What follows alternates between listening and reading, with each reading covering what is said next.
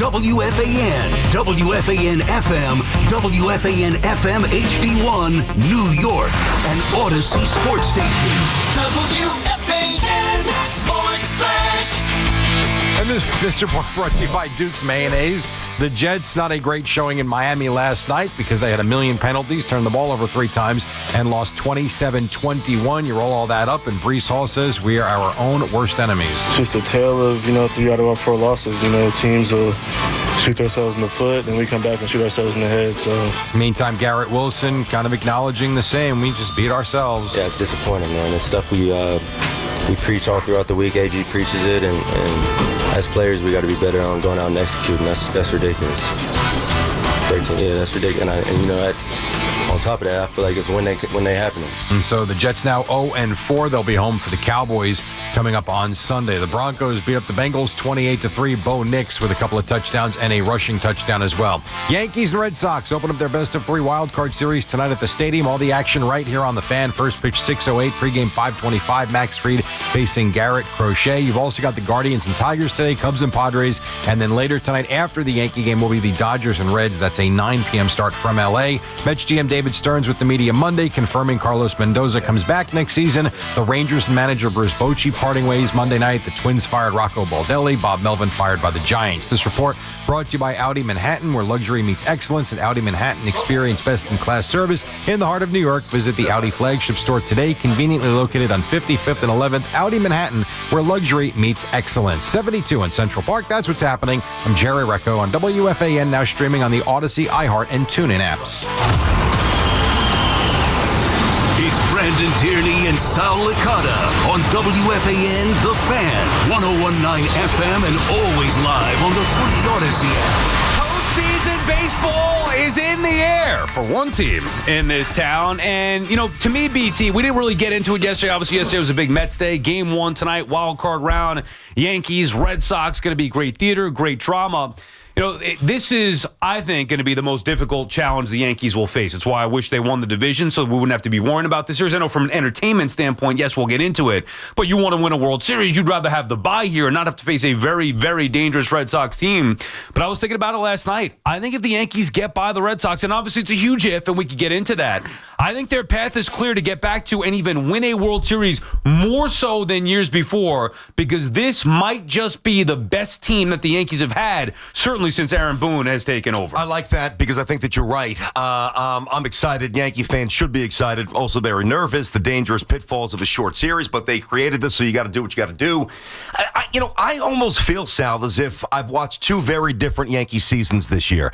And we talked about this all year, and for most of the season, even when Judge was hitting basically 400, I'm like, there was just something missing. And this is before Grisham went absolutely bonkers and Rice emerged, and he didn't really know exactly what Bellinger was as a Yankee. And then as the season started to take root, whether it was Rodon, whether it was Fried stabilizing after those 7 or 8 bad starts after a great start, and even the bullpen getting some additions, and of course Stanton coming back, and the trade deadline stuff. Like, to me, the Yankees went from a team that I didn't think would win the division, nor did I think that they were capable of winning a World Series, to your point, to maybe the best all-around team that they've had in a long time that is capable of winning. What does it mean right now? It doesn't mean that they're going to win, but it means that I think that there's real reason, outside of just because you're a Yankee fan, there's real reason to look at this team and say, okay, it's going to be really tough tonight. Next couple of days going to be really tough, but if they play the brand of ball they played for a while, the Yankees could win the World Series. Right, but the problem is they could also lose in the first round to the Red Sox. And that's where we get to the matchup tonight where you're facing Crochet. And did you see yesterday the Jack Curry projected Yankee lineup for Game 1? I did. See, to me, therein lies the problem. Now, we don't know if it's definitely going to be the lineup, but it's a lineup that does not have Ben Rice in there. It doesn't have Ryan McMahon in there.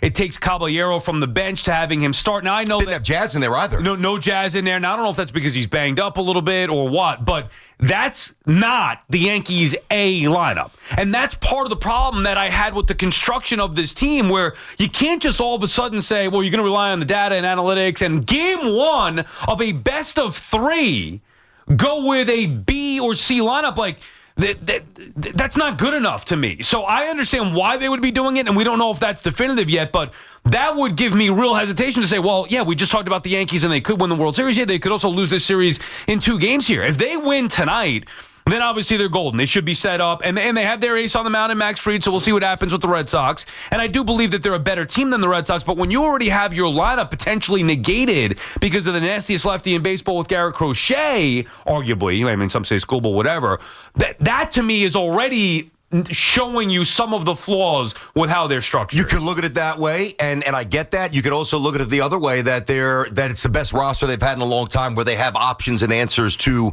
combat somebody who is absolutely filthy. By the way, I've got the lineup for you. I'm going to give this is the projected lineup that you referenced. All right. I mean, Goldschmidt leading off. I know. When I saw this, and I even wound up jumping in a little bit on social media with this, I'm like, I don't love this. Anyway, Goldschmidt 1, Judge 2, Beldy 3, Stanton 4, Rosario, Grisham, Volpe, Caballero, and Wells. Now, that doesn't mean that McMahon's not going to get in there at some point, pinch hit, Jazz pinch hit, McMahon defense, the other aspects with Ben Rice here, but it's less than. It's less than what really has gotten the Yankees to this point by winning 8 straight to finish the regular season, by putting themselves in a position to be thought of as a team worthy possibly of a championship. But also, let's incorporate history for a moment. I'll do this for the Yankees and for the Mets.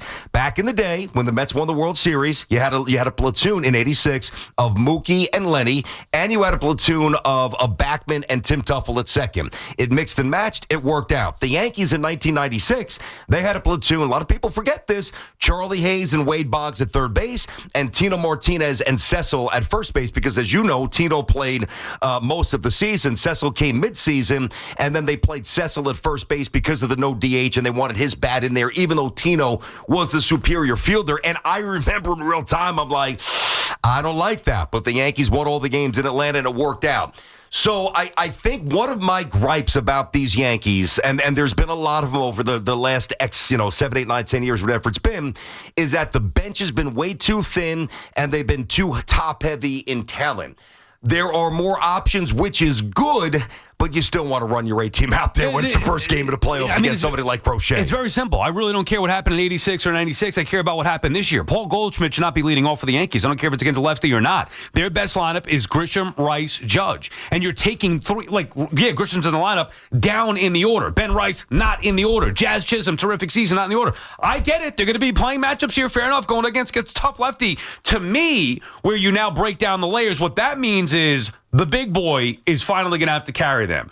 Aaron Judge is going to have to win. Look, if the Yankees going to win the World Series, he's going to have at least some series where he carries this team on his back. And why not right out of the gate against a lefty who he's gotten to recently, within this year, hitting some big homers off of Garrett Crochet. To me, this might be the game where Judge and Stanton in particular, the two big bopper righties in that lineup, have to get to Garrett Crochet. You do not want to fall down 0-1 in the best of 3. All then the pressure on the Yankees. I don't care what the pitching matchups are the rest of the way. You're going to rely on Carlos Rodon and do or die. I know he's been great this year, but still think about if the Yankees were to face elimination in the next 2 days, losing to Garrett Crochet. So that's why I think it's imperative that they get the performance from Judge that we haven't seen in the playoffs, and maybe a continuation of what we've seen from Giancarlo Stanton in the playoffs. Yeah, well, listen, if Stanton does his thing, that's obviously good. Judge, if he's going to be an all-timer as he like the immortalized, and he's going to be immortalized no matter what, but that next level, he's going to have to get it done. I mean, this is the measurement for the Yankees. There's a standard of championships. All their best players outside of Mattingly,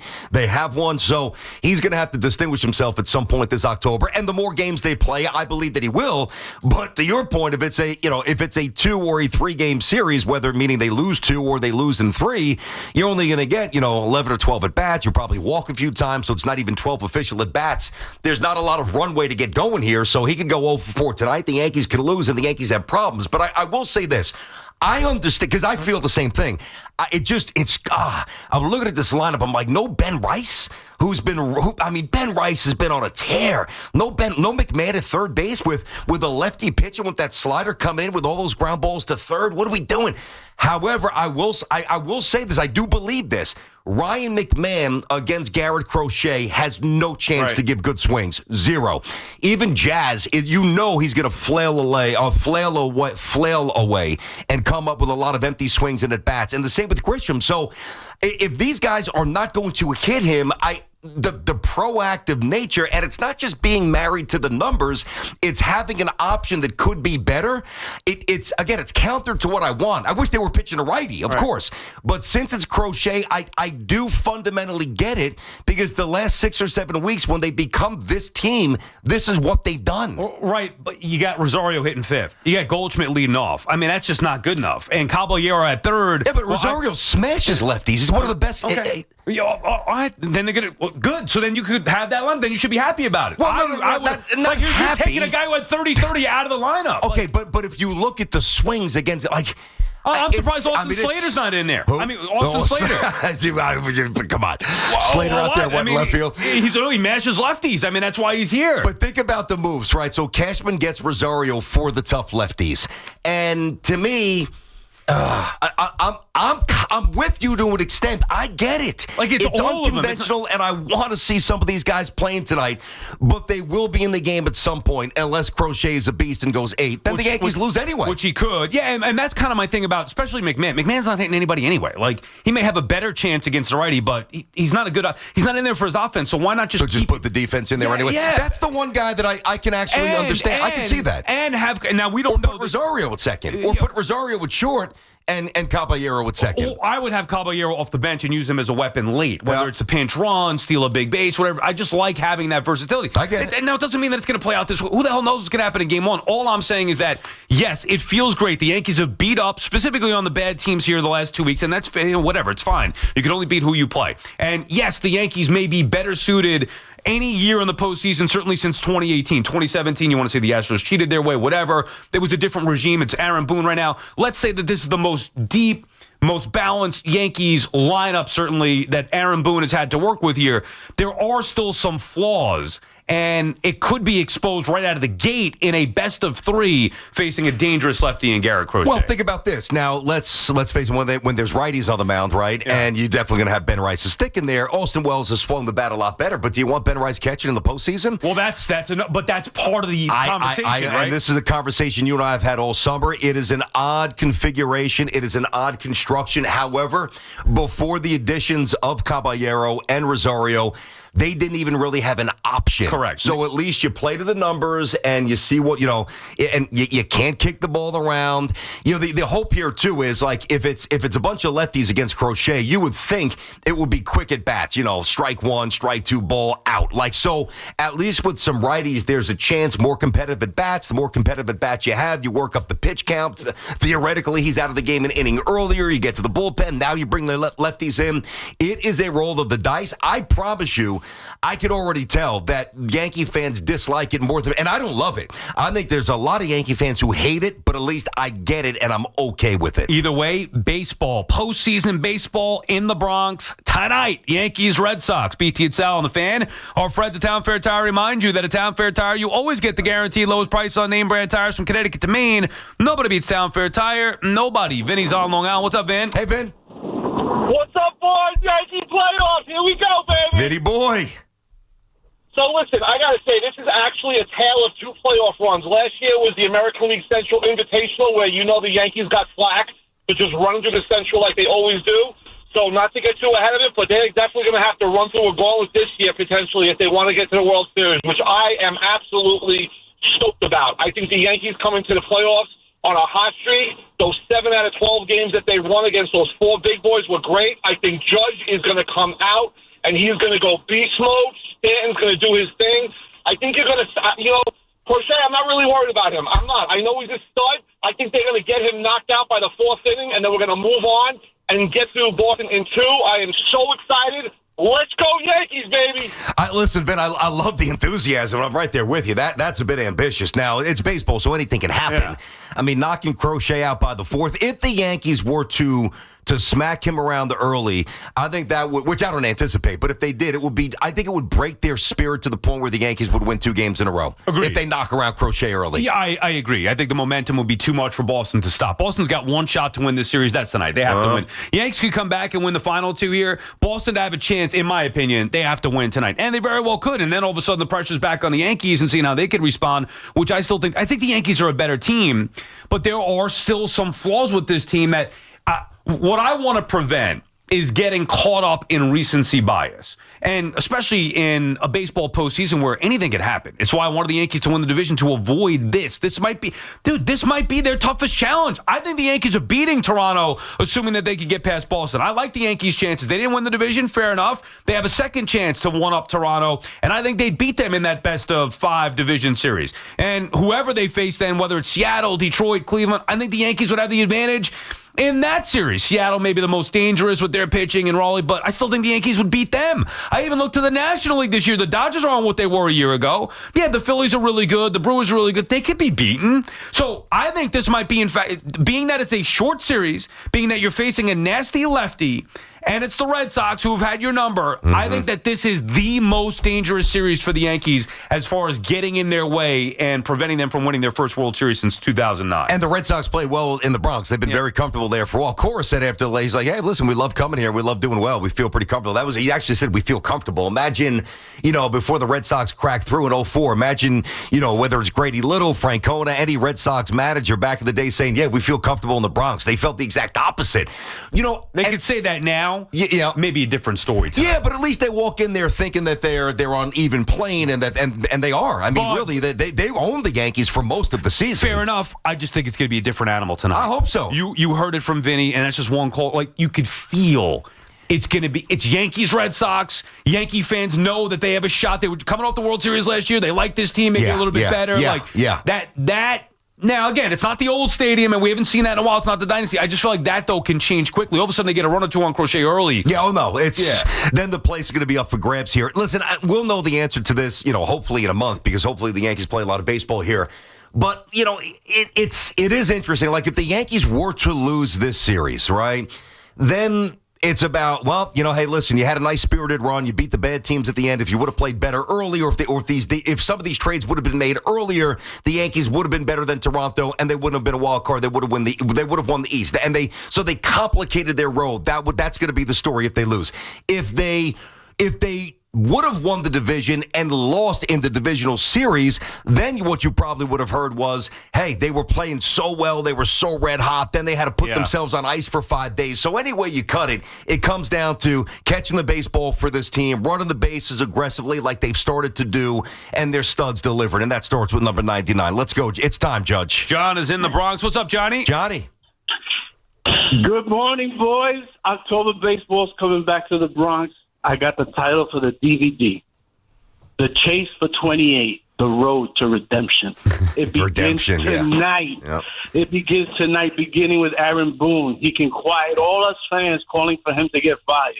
Judge can prove that he's not only the best regular season player, he can prove he's a postseason MVP. As an organization, the Yankees can prove they learned from last year. That even though we lost out on Soto, they pivoted. We got the right players to make a deep postseason run. Mm-hmm. Everything you guys are saying today is valid. I like it. It's not a given. Well, but now it's not a given. But now, exactly. Now they have to go out there and do it. Sal, hold on, Sal. It goes through Boston, our bitter rival, and Toronto, two teams that take every chance they get to talk smack about. Yes, they do.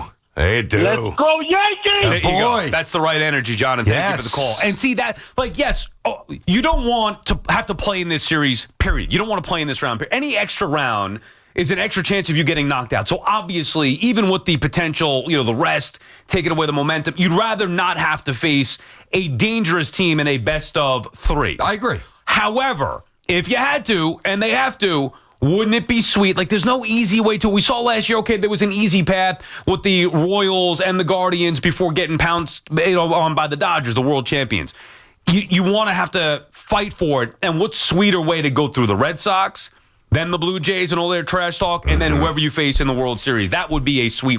Well, ALCS, obviously, before that, I'm here for it. You asked me a while ago, it came up, and I said, I want to play the Red Sox. And you were a little bit surprised. I know. Hey, listen, when you ask for something like that, be prepared that the results could be very harsh here, but that's okay. Like I want the Red Sox because the rivalry has been so quiet. It doesn't feel the same, and I miss that energy. I miss that palpable Boston, New York, October hatred, and I want it back. And I'm willing to take the chances that they could lose, and I'll have to pick up those pieces. And the last caller said the redemption, right? They're talking about the DVD. There is something redemptive about this pursuit here because you think about the Yankees, right? And the last time the Yankees were really the butt of a joke was with Stump Merrill in 1989 and 1990 when the Yankees were a laughingstock and they threw a no-hitter and they lost it, all those things. Andy Hawkins, all that stuff. Don Mattingly cut your hair. But the Yankees from a national, I don't mean locally, nationally, during the World Series, when a lot of people kind of jump in and they just see what kind of brand of baseball is being played, the Yankees looked JV-ish. They kicked the ball around all over the field, and then the Dodgers basically spit on their grave and kicked dirt on them and laughed at them and mocked them. And the Yankees took it on the chin, and you know, because we know him, that Boone was pissed, and he bit his tongue, and Judge was embarrassed, and he bit his tongue, and he went out and he hit basically 55 home runs and hit 330. Now it is go time, and now it's not going to happen just tonight. Hopefully over the next month, the Yankees shut people up because they were that bad in the World Series last year. BT and Sal on the Fan. More of your calls when we come back. We'll get to the Jets coming up in a little bit as well. We have to. I mean, I don't really want to, but we have to. We'll do that coming up. 888-808-1019. BT and Sal on the Fan. Ball game over. Yankees sweep Boston. Yankees win. The Yankees win. The age-old rivalry heats back up just in time for fall. Hey, you ready? Garrett Crochet, Max Fried. How does it sound? Oh, I can't wait. The Bombers start their journey toward glory and a record 28th World Championship. His second two-run shot. Boy, he loves that right field corner, doesn't he? The electricity in the Bronx will be delivered to you like no one else can deliver. Goodbye! Two-run homer. Right here on your exclusive home for New York Yankees baseball. 1019 FM, WFAN, and always live on the free Odyssey app. FanDuel is getting you ready for kickoff with an offer you won't want to miss. New customers can bet just $5 and get $300 in bonus bets if you win. That's right. Pick a bet $5, and if it wins, you'll unlock $300 in bonus bets to use all across the app. You can build parlays, bet player props, ride the live lines. Whatever your style, FanDuel has you covered. The NFL season is finally here. The only question is, are you ready to play? Visit FanDuel.com/Geo. That's G-I-O to download the FanDuel app today and get started. That's FanDuel.com/Geo. We just love the app around here. It's safe and secure. When you win, you get paid instantly. FanDuel Sportsbook is the official partner of WFAN. 21 and over and physically present in New York. First online real money wager only. $5 first deposit required. Bonus issues, non-withdrawable bonus bets that expire 7 days after receipt. Restrictions apply. See terms at sportsbook.fanduel.com. For help with the gambling problem, go 877-8-HOPE-NY or text HOPE-NY 467-369. This is the Duke's Country Song. It's a song about the best mayo. It has a yellow lid, and its full name is Duke's Mayonnaise. Get Duke's Mayo in store. It's got twang. There's nothing like when you get that part from eBay, and it just fits. Yeah, the first time. So you can do less of this and get right back to more of this. At eBay, you'll find all the parts you need, guaranteed to fit, at prices you'll love. Sounds good, doesn't it? eBay. Things people love. Eligible items only. Exclusions apply. When your name's on the paint job, your primer better hold up. Painters trust Kills primers for serious adhesion, stain blocking, and a finish that lasts. Now, the full Kills lineup is available exclusively at the Home Depot. Need it fast? Get same-day or next-day delivery, or order online and pick it up in-store. Kills primers. Pro results. Faster. The Home Depot. If you're a pro, you know. Hear that? That's the beginning of a journey powered by the confidence that comes from driving a vehicle so reliable.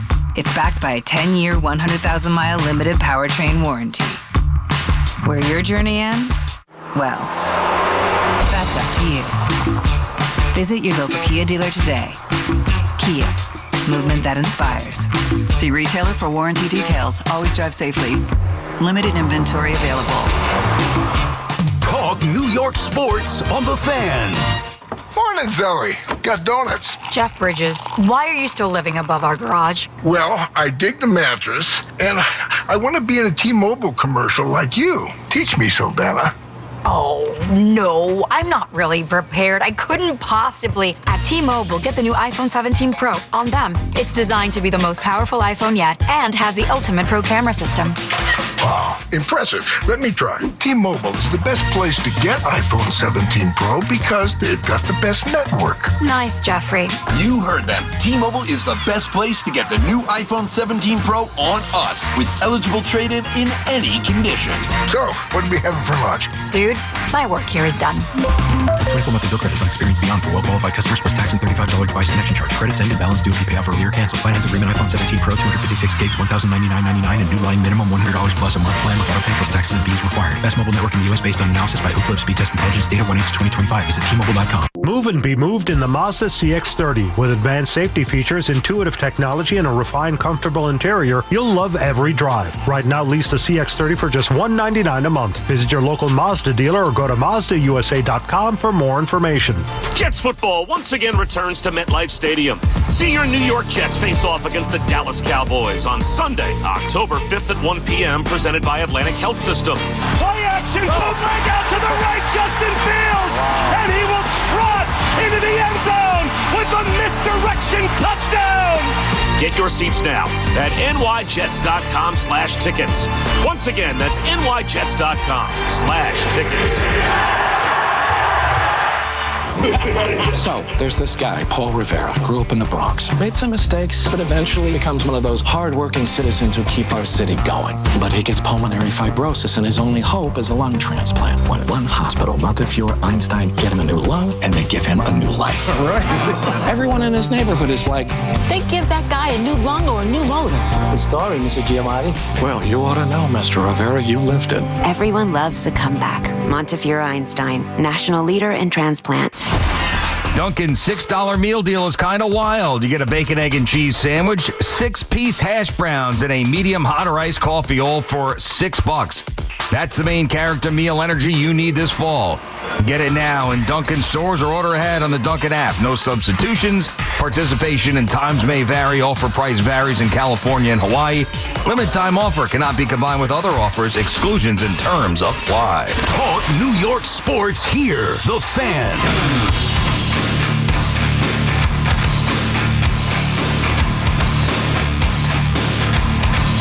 BT Sal back on The Fan. It is playoff day. Yankee baseball. Playoff game 1. Wild card series. Yankees, Red Sox. And the thing that I love about it most is unlike last year. Like, it felt like last year, okay, well, they had the bye, and then they played the Royals, and I was like, yeah, but the Royals aren't really that big of a threat. And then they faced the Guardians, even though it was the LCS. Yeah, well, Guardians might be a little bit of a threat, but really don't match up to the Yankees. They are going, like, we're going to learn about this team one way or another right out of the gate. They are going to be tested right away, right at game 1, not only facing Crochet, who's a nasty lefty, no matter who's in the batter's box, I don't care. I mean, he's so good that it really doesn't matter. Righty, lefty, that's how good Crochet is. But this team as a whole, BT, we're going to find out what they're made of. No more, oh, this is a bad team. Oh, no more, this is a regular season series, whatever it may be. This is a true test. No more cakewalk like last year. Nobody can dispute that this is a very tough matchup right out of the gate for the Yankees taking on the Red Sox. It's the toughest one that you can have, and I understand that. I'm sure they understand that as well.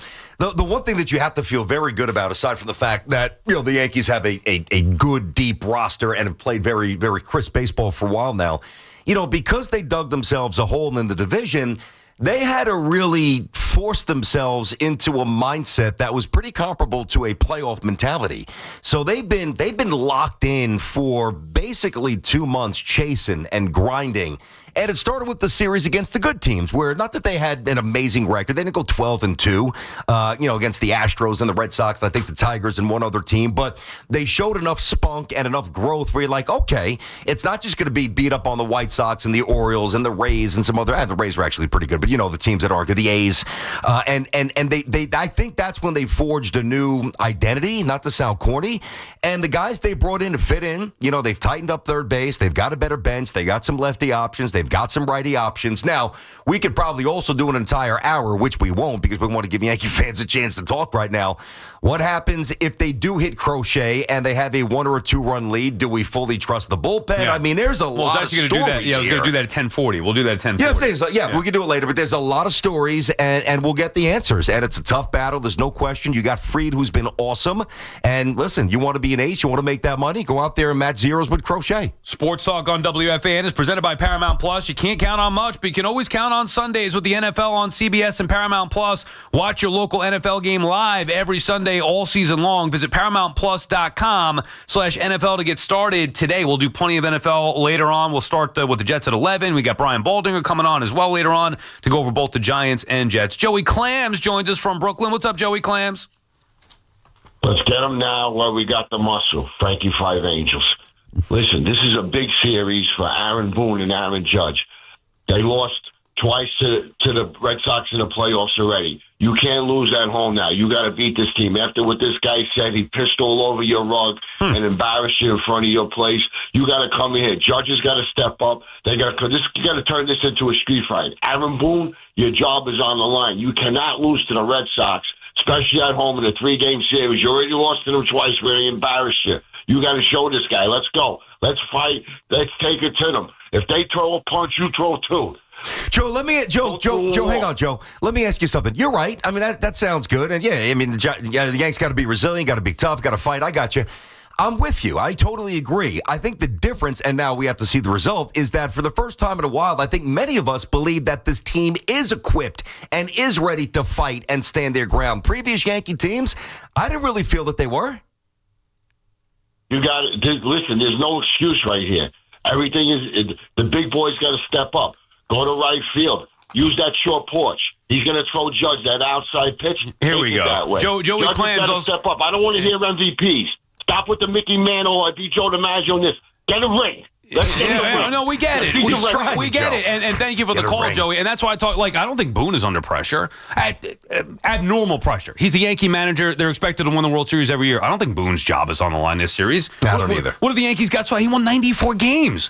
If the Yankees got swept, they're going to make a change at manager? That to me would be asinine. That wouldn't be the reason why they lose. Now, he's got to have a good series. He's going to be judged based on what they do on the postseason to a certain extent, but not to the extent that he's going to lose his job, or at least it shouldn't be that way. I would expect that that's not going to be the case.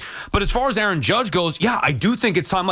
My feel, since I've said this plenty of times before, every year since 2017, I felt like the Yankees were going to win the World Series, certainly in the early years after that, based on Aaron Judge. Other teams have either talked trash on Judge, whatever, and I would say that this guy is going to have the last laugh all those years. Failed in 2018, failed in 2019, not just him, I'm talking about the Yankees in general. 2020, 2021, and then from there on, I was like, I don't know, I just don't trust the way the Yankees play anymore. They weren't very good in the regular season, whatever it may be.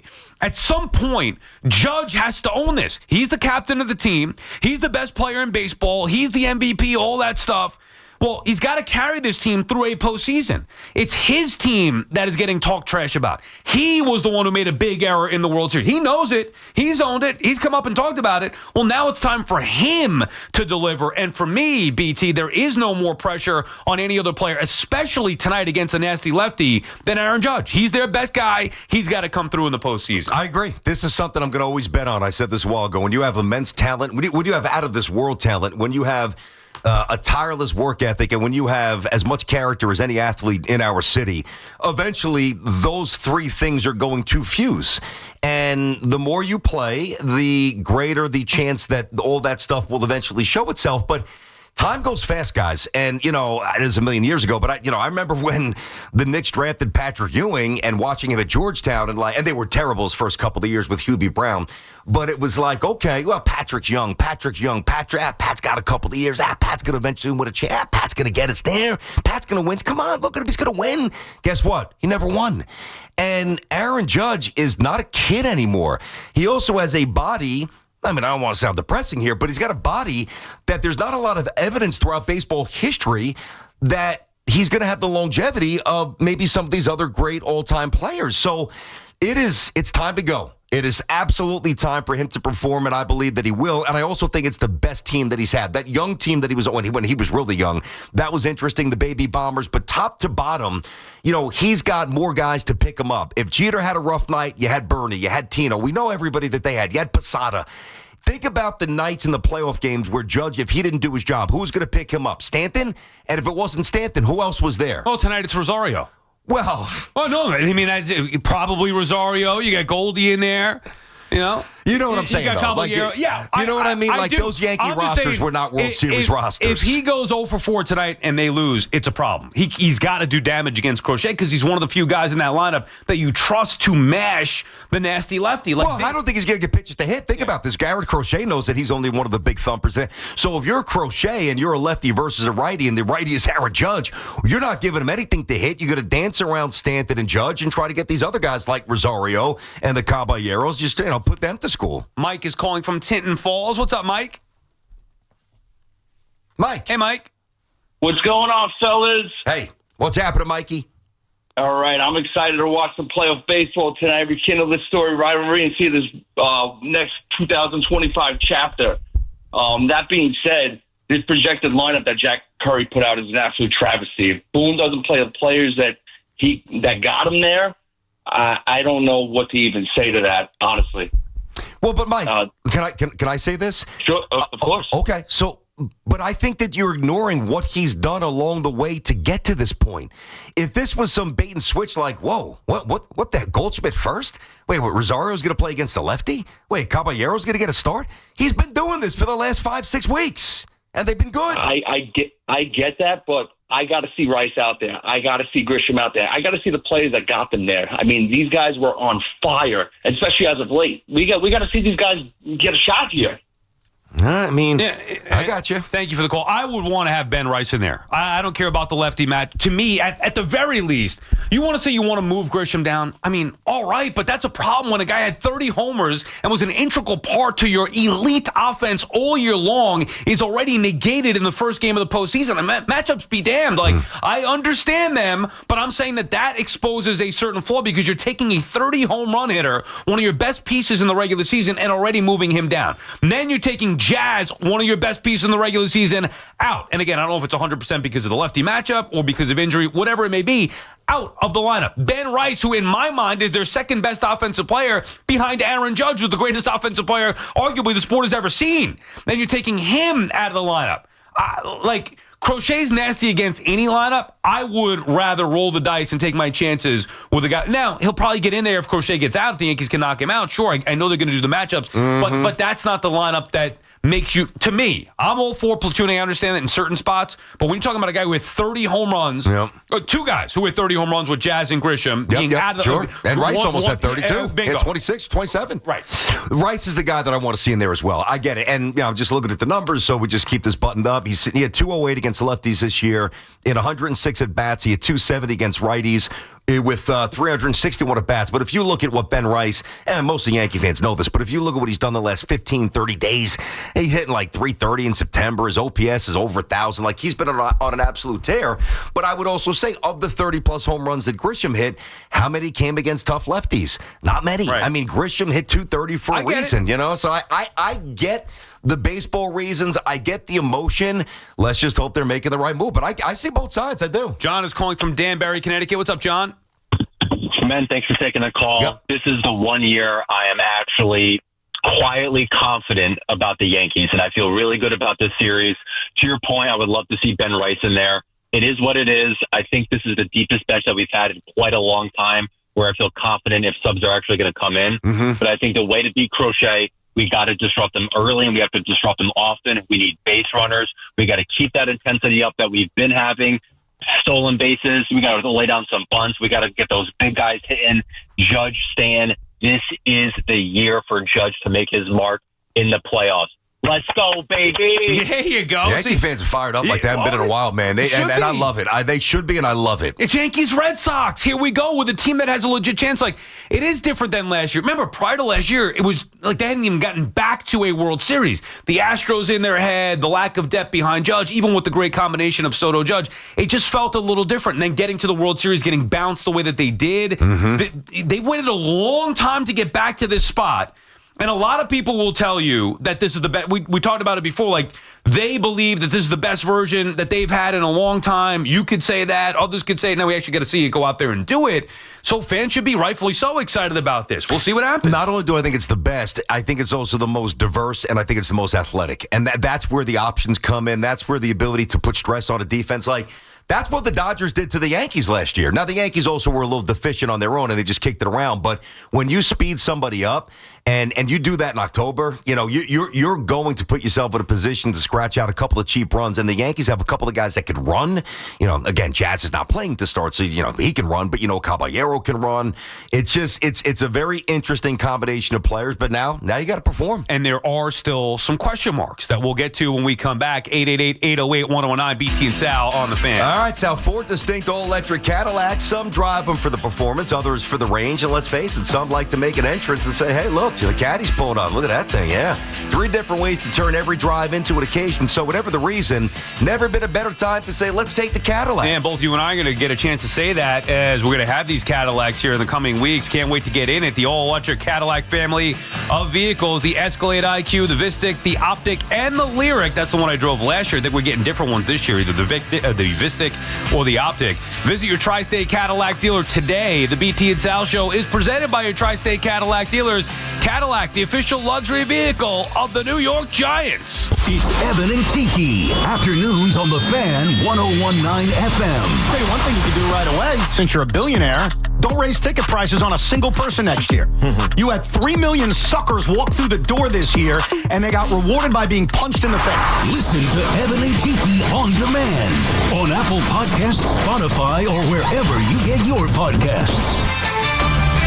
This is Boomer Esiason with an Odyssey Sports Minute. New York Met fans wallowing in the dismal failure of an 83 win down to the final weekend season may secretly find comfort in the Colorado Rockies' brutal 43-119 record. The Rocks, who batted only .237, set a modern-era record for worst run differential at a whopping minus 424. I'm Boomer Esiason. Paid for by term provider. Premiums will vary. Plans depend on age, location, and other factors. Visit BigLoot.com. Do you have 3 ex-wives and your current trophy wife wants a life insurance policy 3 times the size of the policies you had to purchase for your previous mistakes? If so, you need to call Big Lou at Term Provider, 800-555-1509. Big Lou is intimately familiar with your problems, and if you're 50 or 60 years old and in reasonably good health, a $1 million policy should only cost about $100 to $200 per month. Big Lou may have a solution for your previous policies as well. You may even save enough money to lighten the load on your new $1 million policy. Remember, call Big Lou. He's like you, except he's only on number 2. Call Term Provider at 800-555-1509. That's 800-555-1509. For $1 million in term life insurance that you can live with. Call Big Lou at 800-555-1509. 800-555-1509. Looking for the best value on new tires? Get to Town Fair Tire. We honor every valid manufacturer's and competitor rebates and give you the guaranteed lowest price. Nobody beats Town Fair Tire. Nobody. Spreadsheets, clunky software, 100 different logins just to run your business? There's a better way. Odoo. One simple, connected platform that handles sales, inventory, accounting, and more. So you can focus on growing, not juggling. Make the switch today at odoo.com. That's ODOO.com. life insurance. Why are you putting it off? Can't afford it? Too much hassle? Think you don't need it? There's lots of excuses for putting off life insurance. But if you weren't there, who would pay the mortgage and other bills? With Ethos, you could be covered in 10 minutes and boom, family protected. Ethos, fast and easy online term life insurance. Up to $2 million in coverage with no medical exam. Some policies as low as $1 a day. Answer a few health questions and get your free quote at ethos.com/radio. That's ethos.com/radio. My name is Maria. Okay, I lied. It's Mary. But I'm feeling more European after my European-style holiday on MSC Cruises. The restaurants, nightlife and shops and La Galleria. And of course, American touches, like a sports bar and water slides. Bellissimo. Okay, this is a problem. Book now and save up to 30% off, plus kids sale free. MSC Cruises. Let's holiday. To book, visit msccruises.com or contact your travel advisor. Restrictions apply. Ships registered in Panama and Malta. Get ready for more BT and Sal on the Fan. Hey, football fans, picture this. You bet on your favorite player to score the first touchdown in the game, but his teammate scores instead. If this happens, BetMGM wants to give you another chance at the end zone. With BetMGM's second chance promotion, you'll get your stake back if your first touchdown scorer scores second instead. That's right. Bet on any pro football player to score the first touchdown of the game. If you're right, you win. If your player scores second, you get your stake back in cash. With BetMGM's second chance offer, you have a chance to keep the fun going after the first player crosses the goal line. BetMGM and GameSense remind you to play responsibly. See BetMGM.com for terms. 21 plus years of age or older to wager and physically present in New York and New Jersey only. Existing customer offer. Subject to eligibility requirements. Rewards paid back in unrestricted withdrawable funds. Gambling problem? For New York, call 877-8-HOPE-NY or text HOPE-NY.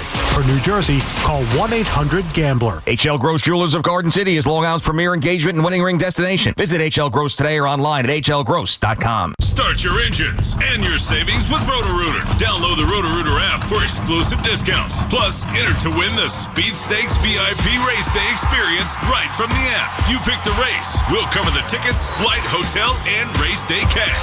Plumbing problems? Trust a team that operates like a pit crew. Roto-Rooter for fast and reliable service. Get the Roto-Rooter app now and race towards big savings and maybe even the checkered flag.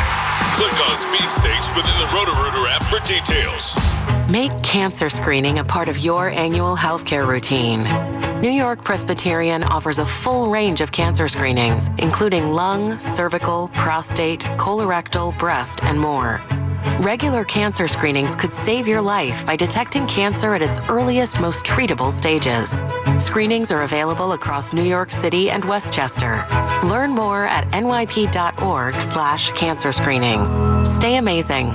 New York Presbyterian. For over 100 years, Sloman's has been your trusted partner in comfort. When it comes to home heating oil, they deliver more than just quality fuel. They deliver peace of mind. With price protection, automatic deliveries, and 24/7 service, their dedicated team is just a call away, ensuring you stay warm and comfortable all winter long. Sloman's, the Tri-State's largest heating oil provider, proudly serving their community for generations. Give them a call today at 866-GET-HEAT or visit oil.slomans.com. Get connected with WFAN to talk about your favorite teams. The Fan on the Odyssey, iHeart, and TuneIn apps. Look, I like my red bone, flat, cello, light skin, yellow, iced out. BT Sal back on the Fan. 888-808-1019 is the number to call. You know, we talked about it with the Yankees. Obviously, a huge game tonight. Maybe they're set up better than they've been in any postseason before.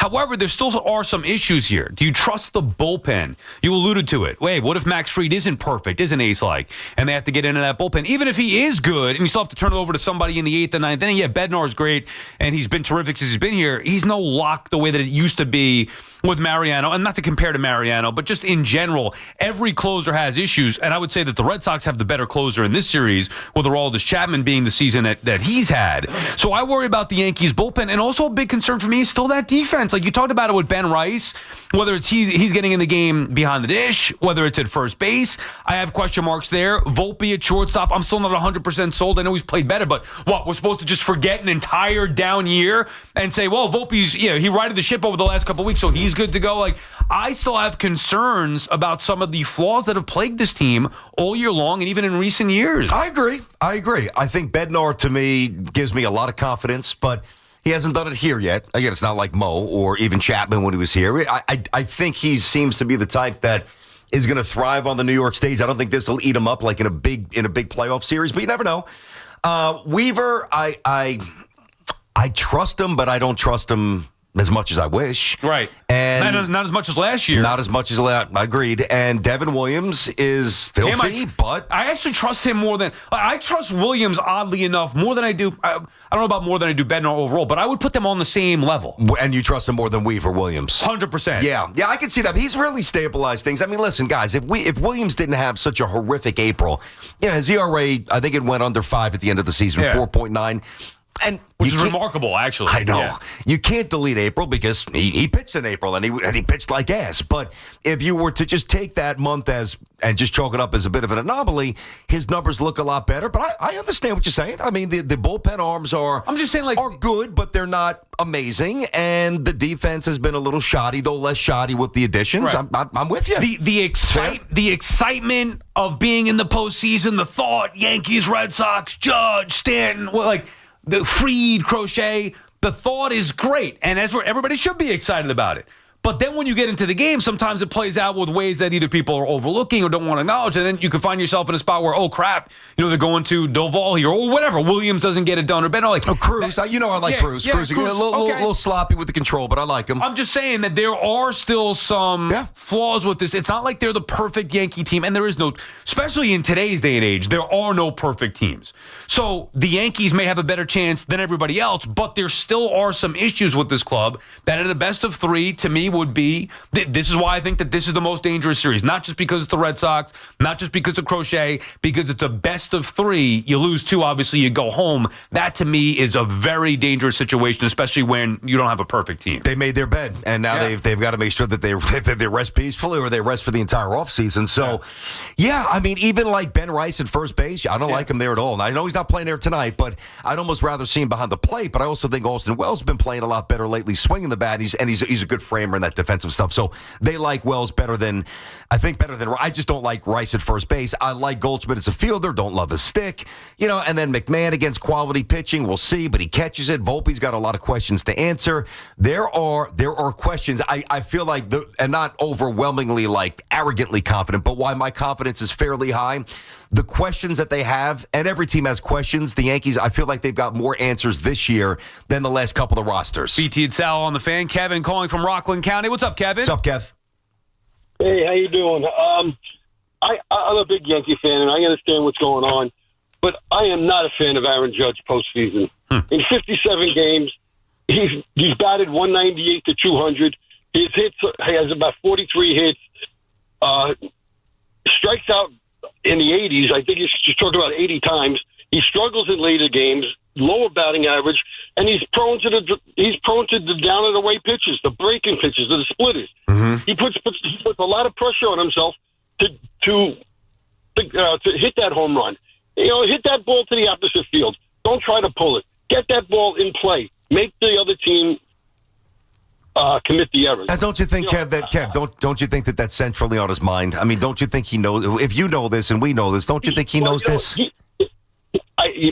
What about Aaron Boone?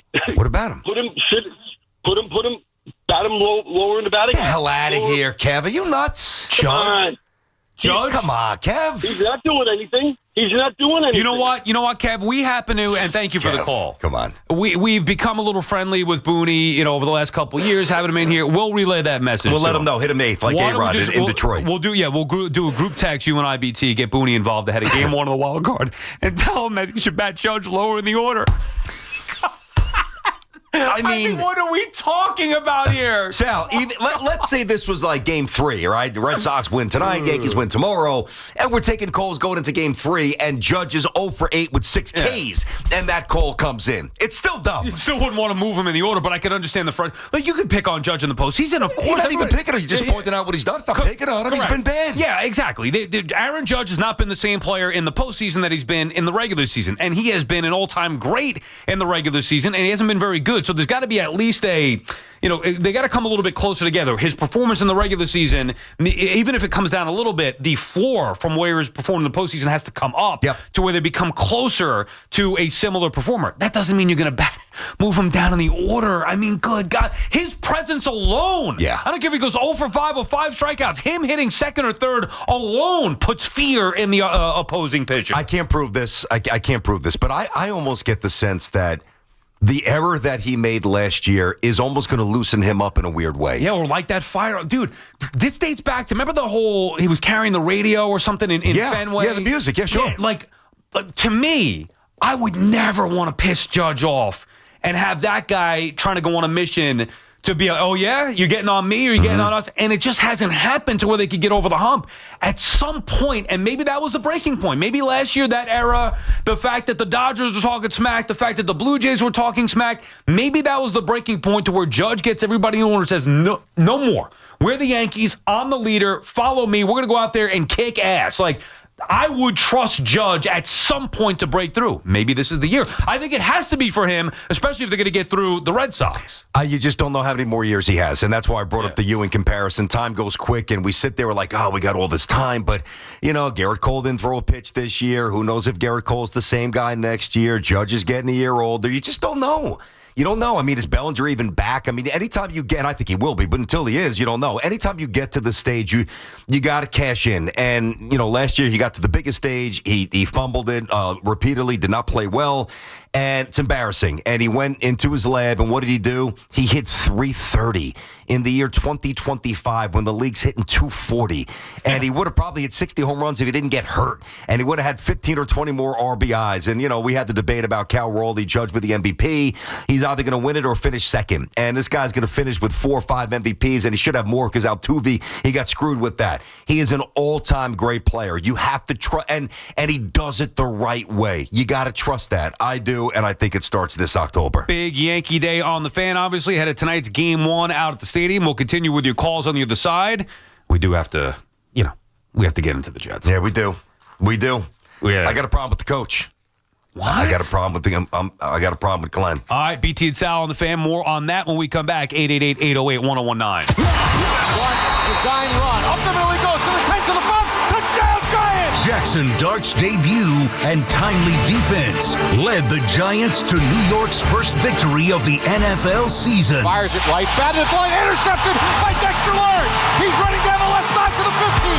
10, 5, and he's knocked down at the 1 by Herbert. Fans are buzzing, but concern looms on star wideout Malik Neighbors' injury. The guys that play behind him, it's like last year when Slay went in, everybody gets paid to do a job, and it's next man up.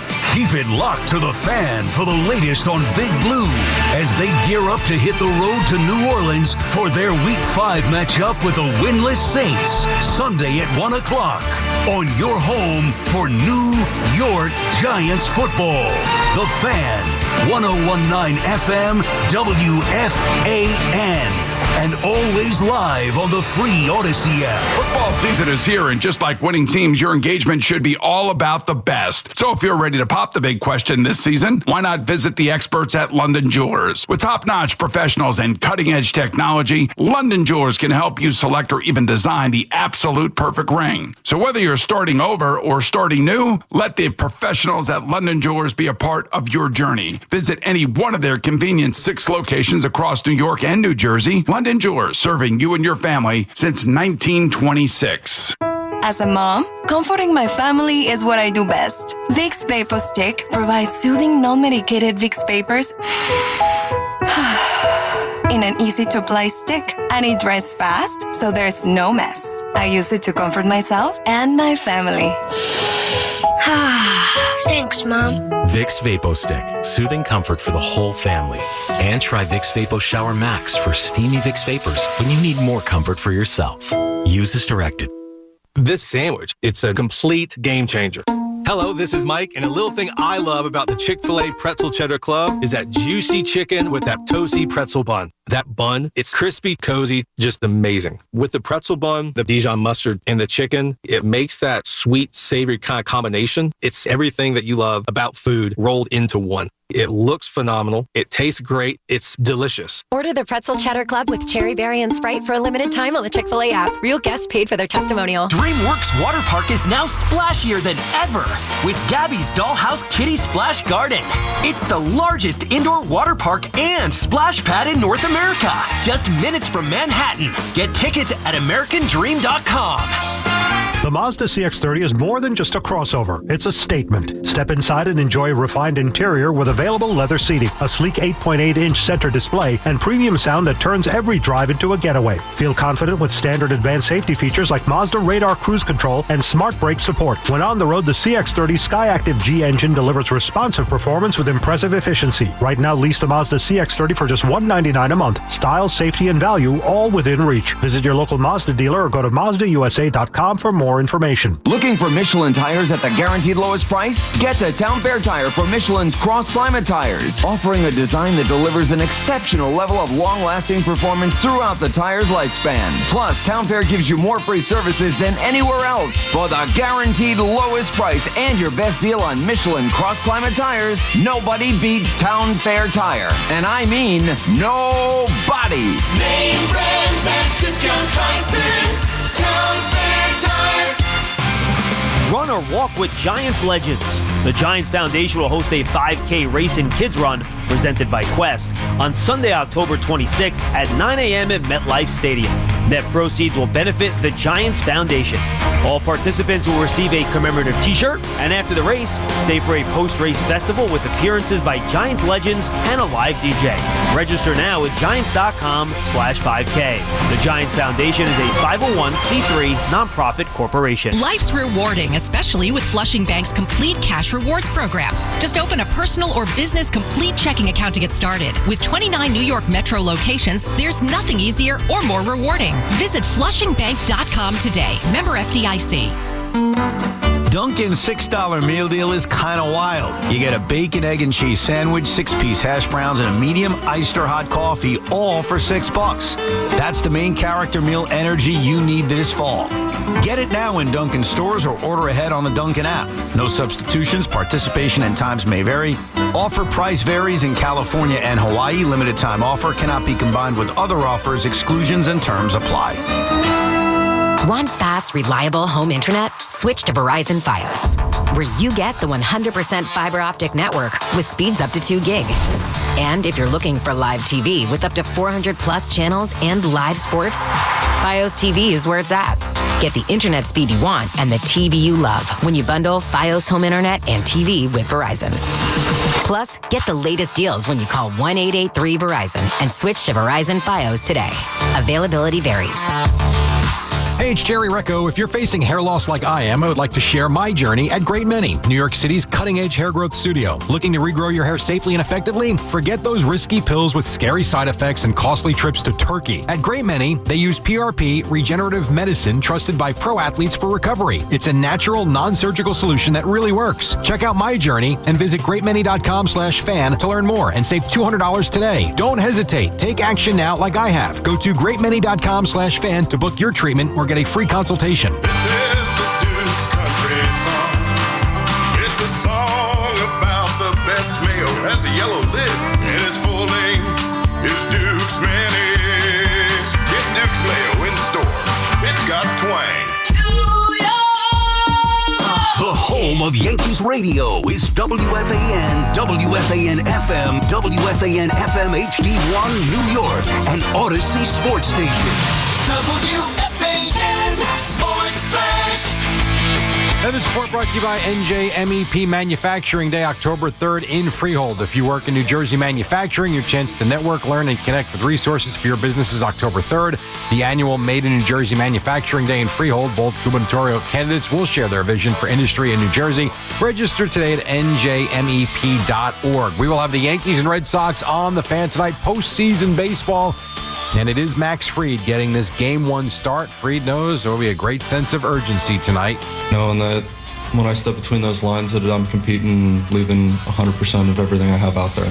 You know, there's no guarantee that I'm going to have another start. So from here on out, it's this could be the last one. So we're going to kind of empty the tank and, leave everything that we have out there. The wild card series, just the best of 3 to Freed's point. He will be facing Garrett Crochet on the Fan. First pitch, 6:08 tonight. There are 3 other series beginning with the Guardians and Tigers at 1, Cubs and Padres at 3, and the later game tonight will be the Dodgers taking on the Reds. The Rangers and manager Bruce Bochy part ways. The Giants fire Bob Melvin, and Rocco Baldelli let go by the Twins. We did find out on Monday that Carlos Mendoza is returning as Mets manager next season.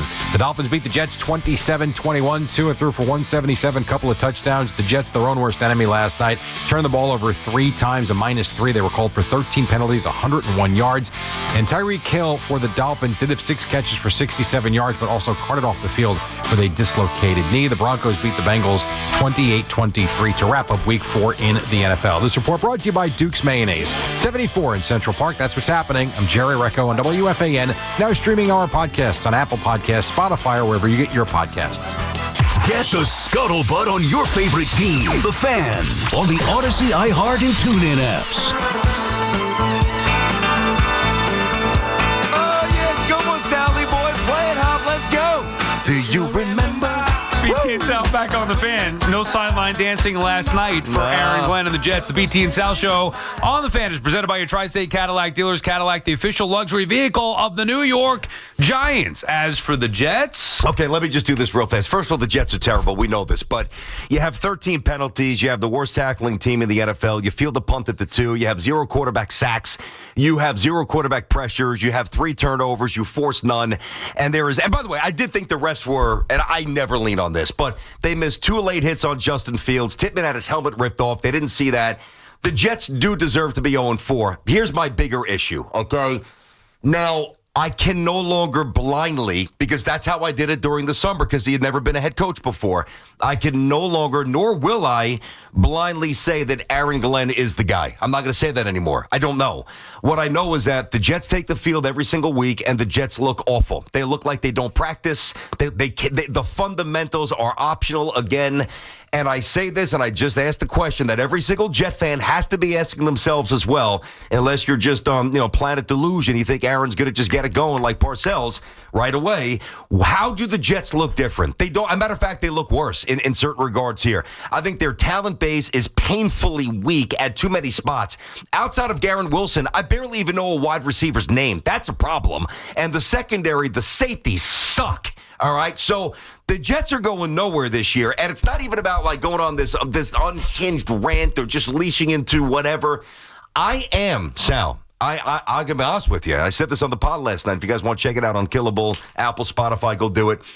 I don't know that they hired the right person. I don't know. How could anybody say with confidence that the Jets hired the right person? See, this was my fear.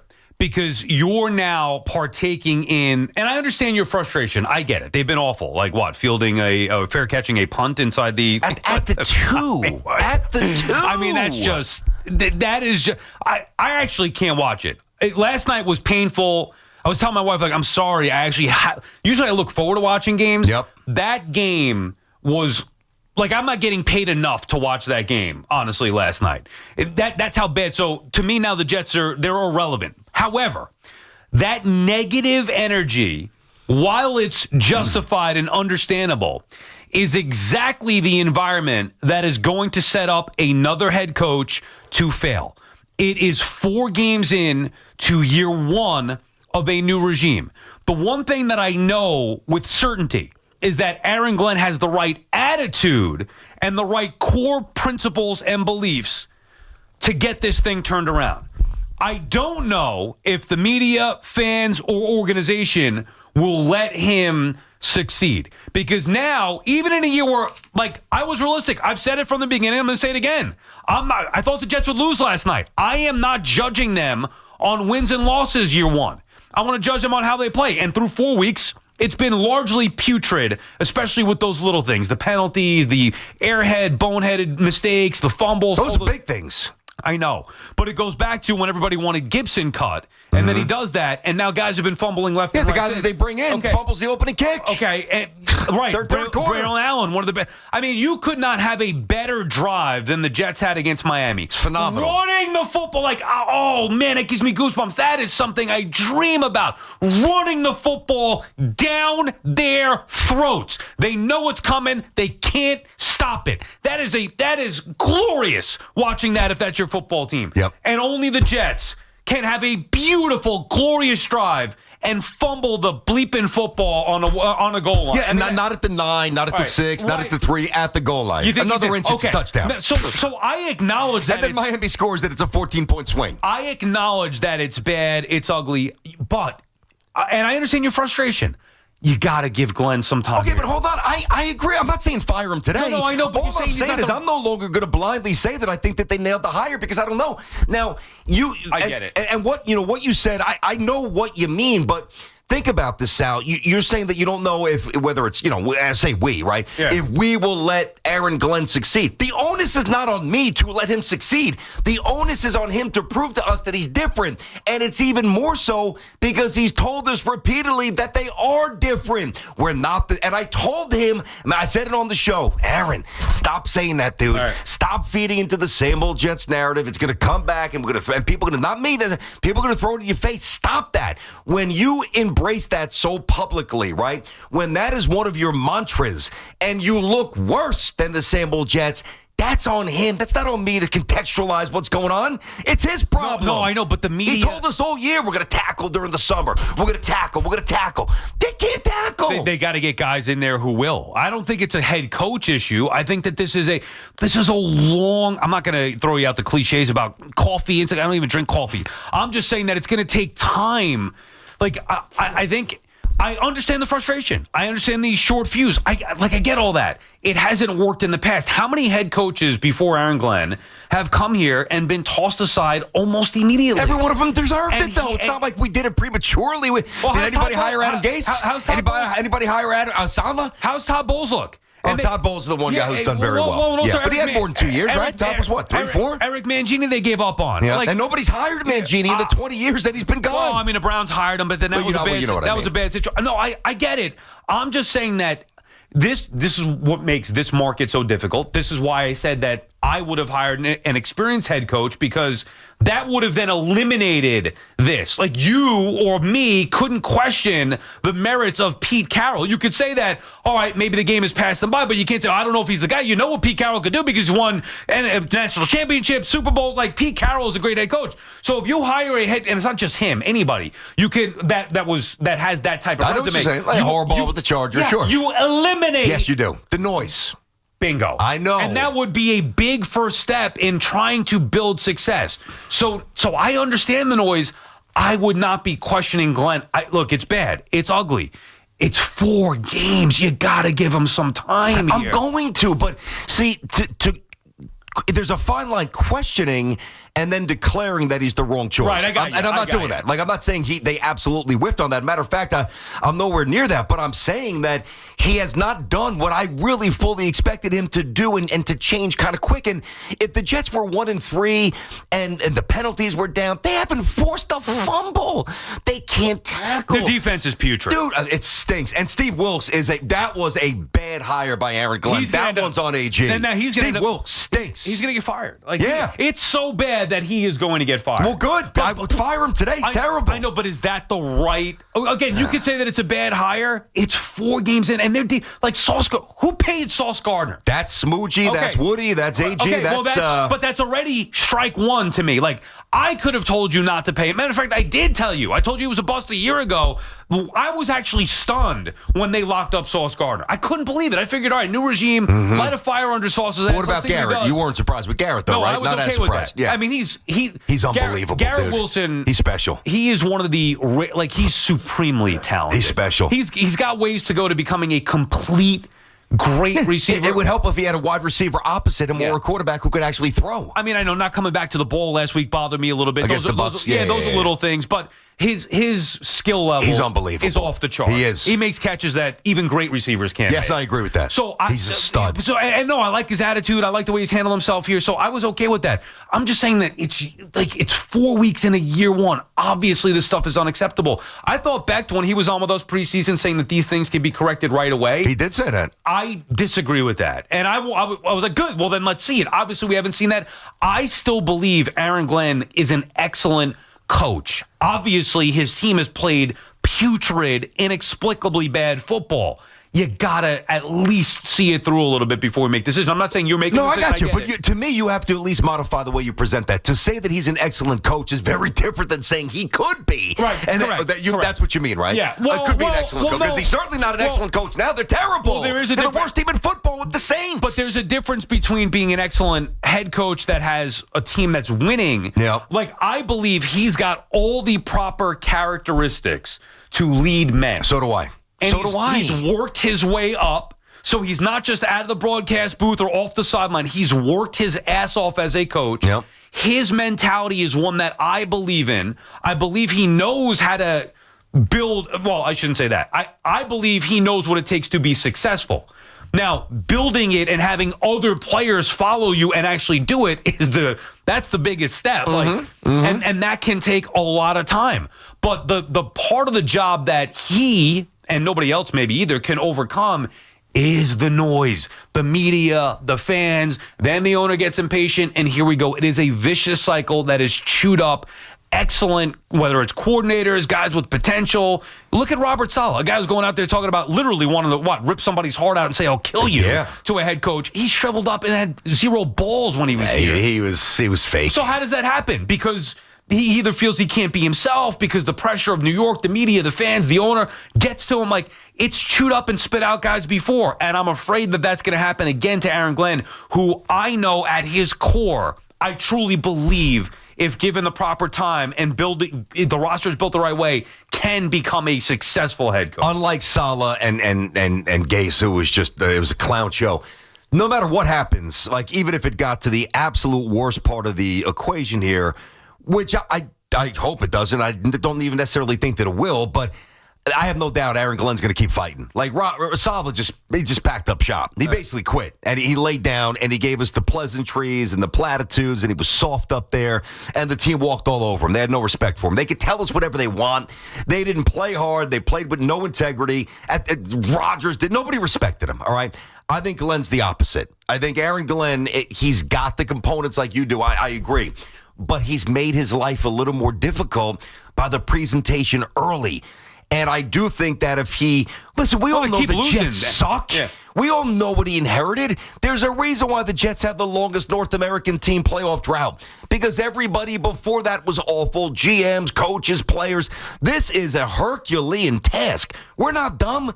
But when you say you're not the same old Jets and you look worse than a lot of those same old Jet teams, Sal, it worries me. Steven is calling from Staten Island. What's up, Steven? Stevie.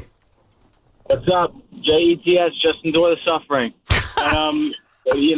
Same old. But I have a question. If you were the owner of the Jets looking at the division right now, you have the Bills, who are arguably probably the best team in the league, and then you have the Patriots, who are going to be back with Vrabel. They're going to be a relevant team again. Yep. And the Dolphins are going to fire their head coach. If the Jets continue to play and lose the way they are, do you fire Glenn and get Gruden before he goes to the Dolphins and makes your division a living hell? No, I would not. I'm not saying they should, but what are your thoughts on that? I don't think that Woody would either, and thanks for the call. No, first of all, I mean, you got to be a special kind of bad to be whacked after 1 year. And that's not going to happen. And I like Wilkes, he was. Well, Wilkes, and I know there was different circumstances. That fits. Yeah. That's what I'm saying. He's probably going to be one and done here, hopefully. But somebody like Aaron, who's got certainly more equity in the franchise, there's no way they're going to do him that dirty, and they shouldn't. And I'm not presenting that at all. All I'm saying is what I thought that he would address immediately because he told us he would. It's been the opposite. They played one of the games against Buffalo, who they're just not anywhere near the same level with. Agreed. That's the game that bothered me the least. One of the games with the backup quarterback. Now, I'm not trying to give out moral victories, but they should have won week one. But they didn't. And also offensively, like at least, I hate to say it because it does sound like moral victories. I'm just talking about year one, rookie head coach, trying to piece this thing together. The GM clearly hasn't had the chance to put his full imprint on this team. Like, this is such a gutting of, trying to build this foundation for a year one with a rookie head coach. Okay, 0-4 is 0-4. However, it's still at least they move the football a little bit. Like, there are some things you could say, well, they have some potential and they have shown some fight where in years past, the Gase years specifically, like they were a dead team walking that gave no fight. He won 7 games one of the 2 years. Gase. I think he won 7 and 9. I understand it, but it can't just be about the results. Like, that team was god-awful. I'm with you on that. So it's not, I don't think it's as bad as it seems at 0-4, even with the idiocy that is displayed out there every Sunday, or in this case, Monday night. Fumbling the football, the stupid penalties, fielding the ball on the 2-yard line. I don't think he's going to be overwhelmed, and I really have a strong feeling about that. So that's going, I would think, bring some results at some point here. But the fact of the matter is, and as much as I was happy when they brought in Glenn, Vrabel, as you know, was always my first choice.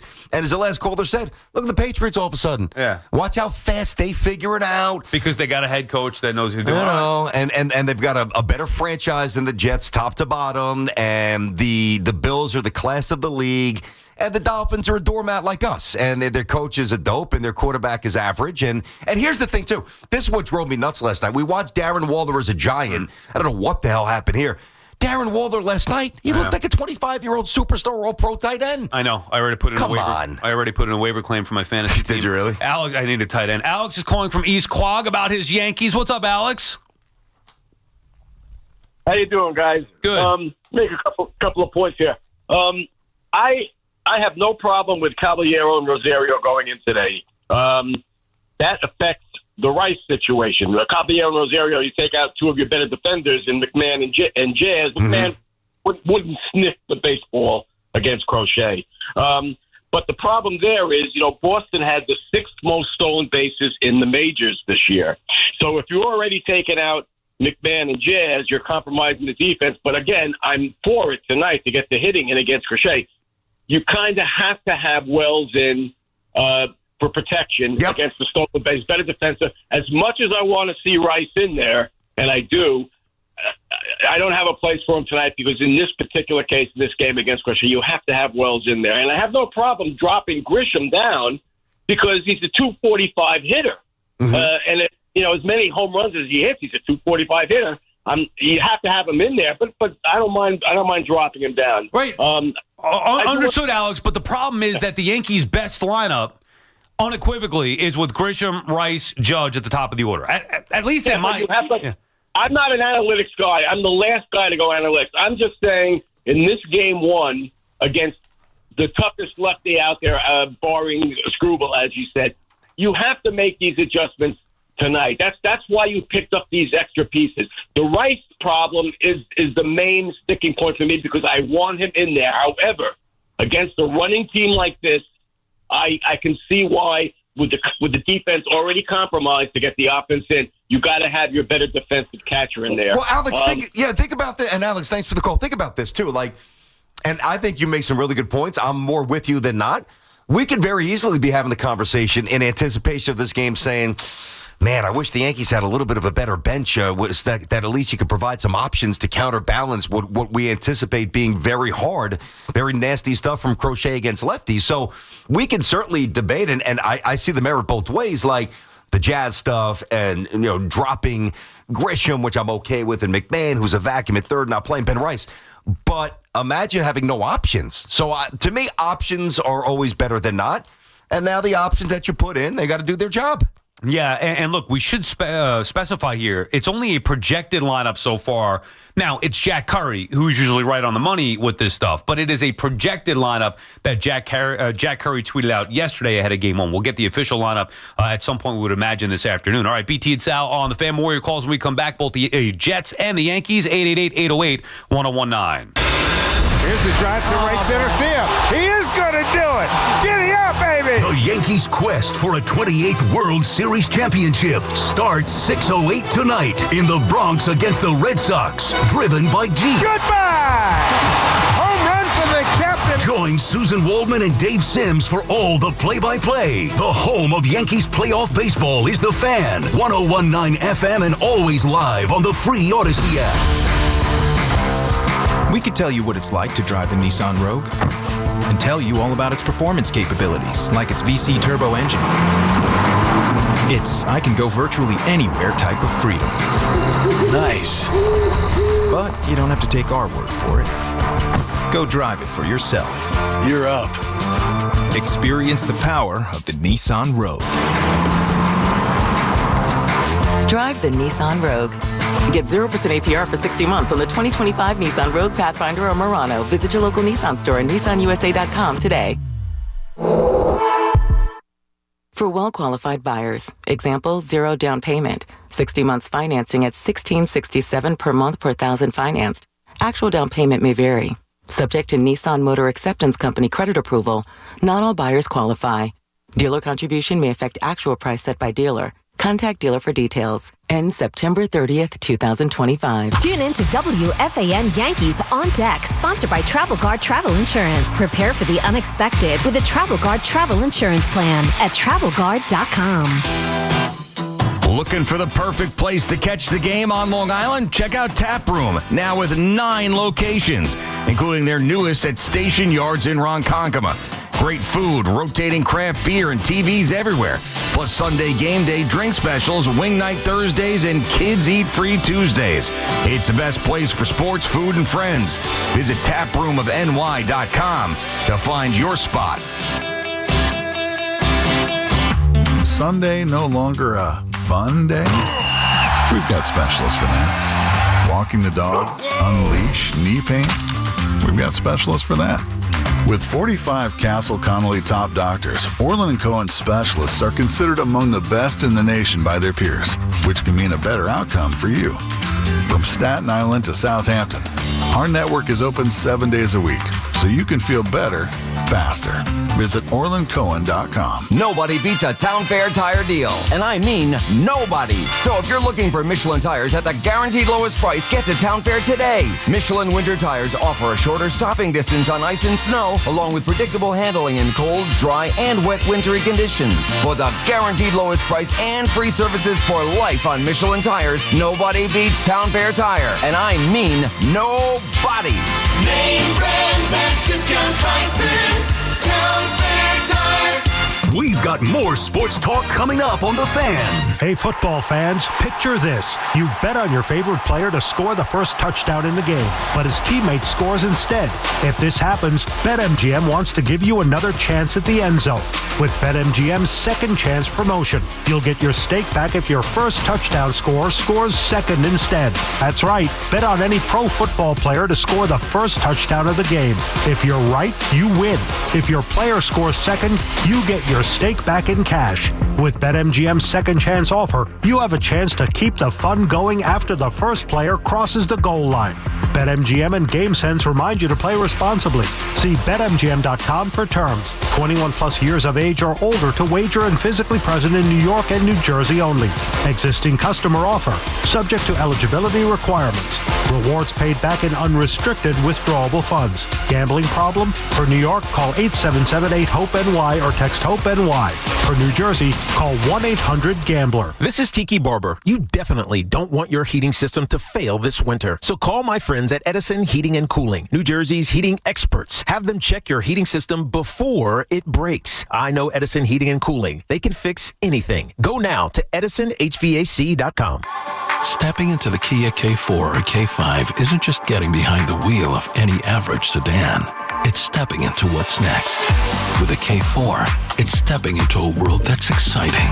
With a K5, it's one that's bold. The Kia K4 and K5, the next movement for sedans. See your local Kia dealer or visit kia.com to learn more. Kia, movement that inspires.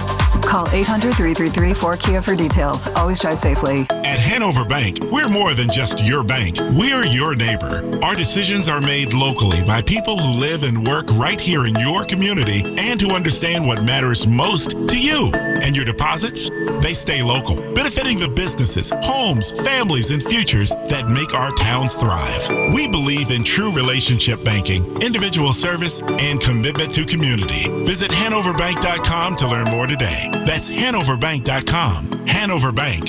Forward together. For over 100 years, Sloman's has been your trusted partner in comfort. When it comes to home heating oil, they deliver more than just quality fuel. They deliver peace of mind. With price protection, automatic deliveries, and 24/7 service, their dedicated team is just a call away, ensuring you stay warm and comfortable all winter long. Sloman's, the Tri-State's largest heating oil provider, proudly serving their community for generations. Give them a call today at 866-GET-HEAT or visit oil.slomans.com. Catch all the play-by-play with Susan Waldman and Dave Sims, the home of Yankees radio, The Fan, on the Odyssey, iHeart, and TuneIn apps.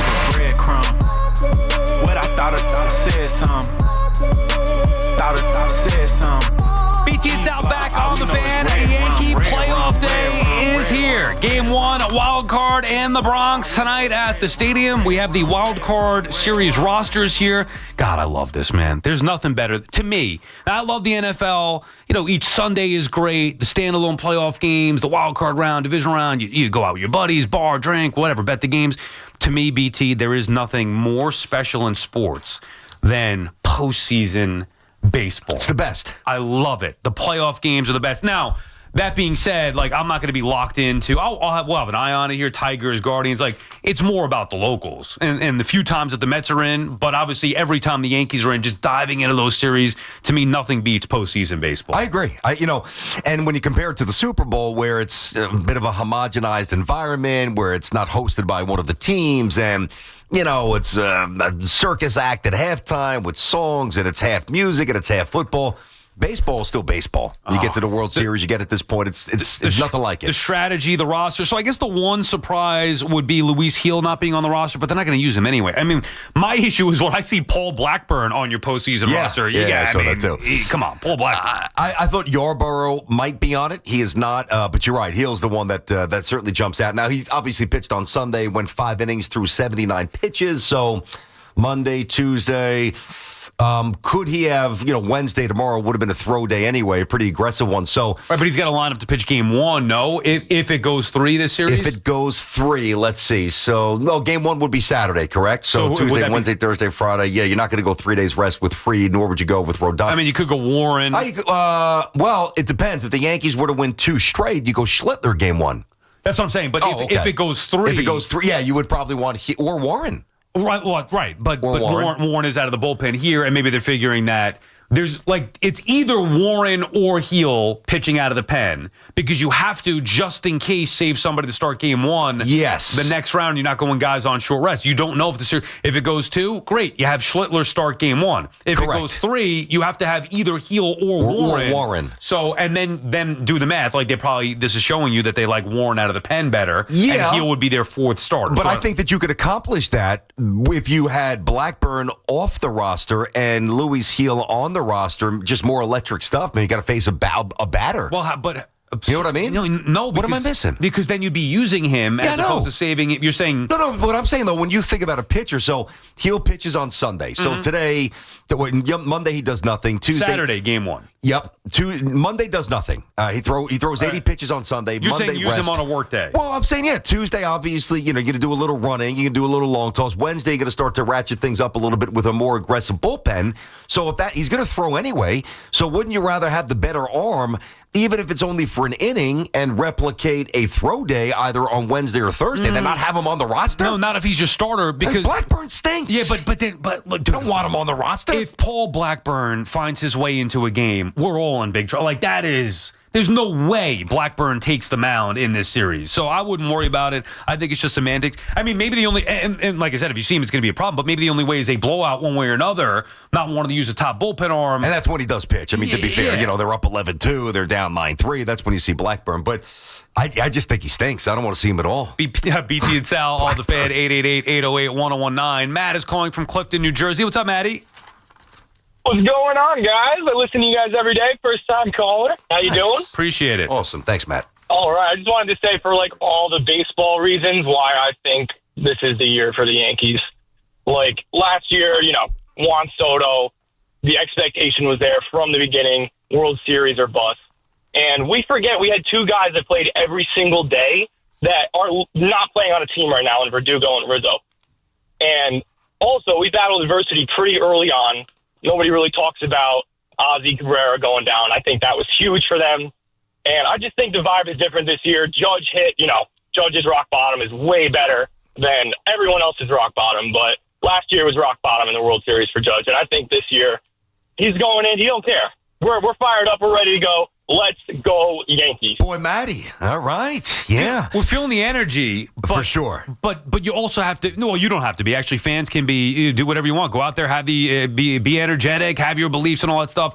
I'm going to try to be practical and logical about it. While I think the Yankees can be as dangerous as any team in the postseason, I also believe that this is going to be their biggest test. And I think we're going to learn right out of the gate whether it's Judge being what he needs to be and hasn't been in the postseason, whether it's the team as a whole, their bullpen, some of their flaws defensively. I think we're going to learn a lot about the Yankees right out of the gate, which could be good or bad. Obviously, the bad, you go home. The good is, hey, they just maybe answered their toughest challenge, and now you could go cruise to 28. Do you think it's all right? So between the bullpen, the defense, in a few spots, though it's been obviously a lot better, the defense, bullpen, or the lack of some of their everyday players playing tonight, what is the biggest issue for the Yankees in your opinion? What should scare Yankee fans more? I do think it is the defense still, because in any spot, I know that they're better defensively, but all it takes is one. Like, Goldschmidt hasn't been great defensively, and eventually Rice is going to play. I mean, he'll be in the lineup tomorrow, or maybe come in the game today, depending on what happens with Crochet, how far he goes. Do they want Rice to catch? They were saying earlier in the year, midway through the season, they loved Rice as a catcher. Well, they think that's his best position. I agree, by the way. I do not like him at first base at all. I think he's a DH. That, to me, is his best position. But they can't love him that much if he's not catching game one of the postseason. It's not like Austin Wells had a great year. You could say he's better defensively, sure, but then that's, to me, telling about Ben Rice. Which is it? So the configuration still, to me, is not the way that I would love it. Yes, they're more versatile. They're going to be matchup heavy, obviously, by the projected lineup that Jack Curry has. I think that's an issue. And the bullpen could be great. It could be not. I have no idea what to expect, other than I would say that I trust Williams and Bednar enough, especially in game one. You've got to get at least 7 innings from Fried tonight. No, you don't want to. I hope so. Okay, I don't know that you just put down a 7 spot. I mean, if he has one inning where he throws 25, 26 pitches, you're not going 7. Hey, but you're paying him $218 million. I understand. I know what I want, but I can't say it's a lock. Yeah, no. I'm just saying that this is what he's here for. He's got to at least match Crochet, throw up as many zeros as possible, and get you to the best arms in that bullpen. So maybe you see a little Weaver, maybe depending on matchup, a little Tim Hill, but ultimately, as long as Fried gets it to Williams and Bednar, I think that's all you could ask for. Well, I would agree with that. And listen, again, before the series starts, and that's what we base the opinions on here, Aaron Judge is on a ridiculous roll. Max Fried is on a ridiculous roll. And they look really good. Now, the thing with baseball is, unlike some of the other sports, is not always a normal continuation. I think the Yankees are ready to go. And I expect to see it fairly early. I expect to see it for most of this month here. I think the Yankees could make a really good run. And the thing that's changed for me is the trades. That's why I really gave Cashman a lot of credit, even though I always bag on him. The Yankees went from a team that I didn't really love, didn't even really like on a night-to-night basis, to a team that suddenly has some grit. And a lot of Yankee teams have not had grit for a while, so you still got to get it done. I think that they're ready, but we'll see. 888-808-1019. It's BT and Sal on the Fan, so those Yankee calls, Jet calls as well. All right, let me tell you guys, Cash App is built for this city. You got a built-in security that's rock solid, Face ID, scam warnings, 24/7 scam chat support. Basically like having a bodyguard for your money. So we all work hard for our money. Don't let anything slip through those cracks. Download the Cash App today. Use code WFAN. Send $5 to a friend within 14 days, and Cash App will drop $10 right back in your account. Terms do apply. That's money. That's Cash App. Cash App's a financial services platform, not a bank. Banking services provided by Cash App's bank partners. Prepaid debit card issued by Sutton Bank. Member FDIC. Direct deposit, overdraft coverage, and discounts provided by Cash App, a Block Inc. brand. Visit cash.app/legal/podcast for full disclosures. It's Chris McMonagle overnights on the Fan, 101.9 FM. This game felt a lot like like it did a couple years ago, the year they went to the playoffs with Brian Dable's first year. It felt a lot like that, didn't it? Listen to CMAC on demand on Apple Podcasts, Spotify, or wherever you get your podcasts.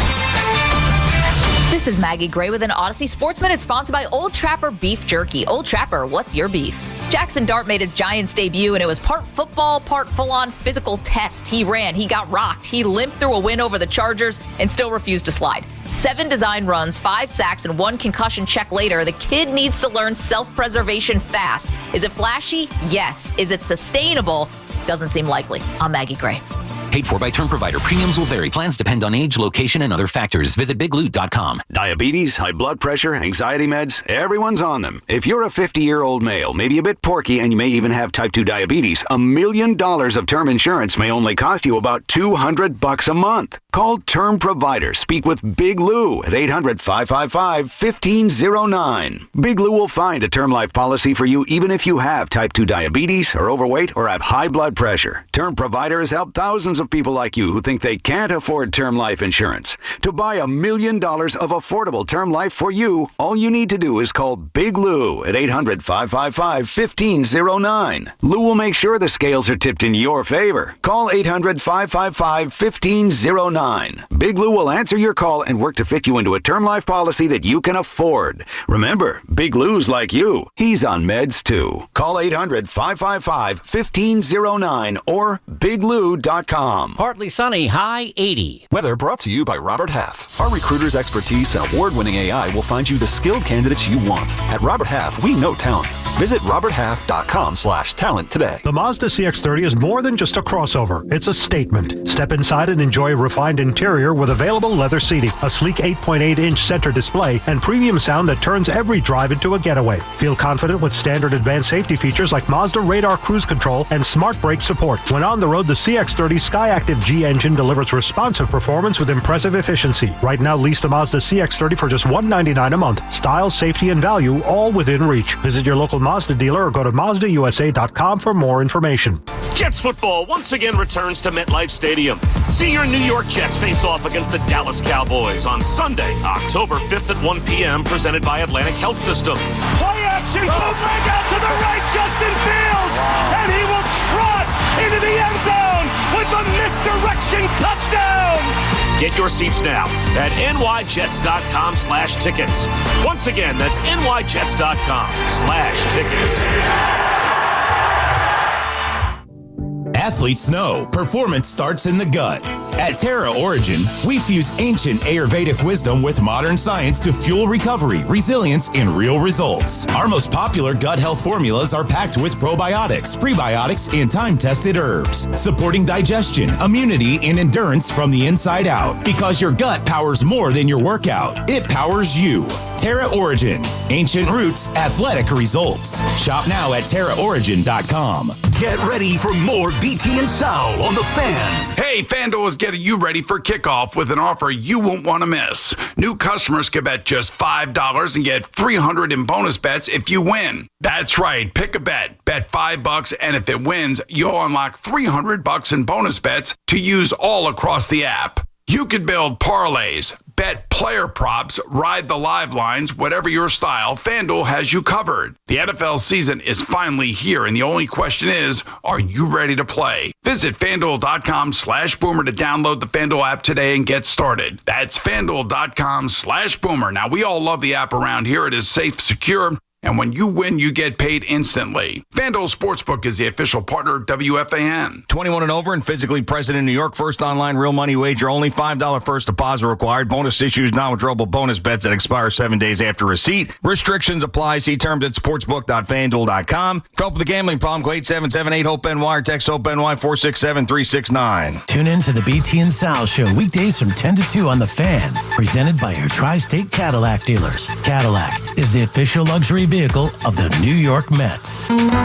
Dunkin's $6 meal deal is kind of wild. You get a bacon, egg, and cheese sandwich, 6-piece hash browns, and a medium iced or hot coffee, all for $6. That's the main character meal energy you need this fall. Get it now in Dunkin' stores or order ahead on the Dunkin' app. No substitutions, participation and times may vary. Offer price varies in California and Hawaii. Limited time offer cannot be combined with other offers. Exclusions and terms apply. Everybody knows Town Fair Tire is New England's largest name brand discount tire dealer, beating all the local competitors with our guaranteed lowest prices. And now, with over 120 stores throughout New England, we beat all the competition, including the warehouse clubs, the online sites, and the local dealers. Yes, we beat them all with the absolute guaranteed lowest price on name brand tires. Nobody beats Town Fair Tire. Nobody. Name brands at discount prices. Town Fair Tire. 1-877 Cars for Kids. KARS Cars for Kids. Ready to get rid of that old car? Donate it to Cars for Kids. Call 1-877 Cars for Kids to reach a friendly live agent. Donation's super easy, and your car can be picked up as soon as tomorrow. Call us now, 1-877 Cars for Kids. 1-877 Cars for Kids. Donate your car today. Did you know you can donate real estate too? Now, time for Bold Face Lie, Bold Face Truth with Brenton Tierney and Sal Licata. Oh, yeah.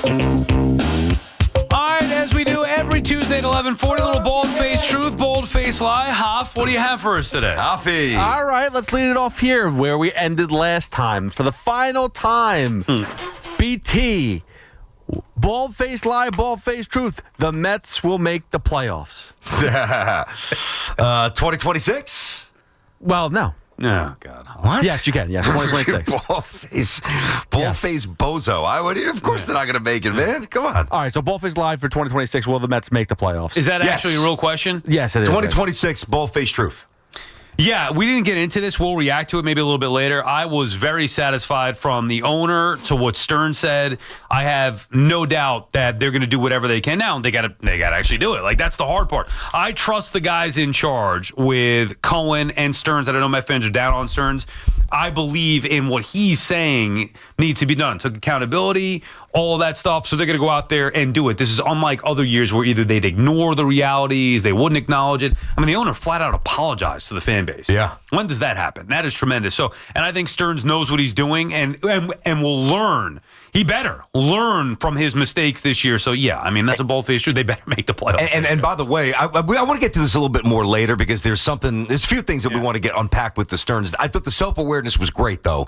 And because he was so specific, talking about defense, they're going to be very different. So, yeah, they'll be in next year. Yeah, sorry. I was just a little bitter with that question so that didn't come off great. Anyway, moving on. The way we rehearsed it was a little bit better, I think, so than much the delivery on the air. You guys rehearsed these? I went in there and asked him what he said, and then the way that we were going over that one was better off the air than on it. But okay. I'm much better off air than on air. I found it. There you go. BT and Sal, for you. Bald face lie, bald face truth. Darius Slayton will finish with the most reception yards for the New York Giants this season. I'm going to say that's a bold-faced lie. I still have to believe Wan'Dale Robinson probably would be my bet for that. I mean, it's a great question, and you might be right. I'm going to go with Wan'Dale, even though I know he didn't have a huge game on Sunday, and I like Slayton a lot. I still feel like Robinson's a more trustworthy receiver of the two and more consistent, so I'll go with him. I'm with you. I think it's going to be. So you said Slayton, so I would say bold-faced lie if I have that right. I believe I do. So yeah, Wan'Dale's already doubled up his receptions, 18-9. He's got over 100 yards more. Now again, but a lot of that was with Russell Wilson, especially in the Dallas game. That's where I was going. It's a new quarterback. It's a new rapport. Let's see if it's the same synergy, excuse me. But yeah, I think it's going to be Robinson as well. Yep. Interesting. I'm going to go Slayton. Yeah, I can see that. Because I think that the long pass is going to be there between those two. They have a better connection. Plus, I think that Wan'Dale, like you said, had a big game in Dallas last week. Dart and him didn't connect as much. If anything, there's one guy that I still want to see if they're going to unlock. Theo? No, not Don't even say. I want to say Jalen Hyatt, but come actually, on, dude. Stop, Jalen Hyatt. Come on, this man. This is the guy to look out for. Bo Collins. I got another one for you. How about this? This might be a good bet in terms of value. How about Scatterboo? He's going to play a lot, and they're going to throw him some dump passes. Yeah. Those two together, Dart and Scatterboo. I like Scatterboo. Oh, it's been fun to watch. Go ahead, and final one, BT.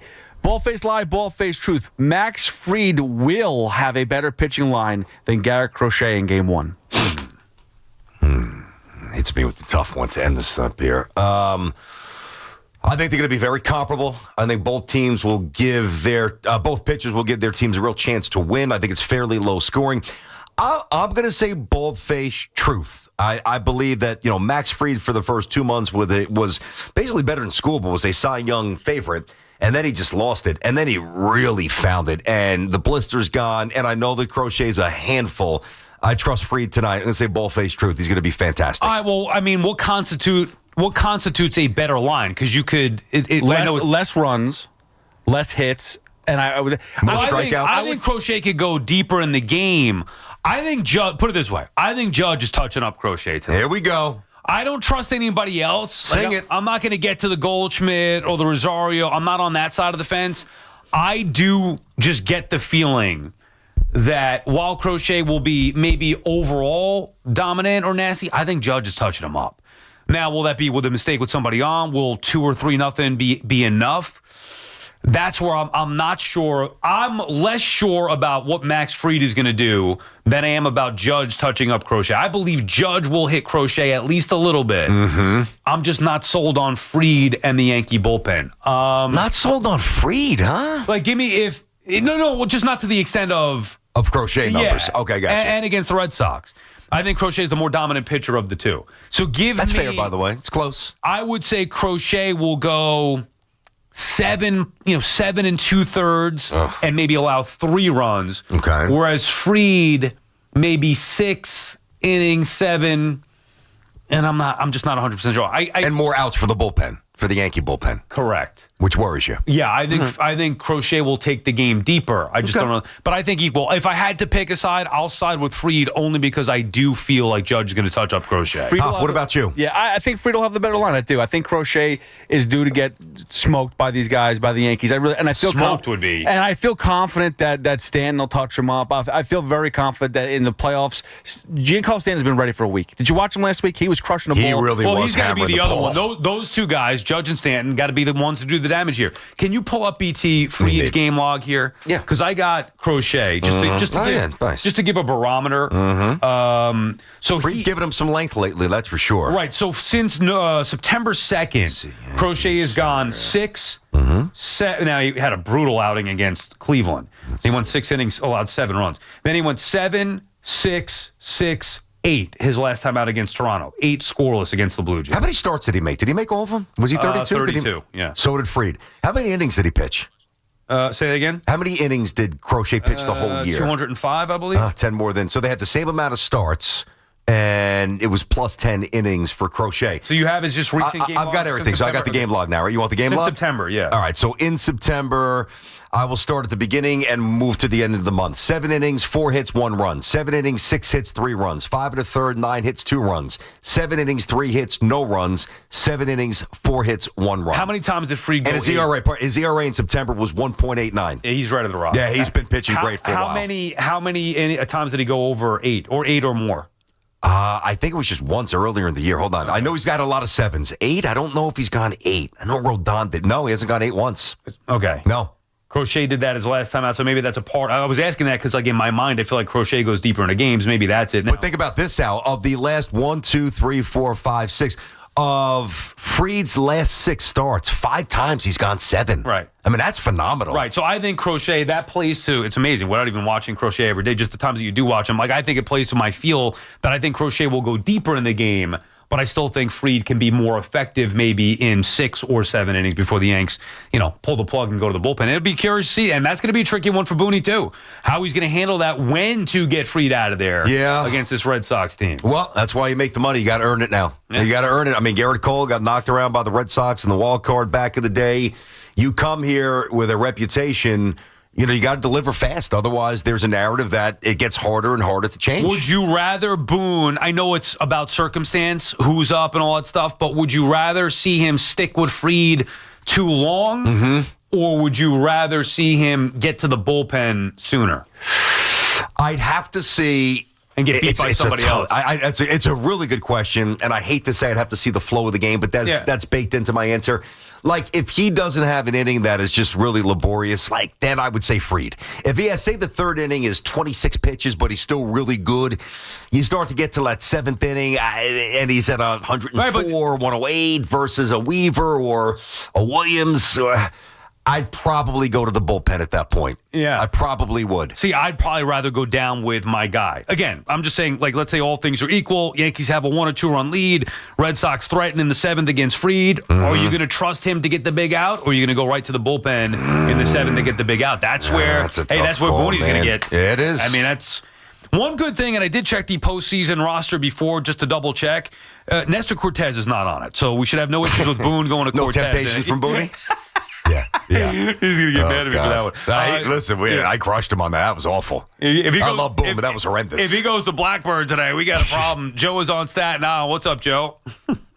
Hey, what's up, guys? About the lineup. So I was looking at ESPN facts. So we got Wells has a home run against Crochet. Cody Bellinger, a home run, batting .350. Aaron Judge got 2 home runs. Stanton has 1. I thought Judge had 3. I thought Judge had 3. Either way, he's got a couple. I thought it was 3. Keep going. But the most important guy, Ahmed Rosario, has a home run he hit a couple of weeks ago. Yes. And he's 6 for 9 against Crochet. And he hits lefties very, very well. So what you're telling me, Joe, is because you could read numbers as well, you could fill out the Yankee lineup. Exactly. I could be, if the analytics guy don't have Ahmed Rosario in there, I gotta wonder if they're sleeping at the wheel. Well, then why is he on the team? You know, and I get it. It's not an easy decision. But thanks for the call. Yeah, thank you. If he's not going to play tonight, why'd you get him? I'm just saying that is clearly a lineup that is numbers based, data and analytics. I'm not for that. I understand the data and analytics, and I think in certain spots it plays. What those guys did against Garrett Crochet prior, to me, would have little impact on what they could do in 3 or 4 at-bats tonight. Like Judge is a different story because he's a different animal. I'm not just factoring, well, he hit a few homers off of Crochet. I'm saying that Judge is a beast among beasts, and I think he's going to get it. So which analytics matter more? Judge's postseason numbers or his numbers against Crochet? There are always ways to twist the numbers around. So you could say, well, Ahmed Rosario, hey, he's had success against Crochet. Okay, that's great.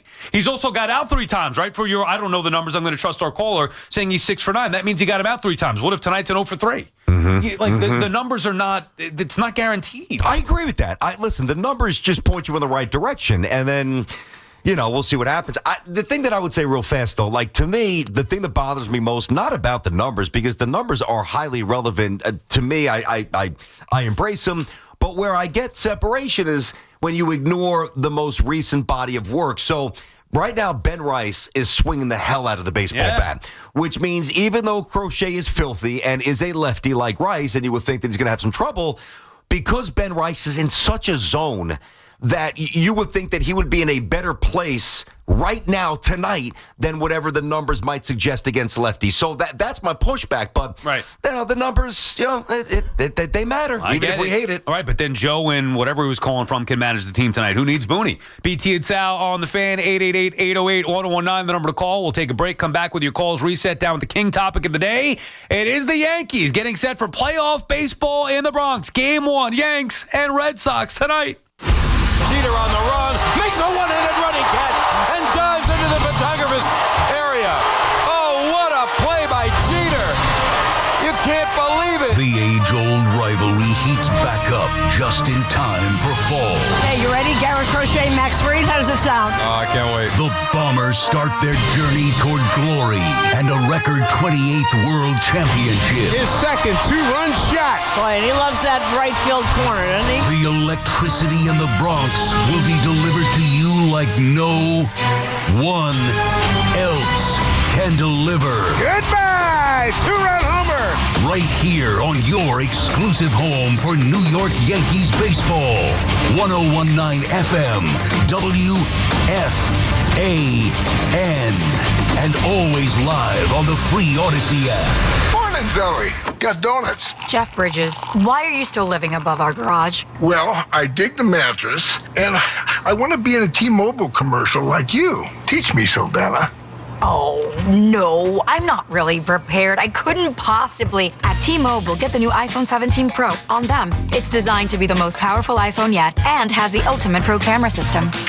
Wow, impressive. Let me try. T-Mobile is the best place to get iPhone 17 Pro because they've got the best network. Nice, Jeffrey. You heard them. T-Mobile is the best place to get the new iPhone 17 Pro on us with eligible trade-in in any condition. So, what are we having for lunch? Dude, my work here is done. 24-monthly bill credits on experience beyond for well-qualified customers plus tax and $35 device connection charge. Credits end and balance due if you pay off earlier. Cancel finance agreement iPhone 17 Pro 256 gigs, $1,099.99 and new line minimum $100 plus a month plan with auto pay plus taxes and fees required. Best mobile network in the U.S. based on analysis by Ookla Speed Test Intelligence data 1H2025. Visit T-Mobile.com. Out here in the middle of these acres, it can feel like you're the only person on Earth. That's how it feels when you're struggling with your mental health. But you don't have to feel alone. Find more information at loveyourmindtoday.org. Brought to you by the Huntsman Mental Health Institute and the Ad Council. Let's go! You've still got it, but your immune system weakens as you age, making it harder to fight flu, pneumococcal pneumonia, RSV, and COVID-19.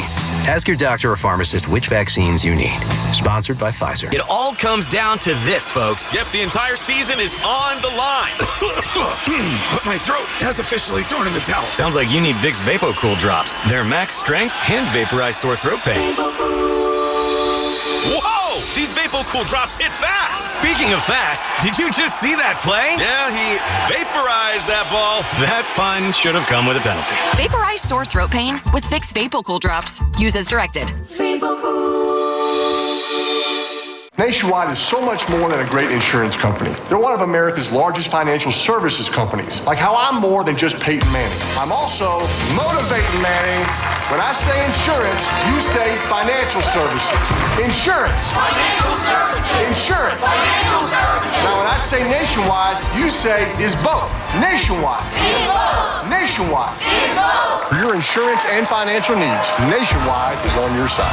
Nationwide Investment Services Corporation, member FINRA, Columbus, Ohio. We're always talking New York sports on The Fan.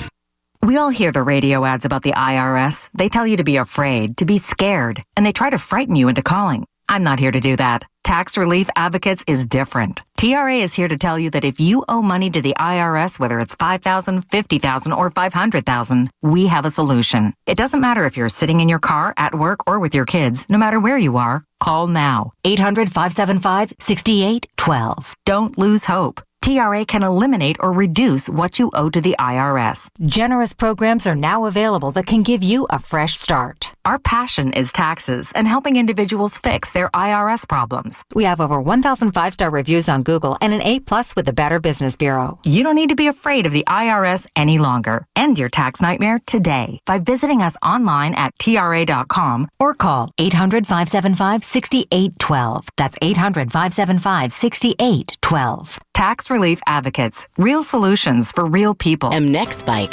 COVID-19 vaccine mRNA by Moderna is now available and easy to find near you. To learn more, visit mnexspike.com. That's MNEXSPIKE.com. Kohl's Friends and Family Sale is so good, you'll want to put your phone on Do Not Disturb. Yep, the only thing you're picking up is deals. Now through Sunday, take an extra 20% off all your fall favorites. From soft throws to slow cookers, warm flannels to cozy cardigans. Plus, earn $10 Kohl's cash for every $50 spent. So go ahead, let those notifications wait, because these prices won't. Select styles, some exclusions apply. 20% offer ends October 5th. See store or Kohl's.com for details. So, there's this guy, Paul Rivera, grew up in the Bronx. Made some mistakes, but eventually becomes one of those hard-working citizens who keep our city going. But he gets pulmonary fibrosis, and his only hope is a lung transplant. One hospital, Montefiore Einstein, get him a new lung, and they give him a new life. Right. Everyone in his neighborhood is like, they give that guy a new lung or a new motor. The story, Mr. Giamatti. Well, you ought to know, Mr. Rivera, you lived it. Everyone loves a comeback. Montefiore Einstein, national leader in transplant. Life's rewarding, especially with Flushing Bank's Complete Cash Rewards program. Just open a personal or business complete checking account to get started. With 29 New York Metro locations, there's nothing easier or more rewarding. Visit flushingbank.com today. Member FDIC. Wake up with Boomer and Gio. Mornings 6 to 10 on WFAN, WFAN FM, WFAN FM HD1, New York, and Odyssey Sports Station. WFAN Sports Flash. Good afternoon at 12:01. I'm Andrew Bogish. Your Sports Flash is sponsored by Moderna. It's been 13 years since the Yankees won a postseason series against the team outside the AL Central. Beating the Red Sox this week would obviously change that, but Boston has won 8 of their last 9 playoff games, including the 2021 wild card contest. The elite pitching matchup later today for Game 1 in the Bronx. Max Fried for the Yankees, and the Sox going with Garrett Crochet. I think that I've always had a lot of self-belief, and I always wanted to be this guy that could throw Game 1 of a playoff series. So to be here now comes as no surprise. He faced the Yankees 4 times this season, credited with 3 wins, an ERA of 3.29. First pitch scheduled for 6:08. Pre-game coverage begins at 5:25 here on The Fan. This is the 3rd game on today's schedule. The Guardians host the Tigers in an hour. The Padres and Cubs have a 3 o'clock start at Wrigley. Reds and Dodgers in L.A. at 9. And the Minnesota Wild have signed winger Kapril Kaprizov to the richest deal in NHL history. 8 years, $136 million, an annual average value of $17 million. The Oilers and Connor McDavid could soon surpass that. Fan weather sponsored by Flushing Bank. It's 72 degrees, a little sun in Central Park, and that's what's happening. Sports flashes, top of every hour. I'm Andrew Bogish. Talk New York sports here. Back on The Fan, 888-808-1019 is the number to call. We're down with the king topic of the day, and it is the Yankees. Yeah, we got into the Jets a little bit at 11 o'clock. In case you missed it, check it out on the free Odyssey app. We could revisit that a little bit here, but it's all about the Bronx Bombers tonight, BT. Game 1 of the wild card round, and it's not just the postseason. It's the Yankees and the Red Sox. It's Max Fried and Garrett Crochet. It's Aaron Judge getting a chance to redeem himself and lead his team to a World Series win. We haven't seen Judge had success in the postseason. Last time we saw them, obviously dropping the ball, Game 5 of the World Series. Well, we waited a long time to get back here, and it begins tonight, the postseason push for number 28. Can't wait. Stage is big. Pressure is real. I mean, the storylines are really, really good. And it's been a fun Yankee season. And there's been a lot of fun Yankees season. I think it has, yeah. But what I was going to say was in an unconventional way. Like many of the Yankees' great seasons are, I wouldn't say that this is a great season. You didn't win the division. But the seasons that Yankee fans will look at and say, that was amazing. Whether it's 98, we know all the years, right? I don't think that the opinions from Yankee fans have changed so wildly like they have with this unit. And I think part of that is because some unexpected stories emerged, whether it's Schlittler, whether it's Rodon taking a big step forward, whether it's the emergence of Rice, whether it's Bellinger looking like he was born to be a Yankee, whether it's Grisham's ridiculous season, whether it's the trade deadline deals. I mean, there's just been a lot of things that have emerged and surfaced later or middle to late that weren't there early. So Stanton's return, where he just went absolutely bonkers from the moment he came back. I didn't even know if he was going to play this year. The Yankees have a different look about them that, in my opinion, they haven't had for a while. I didn't even think that they had that look last year. They just happen to have this great tandem of Soto and Judge. Now, it doesn't mean you get there. It doesn't even mean that you advance past the Red Sox, but the pressure is real, and that's a privilege. Like, this is what it's supposed to feel like as a Yankee fan, like where you feel like you can win a World Series, and you're a little worried about tonight, and all those emotions are back, and it's awesome. Yeah, I never thought the Yankees were a good team last year. However, they ended up in the World Series. And the majority of this year, I didn't believe that the Yankees were that much better than they were a year ago. Now, they righted the ship, and they won 94 games? Yeah, 94. Okay, Same 94 as last year. I still thought they were going to win the division, but I thought that was more about a combination of the Yankees' offense being elite and just not trusting the Blue Jays. You give Toronto credit. They held on.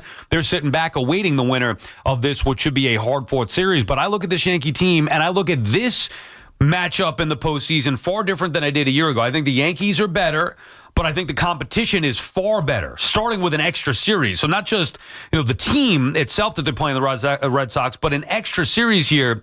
But this is probably the best team that Aaron Boone has had since he's been here in 2018. And, the Yankees we're going to know right out of the gate. They're going to be tested early with this Red Sox team. I don't think it's going to be one of those, the Red Sox aren't good enough. Anybody who says that is just hating on the Yankees. Like, last year, I believe that there's reason to say, the Royals weren't any good. I don't think they were very good. Certainly not on the Yankees level. Guardians, same thing. Right out of the gate, this is a different story. You're facing maybe the best pitcher in baseball tonight in Game 1 in a best of 3 against a team who has had your number the majority of this year. Yankees may be at home. Yankees may be playing their best brand of ball, but they will be tested right out of the gate tonight. Most pressure Boone's had since he came in? I don't know if I would say that. I feel, and we had a caller say that before, I think Judge is the one who's going to be under pressure. He's the one who had the miscue in the World Series. He's the captain and leader of this team. He's been the perennial MVP. He is the best player in Major League Baseball, and he's never had a postseason that has been up to his standards set in the regular season. So, to me, there's normal pressure on Boone. Guy won 94 games again this year. Like, what are you going to do? What, if they lose to the Red Sox in the best 2 out of 3, you're going to fire Aaron Boone? That to me would be absurd. Now, you're not going to cut Aaron Judge either, but Aaron Judge at some point has to be the guy to lead the way for the Yankees. And I think in this series in particular, the rivalry, the trash talk, Crochet versus Judge, that lineup, the Yankee lineup that we expect to see out there tonight, not their best lineup with their best hitters. I think this has to be the series where Judge turns the narrative and changes it and starts his postseason off on the right foot. Think about the way the Yankee fan, when they called this last year, going into the Royals series, and obviously it was a lot of fun watching those two guys do their damage together in Soto and Judge, but take the emotion last year, and maybe because it was the Royals and they weren't much of a threat, and there was the aside, Yanks will win no matter what, and then the Guardians, as you said. Doesn't there just seem like there's a lot more juice from the Yankee fan going into this series? Like, I think the stadium's going to sound different. I think the Yankee fan is more revved up. Maybe because they're more desperate. Maybe it's because they believe what they watched the last 6 or 7 weeks more than the team from a year ago. But the Yankee fan seems to be in a little bit of a different place, almost like aggressive and almost like that old school feel like they used to have. Yeah, well, I think getting a taste of it last year in the World Series and then falling short, now being back and ready to go, I think that has a big part as opposed to the failures in the postseason that were frustrating, couldn't even get to the World Series. So last year you checked that box, okay, back to the World Series. Yeah, the team is as good as any other team. Like, we could sit here and pick apart the Yankees' issues, and they do have some issues, whether it's defensively, whether it's some matchup space, like because of the lefty, they have to go to their right-handed team, which negates some of their strength with Grisham or Ben Rice or Jazz, whatever you want to say, in that lineup, the bullpen and the question marks there. So there are some issues, but look around at Major League Baseball. Like, the Red Sox may be a threat.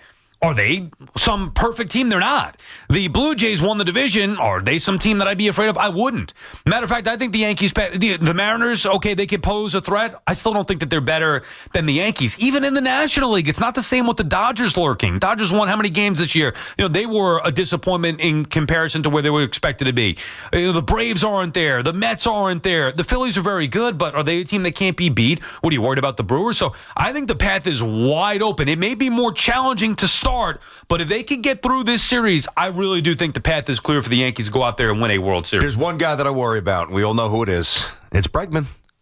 What, doing damage against the Yankees? I mean, he's just a guy. Back in the day, it was Edgar Martinez, and it was Jay Buhner to a lesser extent, and obviously Griffey with that sweet swing. And I'm not saying Bregman's of that caliber of a Griffey, but there's something about this guy, in a lot of ways, he's been the opposite of Judge. He's just an October dog, and you just know at some point he's going to rifle a double, or he's going to have a 9-pitch at bat and just bang one the other way with 2 strikes with a man on. Like, he's the guy. If they can keep him under wraps, then the Yankees are going to win the series. BT and Sal on the Fan. Our friends at Town Fair Tire remind you that at Town Fair Tire, you always get the guaranteed lowest price on name brand tires from Connecticut to Maine. Nobody beats Town Fair Tire. Nobody. Vinny's in Staten Island. What's up, Vinny? Good morning, guys. Happy playoff baseball. Let's go. All right, Vin. I'm curious why the Red Sox don't Crochet one, and I'm not criticizing if they're their ace, but it's not hey, if they don't win tonight, the Red Sox, Game 2, it's a must win. I don't know how I like it, because with the Yankees, you go Rodon Game 2, you go Schlittler Game 3. It's 3 straight. You don't have an off day in between. So I was kind of curious how Crochet, even though that's their ace, go in Game 1, because the Red Sox don't win tonight, they could be in trouble. Vinny, you got to unleash him Game 1. Are you kidding? You don't sit on that. You don't keep that card. No, because I'm just sitting in strategy. He's their ace. But I'm thinking, if the Red Sox don't win tonight, you're going, what, Bello 2? Who's definitely be him, 100%. No, it's him. It's Bello. Yeah, but... And then Giolito. But you're saying if they don't win, and thanks for the call, if you don't win Game 1 of the best of 3, you're up against it. I don't understand. Then why are the Yankees pitching Max Fried? Yeah, that makes no sense. You start the idea is to win with your ace on the mound. That's the idea. You can't if you don't have a good starter for game number 2, you might be screwed anywhere. Game 2 and 3. Yeah, but talk about overthinking it. That makes no sense whatsoever. And the other thing too, now, not that this is the primary reason, but listen, Fried pitches tonight, Crochet pitches tonight. Whichever team advances, their ace is going to be pitching earlier in the next series. Right. That's part of it. Yeah, no, that's you're thinking way too hard. Way too much. You want to win game. By the way, you can make a case.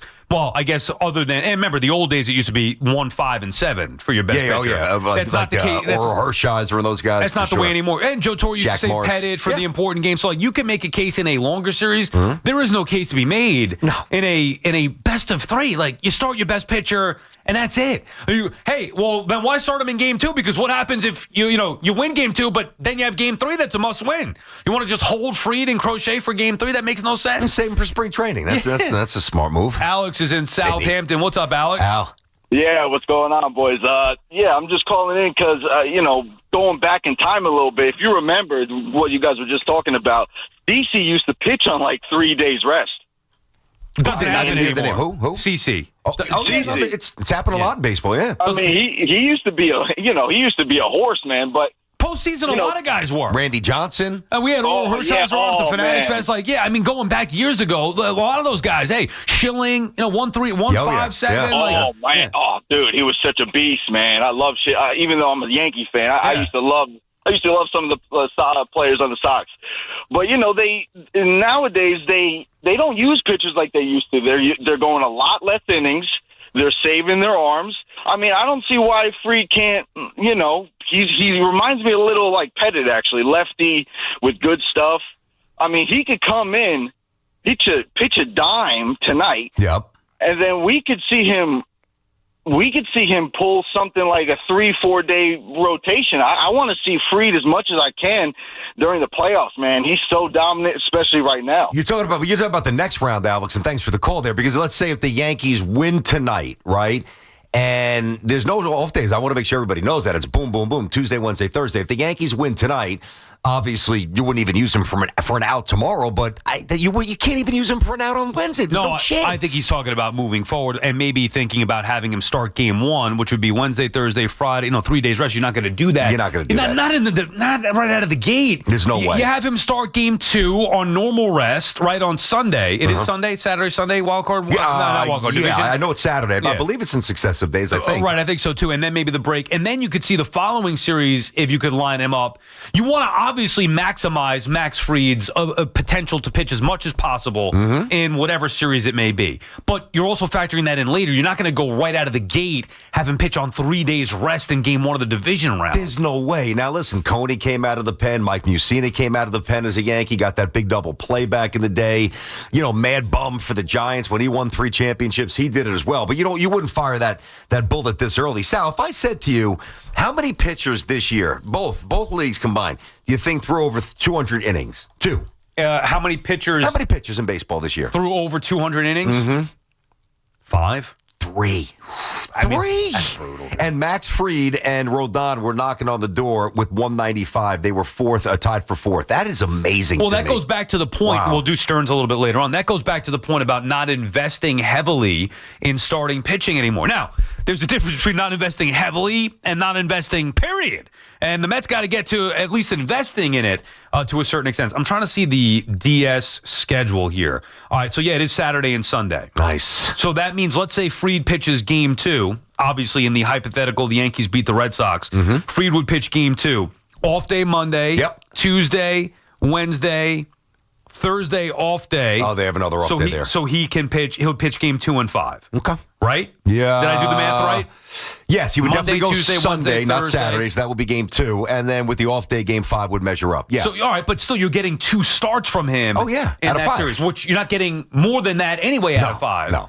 Now, the problem would be if you were down, I guess, 2 games to 1, you wouldn't have the ability to fire that bullet. In game 4, you couldn't do it. You'd Correct. have to save him for game 5. Right, but still, I mean, you got Rodon, you got Schlittler. It's not like they have nobody else. But Rodon's got to step up. You can't just rely on one guy. Dino's calling from Bayside, Queens. What's up, Dino? Listen, BT Sal. Let's get Donnie Baseball, 14-year veteran, MVP in 85 to throw out the first pitch. Let's go. Where's these Yankees? Maybe next round.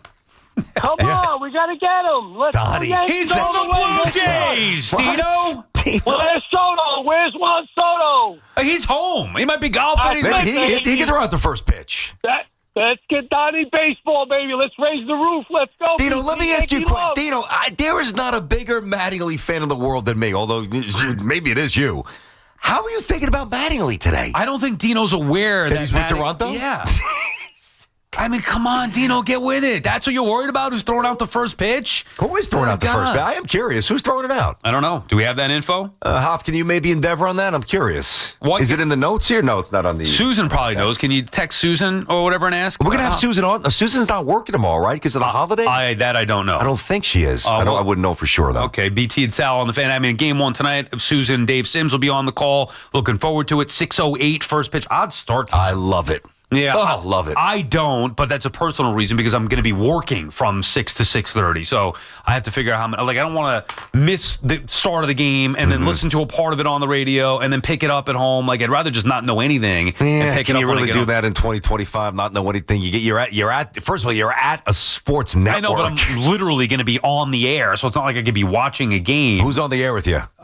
Jim Duquette, I know. Okay, I'm not sure who. I gotta. Any Yankee fit like Jastrzemski because he's going to be locked in. We're not going to be doing. Yeah, that's what I'm saying. No Yankees today. Like, no Yankees today. We're up against the Yankees. Baseball night in New York. You guys still doing the funeral thing over there? What funeral thing? The Mets. No. Oh, wow. I mean, we're still talking about the Mets. Yeah, I got you. I mean, well, that's the other problem. If the Yankees played at 6:30 or 7, we could talk about the Yankees going up against it. Counter programming. It limits what you talk about. I got you. We were also talking about the Jets before. Chris is on Staten Island talking about those Jets. What's up, Chris? Hey, what's going on, fellas? Two things. One about the Jets and the Giants. If you can just answer the Giants question. Do you think that Dable's job was saved because they picked Dart in the event that he would play early? And then, two, the Jets are atrocious. Watching them yesterday was hard. Watching guys run past Jets defenders without even an arm going out. And then the lack of discipline. And then no one had any fight. Guys are getting hit late. Your quarterback's getting thrown out of bounds. And no one does anything. They just stand there and look around. It's so tough. It's like being in an abusive relationship being a Jets fan. It's horrible. Love you guys.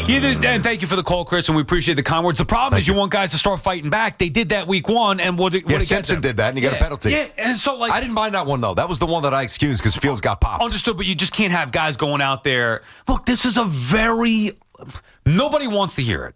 It's what makes the Jets' job near impossible because so much damage has been done. There is no more patience to be had. It's now or get him out of here. He's not it. He can't do it. What I would suggest to all Jet fans is take a deep breath and go watch some baseball. Honestly, just punt the season. Go watch some other football. Let them work quietly without judging them every single day, ripping them apart for the endless mistakes. I'm not saying it's acceptable. I'm not saying it's fun to watch. I just would not fixate on it. You got to understand what this is. You're watching a team that doesn't belong right now, that is going to take its lumps and hope to improve. It is week 4. We're now basically a quarter of a way into the season. There's been some good. There's been a lot more bad. I don't know how you would invest in it emotionally to a point where you should get so angry because they're just not worth it right now. Well, I do get that, but I think a lot of it is because think about when Rodgers came. I mean, we were force-fed. And listen, it seems to be a fairly erroneous scouting report because it seems like the roster was grossly overrated. Yeah. But Rodgers came here when we thought that the Jets in many spots were not too far away from being, pretty good. Right. So, which is different than just a complete rebuild. I think it's a different set of emotions. Even though it's going to be a rebuild, maybe more than we thought, it's hard to reprogram yourself. That's the problem. You know what I'm saying? To me, I had the mentality I'm incapable of doing it. I think. I know, but this is, to me, a clear rebuild. I know you were hoping postseason. No, this is all about a rebuild. By the way, how's Aaron Rodgers and the Steelers done? They're 3-1 on the year. Rodgers looks terrific. So if there's anything that we could say definitively, it's the Jets. It's not Rodgers. It's not Aaron Glenn. Yeah. It's not Robert Saleh or Todd Bowles. Or Gino or Darnold. Yeah. It was Adam Gase. But it is the Jets. They're the issue. So Glenn is trying to fix not just on the field, all the other bull crap that has been going on. It's going to take extreme patience and discipline and probably two things I have none of. Yeah, I get it. Discipline and patience with football with the Jets. You're not going to want to wait multiple years because you've waited forever. Like, I get it. But that's what he's up against here. I know. Hey, by the way, just to connect the dots here. So Hurl's just texted us here. So game 2, Susan is off for the holiday. Manuel's in for Susan. Our buddy Pat Boyle's going to do the post-game show. Good for him. There you go. Okay. But either way, Susan could probably Hoff, maybe text Susan. I don't want to bother her. Why not? She loves you. I love Susan too, but I want to bother her for important things maybe, or like reach out to say hello. I don't want to ask her who's throwing out the first pitch. Hoff could do that. You know what I'm saying? You got to delegate. I don't think he's going to do it though. You got to delegate. No. Or Dove. Would you any chance that you would know, the executive producer of the Yankee broadcast, or is that a no? Don't you think it's fair to delegate that? Like, that's not. I think it's fair for Dove to know the answer to the question. He does the games. I'm surprised the Yankees haven't announced that yet. Maybe they did and we just missed it. All right, BT and Sal on the fin. They did not announce yet. Hoff is saying you can't confirm that. Thank you, Hoff. Who's throwing out the first pitch for the Mets?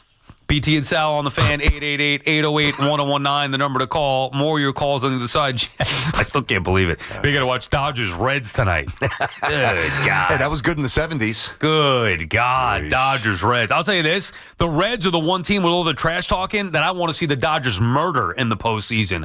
Go Dodgers. And then I want the Dodgers to lose, but I want them to squash the Reds and send a message not only to Cincinnati and their trash-talking social media team, to Major League Baseball. This is what happens when you let crappy teams into the postseason. Yeah, Sal was catching strays from the Reds' Twitter account, the X account, but wouldn't it make everybody was, I think. Wouldn't it make you feel better if you, like, knowing that you lost to a team that is maybe better than you guys think? Like, if the Reds beat the Dodgers and go to the World Series, at least you guys can say we lost to a better team. Make me feel worse. Who are you rooting for, Hoff? Yeah, I'm rooting not for Dodgers or the Reds, but I guess I'd have to take Dodgers here. Here's the thing. This happened in 2006. The Mets lost to the Cardinals. Yeah. Then the Cardinals beat the Tigers. I'm like, that should have been us. Right. We should have won the World Series. If the Reds beat the Dodgers, you're going to be saying that should have been us. Yes. I'm going to be saying, no, it shouldn't because they stink and they didn't deserve to go anywhere. But I will be saying, the Reds sucked and we all knew it, and baseball shouldn't have. Like, baseball shouldn't have the expanded postseason. The Mets should have been dead a long time ago. Yep, they should have been. They're battling with the Reds to hang on. 83 wins get you in the postseason. 83 wins. The Marlins are right there for the last week as well. Marlins were hanging around. If you go over, don't get me started. Man. I let it out of my system. I'm trying to relax today and have fun. And by the way, Gary Cole, take it easy. The Marlins are taking a picture. Relax. Why? What'd he say? Him and Ron, and I love Ronnie. They sounded like two miserable old men. They were complaining about the Marlins taking a picture after the final out. I don't think they were. No, they were. They're like, oh, what are you doing? Is this the World Series? Who cares? You know what I'm talking. I don't know if you guys heard. I don't know if you agree. I think they were. But that's what I heard. Like, why are you complaining about that, guys? I didn't think it was complaining. I thought it was more accentuating how much the Marlins cared about knocking the Mets off. Yeah, but either way, there was a trace of bitterness. They were like kind of questioning, like, what are you doing taking a picture? What do you care what they're doing? Worry about the Mets. Were they taking a picture with us, or they're taking a picture by themselves? They were taking a picture amongst themselves, the Marlins. I did not take it that way. Like a group team photo in front of the Marlins dugout. I took it as like, here, even piling on even more. The Marlins love this so much. By the way, it's the last game of the year, so I would expect them to hang out and do whatever That's what I'm saying. want. Yeah, but I didn't take it as they were ripping them. Me personally. Yeah, I did. Okay, that's fair enough. I mean, you can interpret it whichever way you want. BT and Sal on the fan. 888-808-1019. More of your calls when we come back. Design run. Up the middle he goes to the 10 to the 5. Touchdown, Giants! Jackson Dart's debut and timely defense led the Giants to New York's first victory of the NFL season. Fires it right. Batted at line. Intercepted by Dexter Lawrence. He's running down the left side to the 15. 10, 5, and he's knocked down at the 1 by Herbert. Fans are buzzing, but concern looms on star wideout Malik Neighbors' injury. The guys that play behind him, it's like last year when Slay went in, everybody gets paid to do a job, and it's the next man up. Keep it locked to the Fan for the latest on Big Blue as they gear up to hit the road to New Orleans for their Week 5 matchup with the winless Saints, Sunday at 1 o'clock on your home for New York Giants football. The Fan, 101.9 FM, WFAN. and always live on the free Odyssey app. Hey, it's Tiki. Are you looking to enhance your home experience? Discover the new Sloman's Shield Link, the ultimate all-in-one ecosystem for integrating your smart devices with the Sloman's Shield. Sloman's Shield Link takes everyday routines and actions based on your preferences and connects other devices to react based on your actions. Imagine arriving at home at night and your lights, favorite music, and TV turn on as you enter your home. Whether you want your thermostats to turn down when you turn on your alarm or automatically lock your doors and ensure your security lighting is on. These scenarios are a reality with the Sloman's Shield Link integration platform. The Sloman's Shield Link is compatible with devices you already have in your home. Sloman's includes installation for all devices. Plus, they offer 24/7 support. Whether you need to troubleshoot a problem or want to add programming, you can call at any time. Embrace the future of home living by calling 1-800-ALARM-ME today or visit SlomansShieldLink.com to get the Sloman's Shield Link. My man, Dr. Jay Shah, specializing in minimally invasive and non-surgical treatments for neck, back, and sciatica, migraines, and so much more, offers pain-relieving solutions. There are thousands of 5-star reviews who trust Samwell Pain for all their aches and pains. Visit SamwellPain.com. My ride smells just right, just right, just right, just right. I gotta try that Febreze car. Just right, just right, just right. La la la la la. With up to 40 days of consistency. All over Febreze car clips right on your bed. You know my car's my happy place. Keep a smile on my face when it smells just right, just right, just right. Yeah, breathe happy Febreze. La la la la la. You're still glowing, flirting, grooving. You still got it. But your immune system weakens as you age, making it harder to fight flu, pneumococcal pneumonia, RSV, and COVID-19. Vaccines are a key part of any health routine and help strengthen your immune response. Ask your doctor or pharmacist which vaccines you need. Schedule in minutes at vaxassist.com. Sponsored by Pfizer. Talk New York sports on The Fan. Hey, football fans, picture this. You bet on your favorite player to score the first touchdown in the game, but his teammate scores instead. If this happens, BetMGM wants to give you another chance at the end zone. With BetMGM's second chance promotion, you'll get your stake back if your first touchdown scorer scores second instead. That's right. Bet on any pro football player to score the first touchdown of the game. If you're right, you win. If your player scores second, you get your stake back in cash. With BetMGM's second chance offer, you have a chance to keep the fun going after the first player crosses the goal line. BetMGM and GameSense remind you to play responsibly. See BetMGM.com for terms. 21 plus years of age or older to wager and physically present in New York and New Jersey only. Existing customer offer. Subject to eligibility requirements. Rewards paid back in unrestricted withdrawable funds. Gambling problem? For New York, call 877-8-HOPE-NY or text HOPE-NY. For New Jersey, call 1-800-GAMBLER. Move and be moved in the Mazda CX-30. With advanced safety features, intuitive technology, and a refined, comfortable interior, you'll love every drive. Right now, lease the CX-30 for just $199 a month. Visit your local Mazda dealer or go to MazdaUSA.com for more information. Dunkin's $6 meal deal is kind of wild. You get a bacon, egg, and cheese sandwich, 6-piece hash browns, and a medium hot or iced coffee, all for $6. That's the main character meal energy you need this fall. Get it now in Dunkin' stores or order ahead on the Dunkin' app. No substitutions. Participation and times may vary. Offer price varies in California and Hawaii. Limited time offer cannot be combined with other offers. Exclusions and terms apply. Make cancer screening a part of your annual healthcare routine. New York Presbyterian offers a full range of cancer screenings, including lung, cervical, prostate, colorectal, breast, and more. Regular cancer screenings could save your life by detecting cancer at its earliest, most treatable stages. Screenings are available across New York City and Westchester.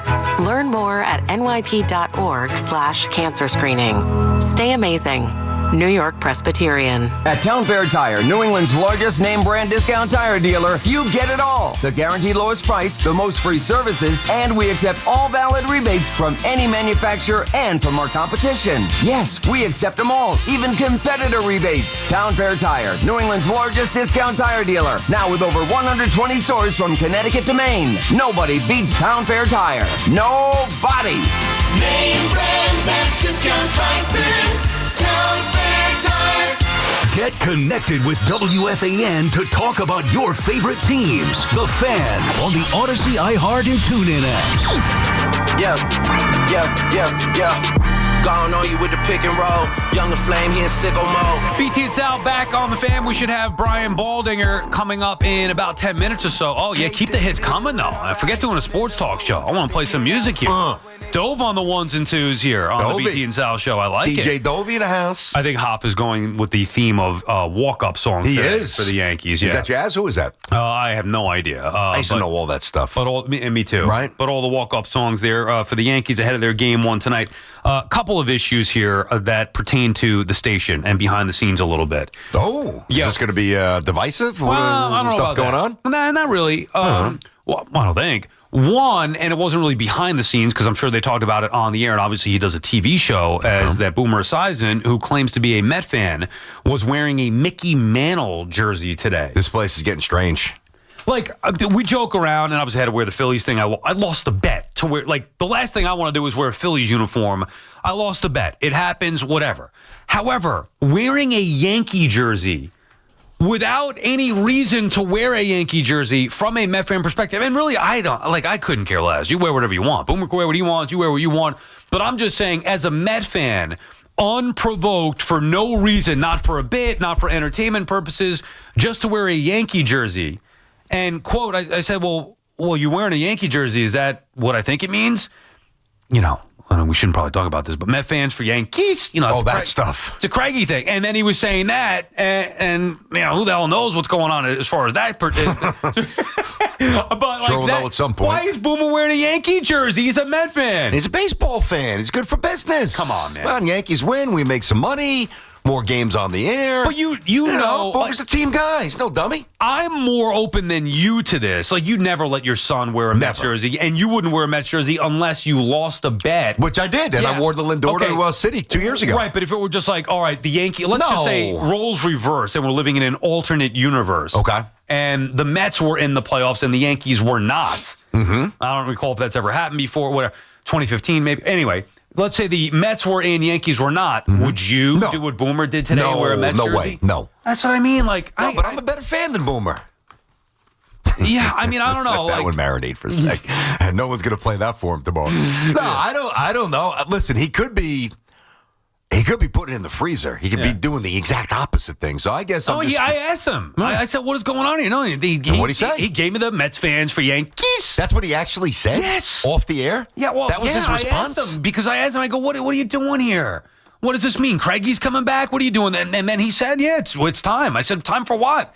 He said, Mets fans for Yankees. That's what he said. He did the card thing. I know. All right, so then I asked you. That's Boomer. There's a lot going on in the morning show today. We got a little steel cage match. CeeLo going to fight somebody? CeeLo, Spike Eskin. CeeLo was pissed, man. Good for CeeLo. He wasn't happy about it. I don't even know what it was, but CeeLo was letting it rip. I didn't hear that. I am going to stay out of their business. What I will say, BT. Well, I think they're okay in the morning. I think CeeLo's good with them. Right. I just think there might be some other issues with everybody else. I think Chris just had enough. Wasn't it like with the Spike stuff? I think that's what it was about, right? Yeah, I don't know. Something like that. I don't know all the details. He just had enough. Yeah, well, good He's for CeeLo. He's a patient man who just got pushed in the wrong direction. Yeah, I do check his Twitter account, see if he went to social media to complain about anything else. Just kidding, CeeLo. I truly do love you. Okay, so now what I wanted to ask you was the Boomer Yankee jersey. Is that a worse offense than our producer, Pete Hoffman, eating a donut that was 2 days old? I mean, I've done the same thing that he's done. So those Did you have donuts. Not 2 days old. I had one yesterday. Okay, you had one yesterday. That's when it was arrived. That was one. That's one. Now one full 24 hours. Yesterday was one day. Don't count 2 days. Today is day 2.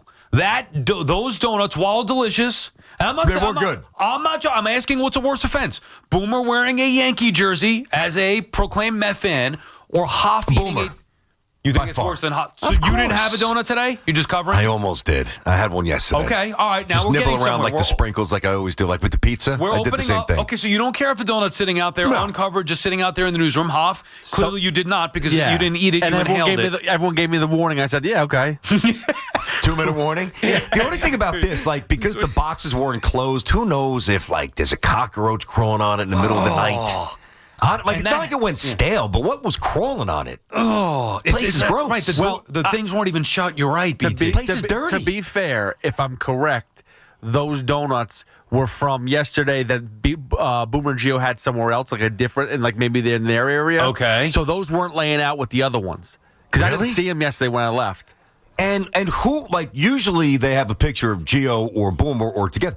Who's on these now? It was Gio, but then it was the Vikings cheerleader bobblehead. men. Was that what that was? Yeah. Gio's bobblehead of the Vikings cheerleaders. Either way, how did it taste, Hoff? It's great. No, like you couldn't taste the difference from day one to day two? Because how many did you have yesterday? How many did you have yesterday? 1 or 2?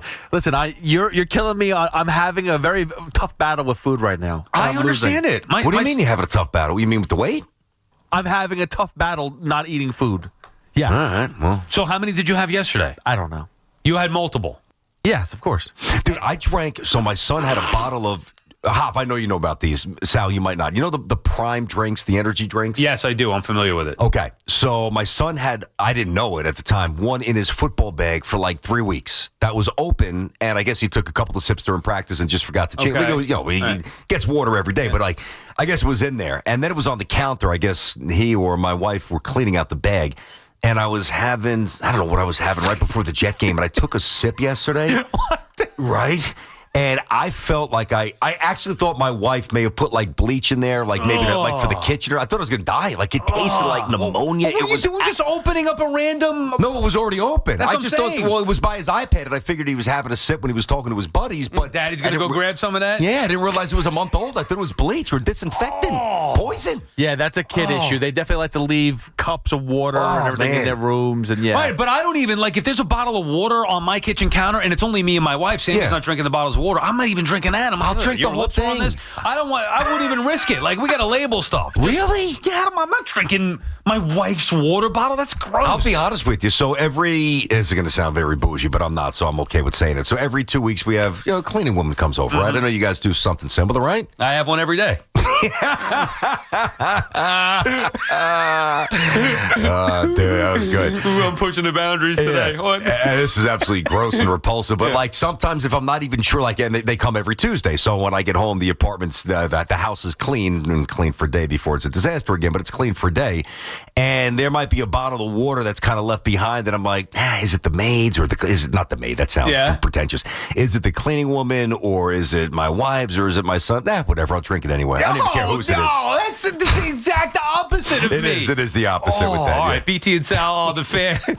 We'll take a break from the calls and from the Yankees. We'll do some football with Brian Baldinger, as we do every Tuesday at 12:40. We'll do that when we come back, get both the Jets and the Giants conversation going with Baldy. All right, guys, by now you've heard me talk about Collars & Co., makers of the dress collar polo. They've already sold over 1 million of these amazing shirts. Well, Collars & Co. just came out with the new Maverick Performance Blazer. This blazer is sharp and wrinkle resistant, so you can travel anywhere with it. Just throw it in your bag and it will remain wrinkle-free. It even comes with security zip pockets, a sunglasses loop, and an optional pocket square. So visit collarsandco.com and check them out today. It's Keith McPherson at night on the Fan, 101.9 FM. It's like a damn amusement park, not a ballpark. LED lights, a dance crew, bring the whole family. They are doing everything in their power to sell tickets. But you know what sells tickets for the Yankees? The pinstripes, the brand, the tradition of winning. Listen to Keith McPherson on demand on Apple Podcasts, Spotify, or wherever you get your podcasts. This is Maggie Gray with an Odyssey Sports Minute sponsored by Chumba Casino, your online casino for plays, spins, and a chance to score. Must be 21 and over. Terms at ChumbaCasino.com. The Jaguars are 3-1 thanks to a defense that's racking up turnovers. Coach Liam Cohen's run game is clicking, but Trevor Lawrence is struggling with career low numbers. Right now, the defense is carrying the team, but sooner or later, Lawrence will have to step up if Jacksonville wants to keep winning. I'm Maggie Gray. Ready to kick off the fun? Chumba Casino is your go-to game plan during halftime or overtime. From spinning slots to instant scratch-style cards, it's like running the perfect play, all from home. New players score a free welcome bonus and daily logins with a shot at some serious prizes every time you play. Get in the game and visit ChumbaCasino.com today. Let's Chumba. Sponsored by VGW Group. No purchase necessary. See terms at ChumbaCasino.com. Must be over 21 and present in a state where it's legal to play. Lowe's Lowe's knows how to help make your home holiday ready for less. Get Select Style Selections vinyl flooring for just $1.99 per square foot and have it installed before the festivities begin. Our team can help you every step of the way. See a Lowe's Red Vest associate or visit Lowe's.com/holiday install to get started. Lowe's, we help, you save. Basic install only. Date restrictions apply. Subject to availability. Installed by independent contractors. See associate for details. Contiguous U.S. only. Looking for the lowest price on name brand tires? Get to Town Fair Tire and get the guaranteed lowest price on any name brand tire. Nobody beats a Town Fair Tire deal. Nobody. Town Fair Tire. We could tell you what it's like to drive the Nissan Rogue and tell you all about its performance capabilities, like its VC turbo engine. It's I can go virtually anywhere type of freedom. Nice. But you don't have to take our word for it. Go drive it for yourself. You're up. Experience the power of the Nissan Rogue. Drive the Nissan Rogue. Get 0% APR for 60 months on the 2025 Nissan Rogue, Pathfinder, or Murano. Visit your local Nissan store and nissanusa.com today. For well-qualified buyers, example, 0 down payment, 60 months financing at $1,667 per month per thousand financed. Actual down payment may vary. Subject to Nissan Motor Acceptance Company credit approval, not all buyers qualify.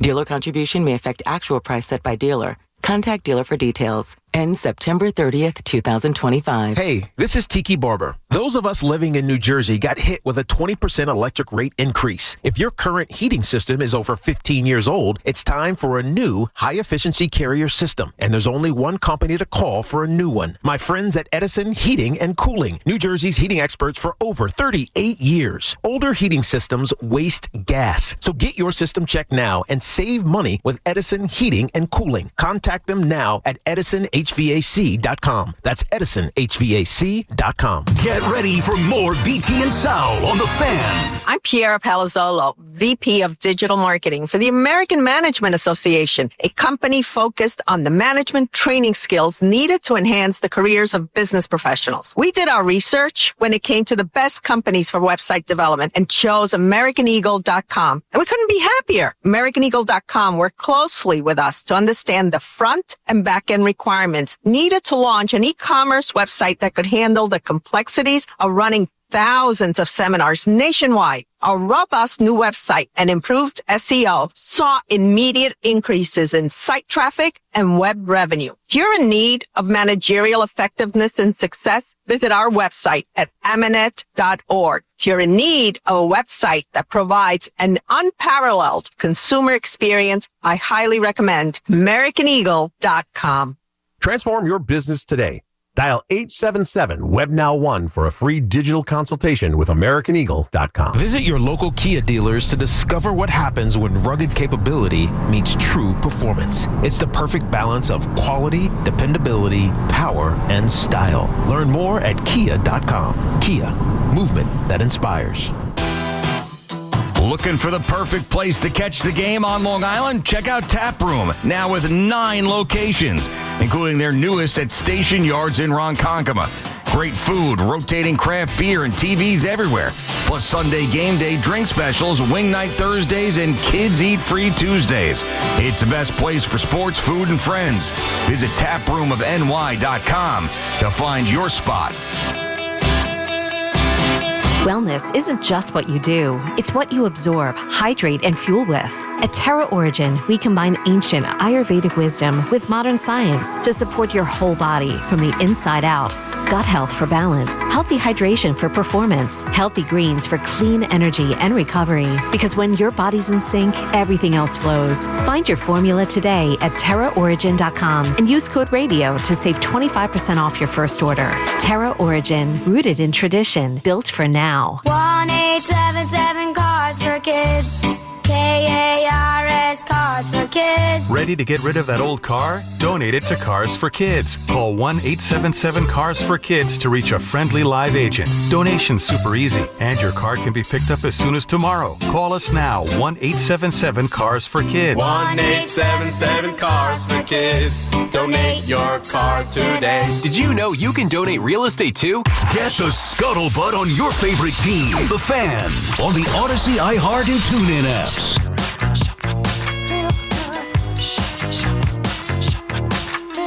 BT Sal back on the Fan. Right now, we're joined by Odyssey NFL insider Brian Baldinger, host of the Best Football Show podcast. Insider calls are brought to you by Nationwide. For your insurance and financial needs, Nationwide is on your side. Baldy, let's start with the good with these New York teams. Finally, we saw it.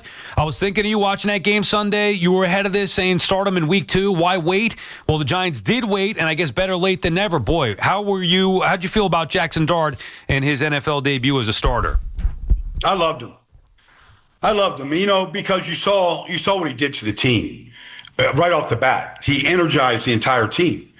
And so he just brings that quality the way he conducts himself. But to go 89 yards on the opening drive and, the 15-yard quarterback draw right up the middle behind Scatterboo, like that was the crowd never stopped buzzing from that moment on.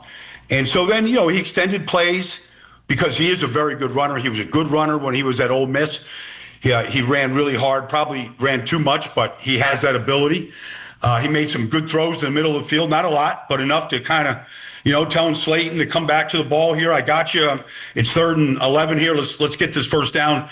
Let's hang on to the ball. He really was a general out there. I mean, I don't want to get carried away, but he took care of the football. He moved the football. He played smart. You couldn't ask for anything more for a debut. And, you hope that he just grows from here. But that was an awesome debut. And against a really, really well-coached, good football team. Yeah, and that's what's even more encouraging. Chargers obviously very buttoned up. What'd you see with his eyes? I mean, obviously we know his legs can move and he's got a pretty good arm, but in terms of seeing things and I don't know how many different times he actually went through progressions, but what did you see on the tape? He made a couple throws in the middle of the field where, he's stepping up to avoid pressure. Obviously, Tuli Piloto had a great game.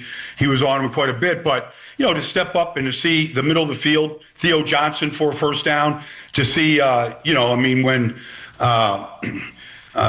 couple other guys that were there, so I thought he saw the field real well. And I thought he threw the ball hard. And he doesn't have a fear factor when he makes a throw. Mm-hmm. Like he throws the ball with confidence and he puts a little juice behind it. And so, Malik Neighbors, he hit him in the middle of the field, for a first down. Like I thought he saw the field real well. And some of those throws in the middle of the field were dangerous throws, but he didn't make a lot of them. But, I thought he cleared the soup, the guys up front, to get a good vision at the target. What would you think, Baldy, of the scheme, play calling? Did you notice with your professional eyes any limitations that Dable or Kafka may have had on young quarterback Jackson Dart? No, I didn't. In fact, the shovel pass to Theo Johnson, it's just good ball mechanics by him. A lot of people rush that play and they don't set it up right, and you got to be a little patient, let it develop. I thought he did all those little things on that play. So I thought from a standpoint of just schematics, that defense, I've seen that defense, defend 16 passes against the Raiders a couple weeks ago, beat Patrick Mahomes in Brazil. Like I've seen that Denver Bronco offense, you saw it last night. Like that's a good offense. And, that defense, like took it to those guys, and won the game in the fourth quarter. They had a chance to win it again. They were down 10 and they couldn't do it. We'll get to the defense, but I thought they did a good job of controlling the clock. They got 42 runs. That's impressive. It's not necessarily how many yards, but you got 42 runs. A lot of them, converted on third downs and hanging on to the football and playing keep away from an explosive offense. Speaking of the runs, does Scatterboo remind you of anybody over the years? That guy that, used to carry the ball in Tampa, maybe, All-Star? Yeah. Yeah, like he's a smaller version, but he's a powerful all-star. I feel like But he is a powerful guy. You can just tell, like, even on his blocks, his pass protection, the lead block on the touchdown run, like, he brings power, whether he's got the ball in his hands or not. And guys you see guys get moved out of the way when he hits them. And then he's just a tough guy to tackle. You know, he's spinning, he stays on his feet, he's got contact balance. Like, he's just getting started. But I thought that was a good debut as well. You know, Baldy, you mentioned the defense here, and Insider Calls are brought to you by Nationwide. For your insurance and financial needs, Nationwide is on your side. We're talking with Brian Baldinger. You mentioned the defense. That, to me, was what this defense should have looked like from the beginning. You saw Burns. You saw Carter in his right position. You saw your guy, Sexy Dex, with that big pick after batting the balls down all afternoon. What'd you make of this Giants defense? Well, that's what I was waiting for, but they were playing with the lead. You know, and they could kind of tee off a little bit. That makes a difference. You're not playing from behind, you know, and that's a good, like, that offense has evolved. It's now a very good passing offense. But Herbie's is a tough guy to get down to the ground. And to see the hits that Abdul put on him, now it helps that, you know, Joe Alt went out of the game and Mekhi Becton wasn't in, and they got to the backups. Okay, so what? Like, a lot of guys are playing their backups, but they abused them up front. I mean, between Kayvon, Bernsey, and Abdul, they had 12 quarterback hits. Like, we haven't seen that from any other team this year. And then, you know, Dexter to get the big play, and he was a factor too. Like, it wasn't just those three. Dexter, not just the interception, but he was a real factor inside. And I felt like his ability to push the pocket changed things a lot with his ability. So both you eventually, you know, and you're gonna have to get a few more players here on the back end. But, like, what is the one position? What is the one thing that you think that can transform the Giants defense from, like, really good to maybe the best in the league with all those pass rushers? What else do they truly need? Well, I mean, if you had a Patrick Surtain, I mean, if you just had a shutdown corner, which they don't have, but if you had a true shutdown corner where you could go, okay, you know, there's Quentin Johnston, I'm going to lock him up. Yeah. You know, I just saw Quinyon Mitchell just lock up Emeka Ibuka the other day in Tampa. I mean, just shut him down. I mean, he got one play loose, but it wasn't against him. Yeah, Sauce couldn't do that. Sauce couldn't do that 2 weeks ago. Well, I mean, Sauce had Waller last night in the end zone. He couldn't, you know, He got beat. Yep. No, but I'm talking about a guy that gets his hands on a lot of footballs. I mean, Sauce isn't getting his hands on any footballs, but I'm talking about guys that get in the passing lane and, you know, I mean, a true shutdown corner. There's not a lot of them, but when you have one, you really start to learn how to use them and to put them in key situations. You think the Giants could be a decent football team here? Yeah, I do. I mean, look, it's unfortunate that Malik goes down. He's their best offensive player. But, you know, you just watch Andrew Thomas play the other day. He doesn't have a single bad play, not one bad play. Now, that's a good defense. We didn't have a bad play. He shut guys down. So I feel like, okay, if they could just keep that thing together up front, all right, the tight ends got more involved. They're going to have to cobble this thing together without Malik because he's so good with the ball in the air, his jump ball ability, and after the catch. And that's unfortunate because you want to see what Stafford has with Puka Nacua. You know, what we saw Mahomes do with Xavier Worthy the other day. You want to see that relationship just flourish in key spots. They don't have that now. So that's unfortunate. But, you know, somebody else is going to get a chance to step up now. And so who knows who comes out of the rafters that might be able to, you know, build that relationship with Jackson. Yeah, for sure. All right, we got to at least get a quick thought on the Jets here. I mean, more penalties, missed tackles. I think Wilkes has been horrendous as a DC. They don't have any discipline right now. I mean, it's just schematically, just in terms of just doing the fundamentals, the Jets are lost. What are you seeing? Well, I mean, look, the 3 fumbles. You know, you go right down the field. They run the ball right down their throats.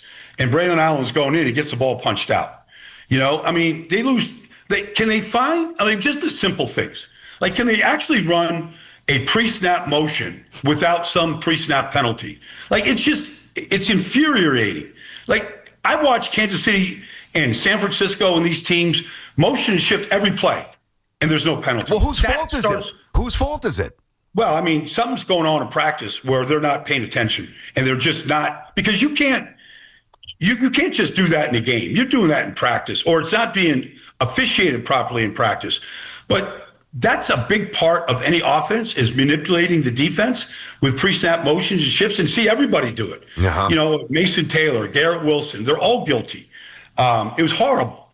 Lazard did it. Yeah, Lazard, yep.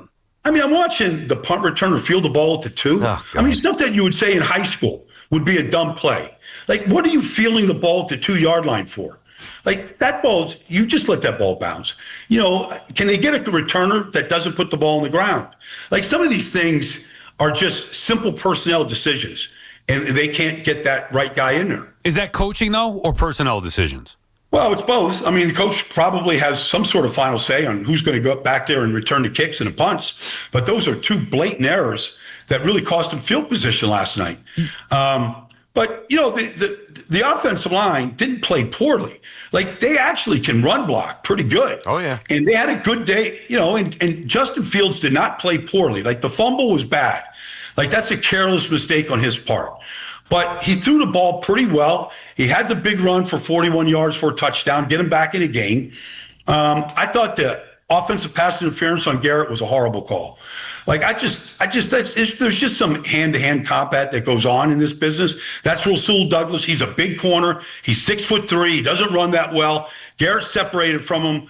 I thought that was a bad call. I'm not making excuses for the Jets, but I thought Garrett, you know, he's the one-star player they have, and he looked like it last night. I thought that was a penalty, as I would respectfully disagree, but obviously you know a ton more about this than I do. I thought they missed a couple of late hits on Justin Fields. I thought the refs were bad. Tippmann's helmet got ripped off, but those are excuses. Like, the Jets are just not playing well. But all the film that you watch and all the receivers that you watch, just, you know, Garrett Wilson with an average, since he got here, subpar passing game and no other wide receiver that's a threat. I mean, he's a superstar, right? He's not a star. He's a superstar. No, he's Puka Nacua. He's what Puka's doing. If you had Devontae opposite him and a quarterback and an offensive, or he's Amon-Ra St. Brown. I mean, he's getting 100 catches and he's scoring 10, 12 touchdowns. And, you know, there's going to be days when he gets targeted. Like I was just doing the Rams game on Sunday. He got targeted 15 times. And, you know, they just kept going to him because, like, he kept winning.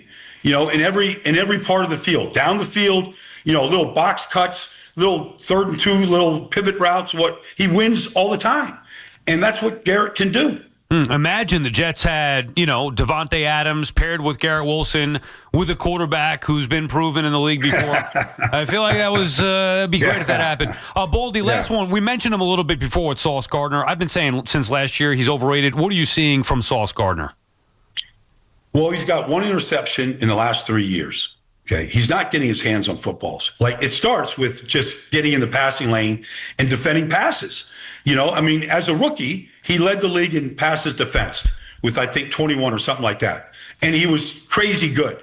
And he just, I'm not talking to Sauce. I mean, I don't see him on a regular basis. I used to, but I'm not up there very much anymore.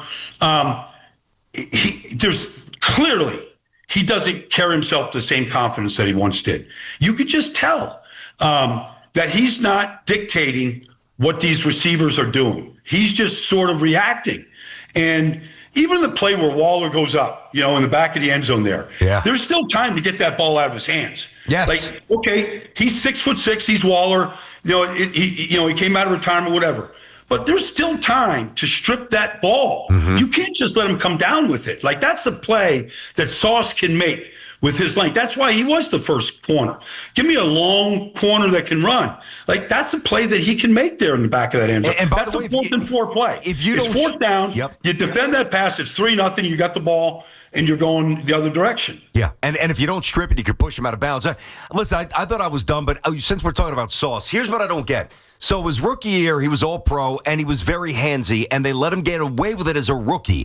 He's still very handsy. Now they're throwing the flags. Why are they officiating? I'm not making an excuse. I think he's overrated. But why are they seemingly officiating him differently? I don't have the answer for that because every crew is different, and every crew calls different penalties, and there's 17 crews out there. So I don't know, but he's always been a guy that liked to grab jerseys. You know, and so you got to win with your feet. You got to win with your feet and your eyes, and you got to read routes. You got to get better at other areas where, you know, you talk to some corners been around the league a long time. Stephon Gilmore, guys that know how to read routes. Like, okay, by this cut split, they're only going to do this. And once you sort of get ahead of it, And that's what Surtain does. Once you sort of get ahead of it, you can kind of anticipate where the ball is going, where it's coming out, and who they're going to. And you can play the route and the ball with your feet better than having to sort of grab and maintain that distance where you want to stay close to that guy. Thanks, Baldy. We'll talk to you next week. Appreciate it as always. Yeah. Okay, guys, you got it, man. That was Odyssey NFL insider Brian Baldinger, host of the Best Football Show podcast. Insider calls are brought to you by Nationwide. For your insurance and financial needs, Nationwide is on your side. Right now, let's get you updated. Here's Andrew Bogish. Talk Yankees and Mets all season long. WFAN, WFAN FM, WFAN FM HD1, New York, and Odyssey Sports Station. WFAN Sports Flash. Good afternoon at 1 o'clock. I'm Andrew Bogish. This Sports Flash is sponsored by NJMEP Manufacturing Day in Freehold, October 3rd. If you work in New Jersey manufacturing, your chance to network, learn, and connect with resources for your business is October 3rd, the annual Made in New Jersey Manufacturing Day in Freehold. Both gubernatorial candidates will be there to share their vision for industry in New Jersey. Register today at njmep.org.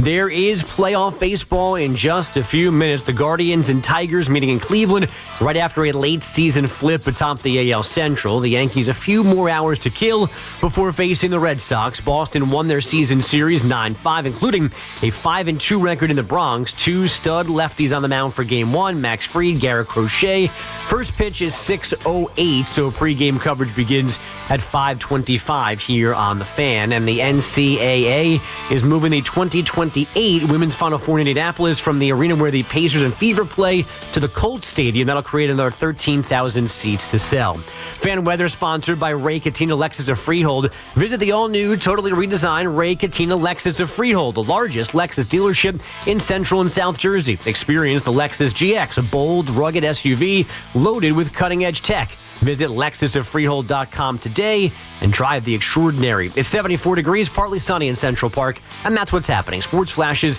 top of every hour. I'm Andrew Bogish. Ball game over. Yankees sweep Boston. Yankees win.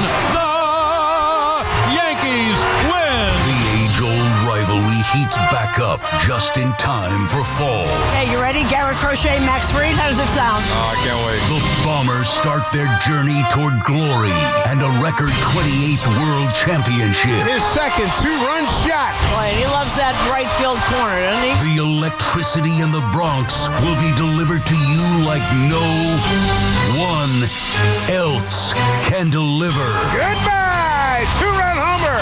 Right here on your exclusive home for New York Yankees baseball. 101.9 FM, WFAN.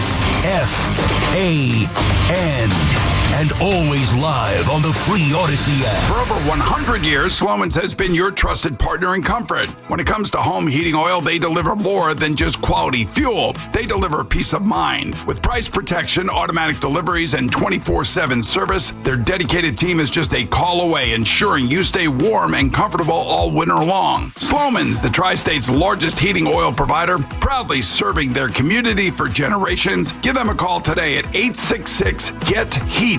Or visit oil.slomans.com. My perfect day has sand, salt, water, and friends. But my moderate to severe plaque psoriasis can take me out of the moment. Now I'm all in with clearer skin thanks to Skyrizi. Risankizumab Riza, a prescription-only 150 milligram injection for adults who are candidates for systemic or phototherapy. With Skyrizi, most people saw 90% clearer skin, and many were even 100% plaque-free at 4 months. Skyrizi is just 4 doses a year after 2 starter doses. Don't use if allergic to Skyrizi. Serious allergic reactions, increased infections, or lower ability to fight them may occur. Before treatment, get checked for infections and tuberculosis. Tell your doctor about any flu-like symptoms or vaccines. Thanks to Skyrizi, there's nothing on my skin, and that means everything. Ask your doctor about Skyrizi, the #1 dermatologist-prescribed biologic in psoriasis. Visit Skyrizi.com or call 1-866-SKYRIZI to learn more. Move and be moved in the Mazda CX-30. With advanced safety features, intuitive technology, and a refined, comfortable interior, you'll love every drive. Right now, lease the CX-30 for just $199 a month. Visit your local Mazda dealer or go to MazdaUSA.com for more information. Actual price will depend on product and subscription plan. Featured products are compounded drug products, which the FDA does not approve or verify for safety, effectiveness, or quality. Prescription products require an online consultation with a healthcare provider who will determine if appropriate. See website for details, restrictions, and important safety information. Want a boost in and out of the bedroom? Hims has you covered. Introducing a new 2-in-1 approach to level up your game. Tadalafil for better bedroom performance and zinc for testosterone support. Put it all together and you've got what you need to turn things all the way up. Getting started is simple. Just go to hims.com/joy to start your free online visit. Through Hims, you can access ED treatments including pills, chews, and more. 100% online. No office visits, no pharmacy lines. Just fill out a simple intake form and a licensed medical provider will determine if treatment's right for you. If prescribed, it ships free and discreetly to your door. Find affordable treatment options at up to 95% less than brand names at hims.com/joy. That's hims.com/joy, HIMS.com/JOY. Dunkin's $6 meal deal is kind of wild. You get a bacon, egg, and cheese sandwich, 6-piece hash browns, and a medium hot or iced coffee, all for $6. That's the main character meal energy you need this fall. Get it now in Dunkin' stores or order ahead on the Dunkin' app. No substitutions. Participation and times may vary. Offer price varies in California and Hawaii. Limited time offer cannot be combined with other offers. Exclusions and terms apply. You can't count on much these days, but you can always count on Sundays with the NFL on CBS and Paramount Plus. Watch your local NFL game live every Sunday this season, all the way through the AFC Championship game. Visit ParamountPlus.com/NFL to get started today. Hey, it's Jerry Recco. If you're facing hair loss like I am, I would like to share my journey at Great Many, New York City's cutting-edge hair growth studio. Looking to regrow your hair safely and effectively? Forget those risky pills with scary side effects and costly trips to Turkey. At Great Many, they use PRP, regenerative medicine trusted by pro athletes for recovery. It's a natural, non-surgical solution that really works. Check out my journey and visit greatmany.com/fan to learn more and save $200 today. Don't hesitate. Take action now like I have. Go to greatmany.com/fan to book your treatment or get a free consultation. Find excellence in every detail in a new Volvo. At Volvo Cars Ramsey, 8-time winner of the Volvo Excellence Award. Choose from excellent offers on a new Volvo XC40, XC60, or a new 2025 Volvo XC90. View our entire inventory at VolvoCarsRamsey.com. Find excellence in a new Volvo at Volvo Cars Ramsey, where it's all about you. Our friends at Town Fair Tire remind you that at Town Fair Tire, you always get the guaranteed lowest price on name brand tires from Connecticut to Maine. Nobody beats Town Fair Tire. Nobody. Catch all the play-by-play with Susan Waldman and Dave Sims. The home of Yankees radio. The Fan on the Odyssey, iHeart, and TuneIn apps. Clips, I'm writing down names, I'm making a list, I'm checking it twice and I'm getting them hit. The real one's been dying, the fake ones is lit. The game is off balance, I'm back on my The Bentley is dirty, my The BT Sal show on the Fan is presented by your Tri-State Cadillac dealers. Cadillac, the official luxury vehicle of the New York Giants. I got to get this off my chest before we get back to the calls here, and we'll do so on the Yankees, Jets, Giants, really whatever's on your mind. 888-808-1019 for the final hour of the show. So we're about to get underway here. Baseball playoffs. And, for Met fans, this is a reminder, your team is not in it. Outside looking in. And for me, think about how bad it had to be for the Mets with their payroll, with the talent, all that stuff, to not even make the playoffs, lose out to the lowly Reds with 83 wins. But you have a team like the Tigers who had a historic collapse. That is as bad a blown division as there's been in the history of the sport. 15.5 game lead, whatever it was, Guardians came back and got them. But yet, here we are today, and the Tigers still are playing postseason baseball. Yet when the Mets do it in 2007, 7-game lead with 17 to go, whatever it is, 2008, this year, they're on the outside looking in. Even when they fold, they can't fold the right way. The Tigers collapse and yet find themselves still in the postseason. And with the Mets, BT, not such luck. Loss, loss, loss, win. Loss, loss, loss, loss, loss, loss, loss, loss. Win, loss, win, loss. In. Yeah. To your point. Right. The Mets listen, what it just tells you everything matters. We get wrapped up in the August swoons or the September swoons, whatever it might be. But, what you do in April, whether it's a bullpen malfunction for all teams, what you do in May, it matters. It's a long season. Right, but you know what I'm saying. I know the fact that you could have that collapse and still get in, the Mets couldn't even have that. Like, it had been bad enough to blow the division line. Imagine being a Tigers fan. Being like, what the hell just happened here? You blew a 15.5-game division lead. Like, that's unacceptable to the Guardians. But yet, at the end of it, it's like, all right, well, still made the postseason. Now, that's not... It shouldn't be a good enough consolation, but at least they did make it and still have a chance to go out there and now beat the Guardians on the road, but still go beat them. Whereas the Mets no second chance here. Not in 07, not 08, and not now. I did this quick. I think they had 8 wins since August 24th. The Tigers? Yes. And still made the postseason. Still made it with 87 wins, yeah. And they lost the last game of the season. That's what I was going to say. Like, the Tigers might be the one team that the Mets actually had a better record than down the stretch. While we're on the topic of the Mets, I will say that, obviously it's going to be painful to watch the postseason without the Mets in it. That goes without saying. But I do think, considering all that went wrong, all my core beliefs about where the franchise is at still remains intact. It's the owner. It's him giving the resources to the general manager and also trusting the general manager. I liked what I had to say about Stearns, what I heard Stearns had to say yesterday. It's the same thing I was saying yesterday on the air with you. I want to build a team that plays baseball well. Defense, run the bases well. I'm tired of looking at Nimmo, who can't move in left field. Tired of looking at Alonso at first base. Even Lindor at short has regressed. Like, Vientos at third. No more. Get some, no center field. Get some well-rounded baseball players in here. And I have full confidence after hearing David Stearns yesterday that they are going to do, in fact, just that. I thought David Stearns did a really good job. I didn't see it live. I saw all the clips. SNY was pumping them out, and I think that's where I saw them. They had about 7 or 8 different. The Pete, the defense, Mendoza.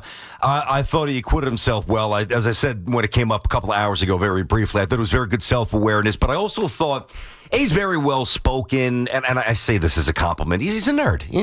That's really, I don't mean that as a diss, but even with his very buttoned-up presentation, he kept it real. Yeah. And I think that was very important for... Well, he's from here. Like, thank goodness. That's true. Yeah, it's right. like he's from... Yeah, I got you. Yeah, that's 100%. So he gets it. He's a Mets fan. He understands the game here. But I think there's certain times where you got to give your fan base a pound of flesh. You have to. Not that you divulge every state secret, but, there's just a time and a place where you got to throw your hands up and say, I messed up, we didn't get it done, it's on me. And I thought he took the bullets like a big boy.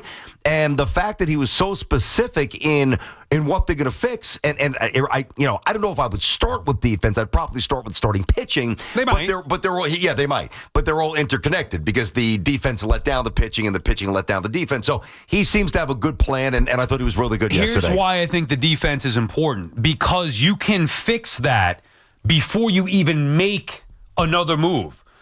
Meaning that, okay, we want Pete back, but he's going to be back as a bulk DH. Now, I'm just using him as the first example. I'm not saying this is what they're going to do. Mm-hmm. Although if you read the article yesterday by The Athletic, they alluded to that, and even Stearns alluded to it without flat out saying it. Like, I don't know if Pete's going to be on board with that, but let's not make it like Pete Alonso wouldn't take the most money and come back here. Hey, if he loves it as much as he says he does, and he wants to get paid, and they say, well, we'll pay you in accordance to what the market says you are, but we're going to have you DH half the time, play first base half the time, and then in a big game, you're going to be the DH. But I don't think it would then be in accordance with what he's worth there, because I think if you have that, if that's the blueprint going into the negotiations, if you're a part-time defensive player, you're not going to get market value. So that's where I don't think it would work out. They're going to have to pay him whatever the market says. So if the market's paying him whatever it is, first base DH, I don't care. Whatever the market is, say 27.5 a year, almost 30. He's right? probably going to want more than that. I think the number is $30 million a year for 5 years. Let's say. Now, if it goes anything beyond that, I'm out. I don't care if it's DH or not. I wouldn't give him 5 anyway. Yeah, okay, fair enough. But that's what I'm saying. So, like, I feel like I'm extending at $30 million 5 years. You're talking about 150. You want to say a little bit less than that? I'm not going above that. 5 years, $30 million a year. That's more than enough to make Pete Alonso happy. And if somebody wants to beat that, tip your cap and move on and build it another way. I'm saying that I'd be, from the Mets' perspective, willing to give him what he wants, assuming it's that, and then telling him, but you have to DH primarily. You'll play some first, but you're going to DH. And then in the big games down the stretch, he's going to be the DH because the Mets lineup is better with DH. Now, that's just one guy. Another thing could be moving Juan Soto to left field. and either moving Brandon Nimmo out or moving Brandon Nimmo to DH and letting Pete Alonso walk. Like, there are better ways. But then who would play right? So if Soto goes to the right fielder. I'm just saying that right now, it's not something that I thought of, but I was talking to people about this. Yeah. There is a thought that you can move Soto to left to help mitigate his deficiencies instead of in right. Why would they think that would be easier? There's more right-handed batters, so in theory he should get more action. I think he's better in right field, personally. That I don't know. I'm just saying maybe right field is a tougher position. I can't. Like City Field dimensions kind of deal? Yeah, maybe you could hide it better. I don't know. All I know is this. Nimmo's not good. No, it's time for... I'd move on. Understood. But it's easier said than done, right? I agree. My point is you want to upgrade. Like, either, at least in my version of this, it's either got to be Nimmo's going to become the primary DH or Alonso. You can't have both and have a good defensive team. So you pick how you want to do it. I would not let Pete walk because I want his defense. You want his offense, you mean Pete? Excuse me. I want his offense. Yeah, correct. I want his offense. Yeah. I like the tandem of Soto, Alonso. That's something I would not. You want his bat, man. I would not be willing to break that up. I would look into trading Lindor. I talked about that, and now would be the time to do it, because if you don't trade Lindor now, he's only going to decline and the value is going to get worse. Correct. He already showed signs of declining defensively this year. If you're talking about upgrading defensively and they have Jet Williams, who might be the future choice, again, I don't know the answers. I'm just playing this out how their team right now, it is proven that it didn't work with Nimmo, Soto, Alonso, Lindor all having arguably career years at the same time and staying healthy and producing. That won't happen again, and it still wasn't good enough. And if you want to upgrade defensively, and they do, some of those guys are going to have to go. Okay, so I know what you would do. Yeah. And I'm kind of in alignment with most of those things. I'm going to take you around a few spots here, a couple of names, and tell me fast. Do you think they're back or no from the Mets perspective? Pete. I mean, that's an impossible one to answer because there's so many variables. I think the Mets want him back, but it's going to be under the circumstances that I just laid out. I'm not saying that verbatim. The Mets are not going to want Pete Alonso to be the everyday first baseman. Do you think McNeil's back? No. You think Lindor's back? Yes. You think Vientos is back? No. You think Beatty's back? Yes. You think they explore a different option at catcher? Possibly, but probably not. I would. I like Alvarez. Again, like, you can't have too many DHs. I would not have him be the primary catcher. You can't stay healthy. And he's not even a great offensive player. I know he's not. He gives minor league at bats still. Even the last game of the year, like, you can't be swinging at a pitch 10 feet off the plate, bro. Missed it by a mile again. He had some bad bats down the stretch. Clutch at bat. He could be pitched to so easily. Nimmo? You think they move on from Nimmo? I think they're going to have to make a really difficult decision here on moving on from either. Now, if it were me, I'd get rid of both. And I say get rid of, not to be disrespectful. I just would build my team differently and use those resources. Meaning Pete and Nimmo? No. Or meaning Lindor? Nimmo and Lindor. Gotcha. But I don't think it's even. It might be too hard to trade one of them. That's a lot. Let alone both. That's tough. But one has to go. McNeil's an easy out. Vientos an easy out. He's an easy out, yeah. Pete, unfortunately, is an easy out, but that's the one that they need back. Like, if I had to choose, if you ask me who are you keeping, obviously Soto's not going anywhere. Of the other three, who would you keep? Some may say Lindor, some may say Nimmo, some may say Pete. I am in the camp of keeping Pete Alonso. Okay. I'm making him the primary DH, play a little first. That gives you some flexibility with DH. I like it. You get some flexibility at DH. You keep his power bat in the lineup every single day, and you upgrade defensively at first base. That's one easy fix for me. Now it's, what do you do with shortstop? What do you do with left field? And if you keep shortstop, then you have to move on from Brandon Nimmo in left field and use that money elsewhere. Okay. I wonder if, I don't know if they would do this. I watch Goldschmidt play first base. I watch some other Tino. Why can't Brett Beatty be a good first baseman at some point? Well, I mean, he might be their everyday third baseman. I mean, he could be. He could move Lindor there potentially. I'm just throwing that out there. Or Lindor. I think Lindor's probably going to move to second more than third. When he moves, not next year. Yeah. And then the last thing here is, and I'm curious, what you hear and also what you think, but if you've heard anything, we're getting labor strife in 27. 27 is going to be a dead year for baseball. So I wonder how much that changes the motivation of Cohen with the window closing on Lindor and, Soto and his absolute prime and Pete and all the thing.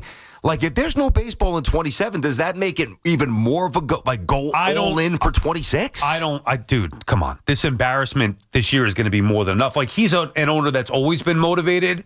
I think he's learned that it's not as easy as just, yeah, sure, I'll write the check and here you go. Whether it's Correa, whether it's Alonso, Soto, He's done that. He's tried it multiple ways. He's learned. I don't think he needs more motivation. So I haven't heard anything on that specifically. I don't think that that's going to impact him. I think he is balls to the wall regardless of making right with the fans and not further embarrassing himself, the organization, or the fan base. He's going to do everything in his power to get this right next year. I agree with you, but I do think that some other teams will have the exact opposite approach because of, number one, their financial situations, which are bad, but also 27. And you know what? Hey, listen, just the Yankees and the Mets could hop on some teams and really fleece them here, because if you're of the mindset that 2027 is going to be either fully without baseball or largely without baseball, and I've said that for over a year now, and unfortunately I believe that very strongly, then there's going to be a lot of teams who don't make any profit, who have no chance to win, that are going to be dumping this offseason, and our team should be at the front of the line waiting. Yeah, exactly. Hopefully you can take advantage of that. Sports Talk on WFAN is presented by Paramount Plus. You can't count on much, but you can always count on Sundays with the NFL on CBS and Paramount Plus. Watch your local NFL game live every Sunday all season long. Visit ParamountPlus.com/NFL to get started today. One thing you can certainly count on is the New York Yankees in the postseason. That seems to happen every single year. Game 1 tonight, Yankees Red Sox. We'll get back to those calls on the other side, 888-808-1019. Stop dealing with your neck pain, backache, sciatica, and go to Dr. Jay Schott, Samuel Institute for Pain Management, a migraine and nerve pain specialist who gets you back to feeling yourself again with minimally invasive and non-surgical treatments. There are thousands of 5-star reviews who trust Dr. J for pain-relieving solutions. Same day and next day appointments available with offices in Colonia, Livingston, and Englewood, New Jersey. Turn to Samwell Pain for effective pain-relieving solutions. Visit SamwellPain.com. Here's Aaron Boone to lead off. His first at-bat of the game. There's a fly ball deep to left. It's on its way. There it goes. And the Yankees are going to the World Series. The age-old rivalry heats back up just in time for fall. Hey, you ready? Garrett Crochet, Max Fried. How does it sound? Oh, I can't wait. The Bombers start their journey toward glory and a record 28th World Championship. His second 2-run shot. Boy, and he loves that right field corner, doesn't he? The electricity in the Bronx will be delivered to you like no one else can deliver. Goodbye, 2-run homer. Right here on your exclusive home for New York Yankees baseball. 1019 FM, WFAN.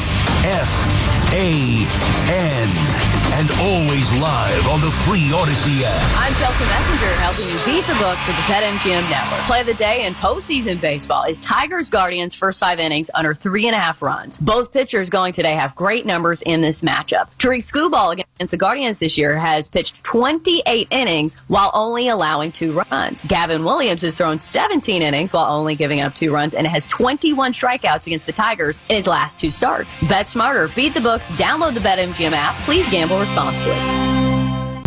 Life insurance. Why are you putting it off? Can't afford it? Too much hassle? Think you don't need it? There's lots of excuses for putting off life insurance. But if you weren't there, who would pay the mortgage and other bills? With Ethos, you could be covered in 10 minutes and boom, family protected. Ethos, fast and easy online term life insurance. Up to $2 million in coverage with no medical exam. Some policies as low as $1 a day. Answer a few health questions and get your free quote at ethos.com/play. That's ethos.com/play. I'm Pierre Palazzolo, VP of Digital Marketing for the American Management Association, a company focused on the management training skills needed to enhance the careers of business professionals. We did our research when it came to the best companies for website development and chose AmericanEagle.com. And we couldn't be happier. AmericanEagle.com worked closely with us to understand the front and back end requirements needed to launch an e-commerce website that could handle the complexities of running thousands of seminars nationwide. Our robust new website and improved SEO saw immediate increases in site traffic and web revenue. If you're in need of managerial effectiveness and success, visit our website at amanet.org. If you're in need of a website that provides an unparalleled consumer experience, I highly recommend AmericanEagle.com.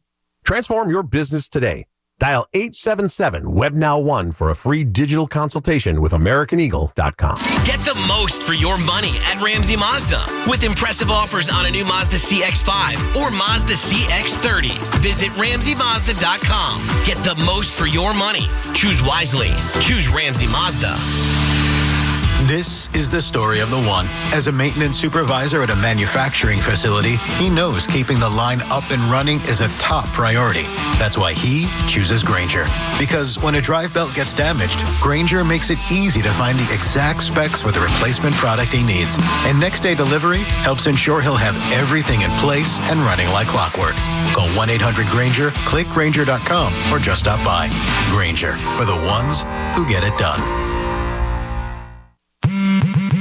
Straight Talk presents the math of more. Here's how it works. When you say yes to more with Straight Talk, you're left with more for all the other good stuff. So getting an unlimited plan starting at just $25 a month equals more savings for your family's weekend adventures. And with a network covered by Verizon, you can share more from wherever you go. It's simple math, really. More equals more with Straight Talk. Available at straighttalk.com and Walmart. Taxes and fees apply. The $25 plan requires a compatible unlocked device and a new line of service. Additional terms apply. Get ready for more BT and Sal on the Fan.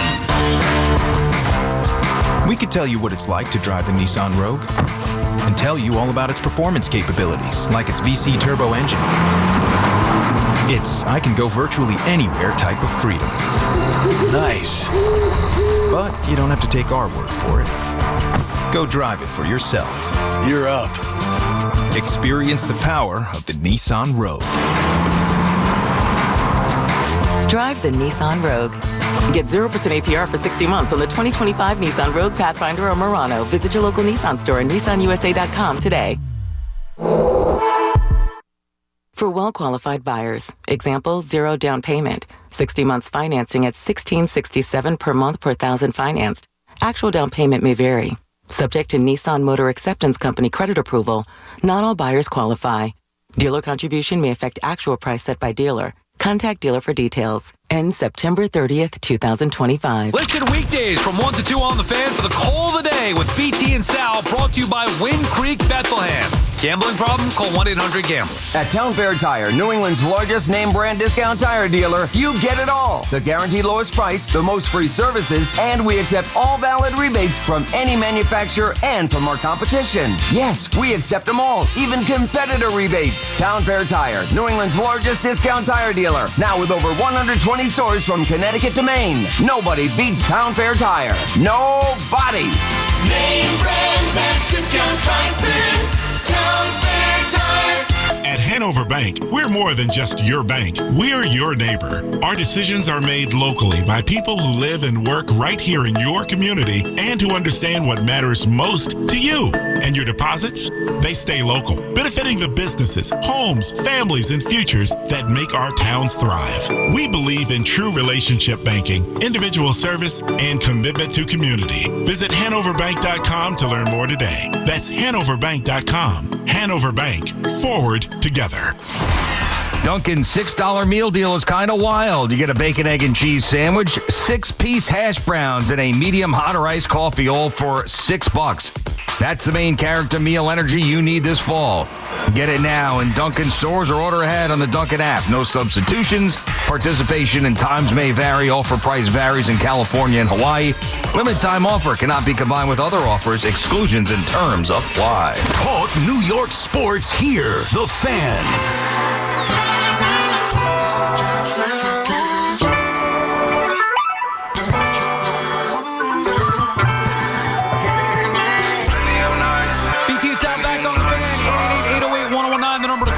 To the phones here in just a second. So we've been talking a lot about, obviously, Game 1 tonight with the Yankees.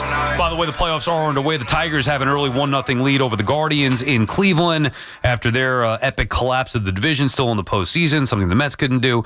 Anyway, the lineup that Jack Curry tweeted about yesterday, saying it was the projected lineup, now he's saying it's the expected lineup. So Goldschmidt, Judge, Bellinger, Stanton, Rosario behind Stanton at second base, Grisham down in the order, Volpe at short, Wells catching, Caballero at third base.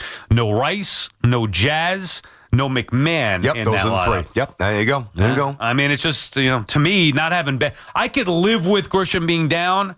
I don't know about even Jazz. Like, I feel like he's more good than I get the matchups, okay? Mm-hmm. But no Ben Rice in there? God. Yeah, I mean, they're leaning on the numbers here, and I'm okay with it more than most. I wish it wasn't So now, what if it's not Crochet? I mean, what if it's just a good lefty? Although first game of the playoffs is going to be a good, what if it was a good lefty, not a great lefty? Is that something you roll the dice? He's just filthy, dude. He is hard on lefties. I get it, but then you can make that excuse. It's not Randy Johnson. Like, that's a little bit different. And even so, now I don't remember the exact lineups, but if your best hitters are left-handed, so be it. I feel like Soto's not coming out. I'm not to bring him up, but I'm saying like he's the best. No, he's not. He's going to stay where he is. But I feel like Buck dropped, and I'd have to double check this. I think that Buck dropped Paul O'Neill against Randy Johnson. But you know, whether it was Boggs or Mattingly, both hit Randy Johnson very well. I think they were over 400 for their career against him. And that's Randy Johnson. Like Crochet is good as there is in the game right now. He's not Randy Johnson. I mean, I don't know if there's ever been a Randy Johnson. Who is as nasty on lefties as ever. Obviously a great pitcher. All right, BT and Sal on the Fan. Matt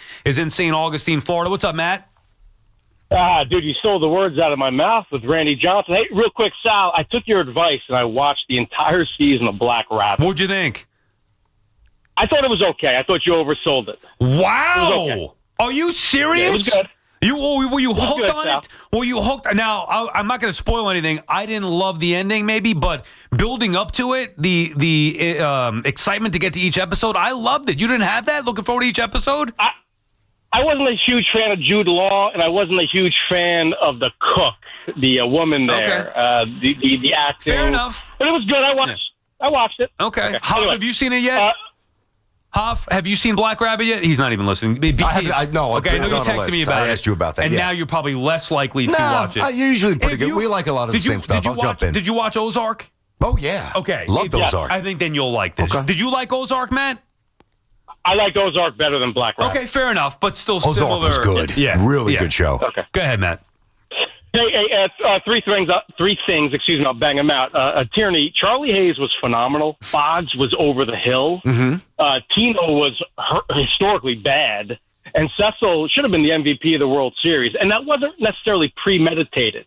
Okay, it was just organic. What they're doing tonight's a mistake. Plus, that guy's a 12-6 guy. He's an over-the-top guy. He's a four-seamer. He's not Randy Johnson. I think this is a mistake. Second thing. Tierney, with just Rice, Matt? With just Rice, or you're talking about Jazz? All of them. Okay. All of them. Don't let him dictate what we do. Right. Okay. Number two, I have to say this.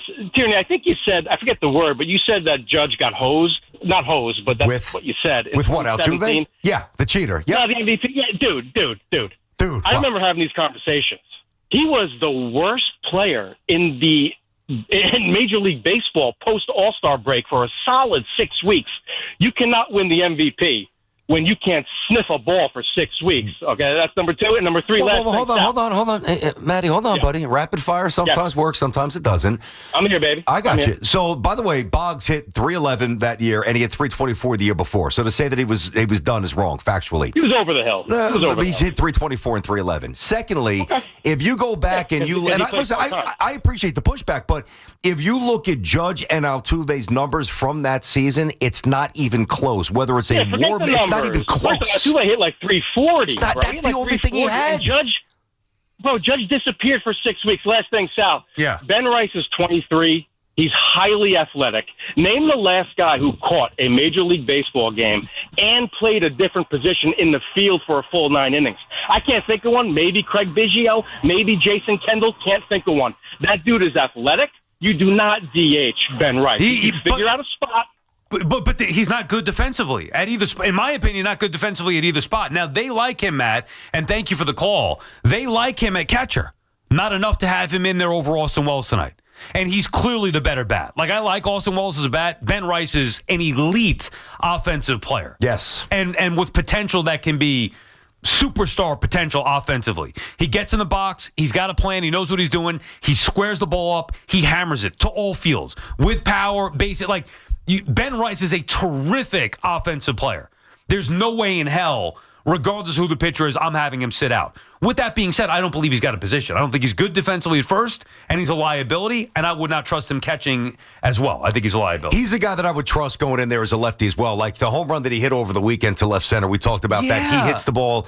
I don't want to get nuts here and say he hits the ball harder than Aaron Judge, but like Aaron Judge's home runs are harder, but I feel like Ben Rice might actually consistently square the ball up even more a little bit than Aaron Judge, as nuts as that sounds. Now, the last caller came with 3 very strong opinions, but presented as facts like, dude, Ben Rice is not an elite athlete. He's right around 48, 49% percentile in sprint speed.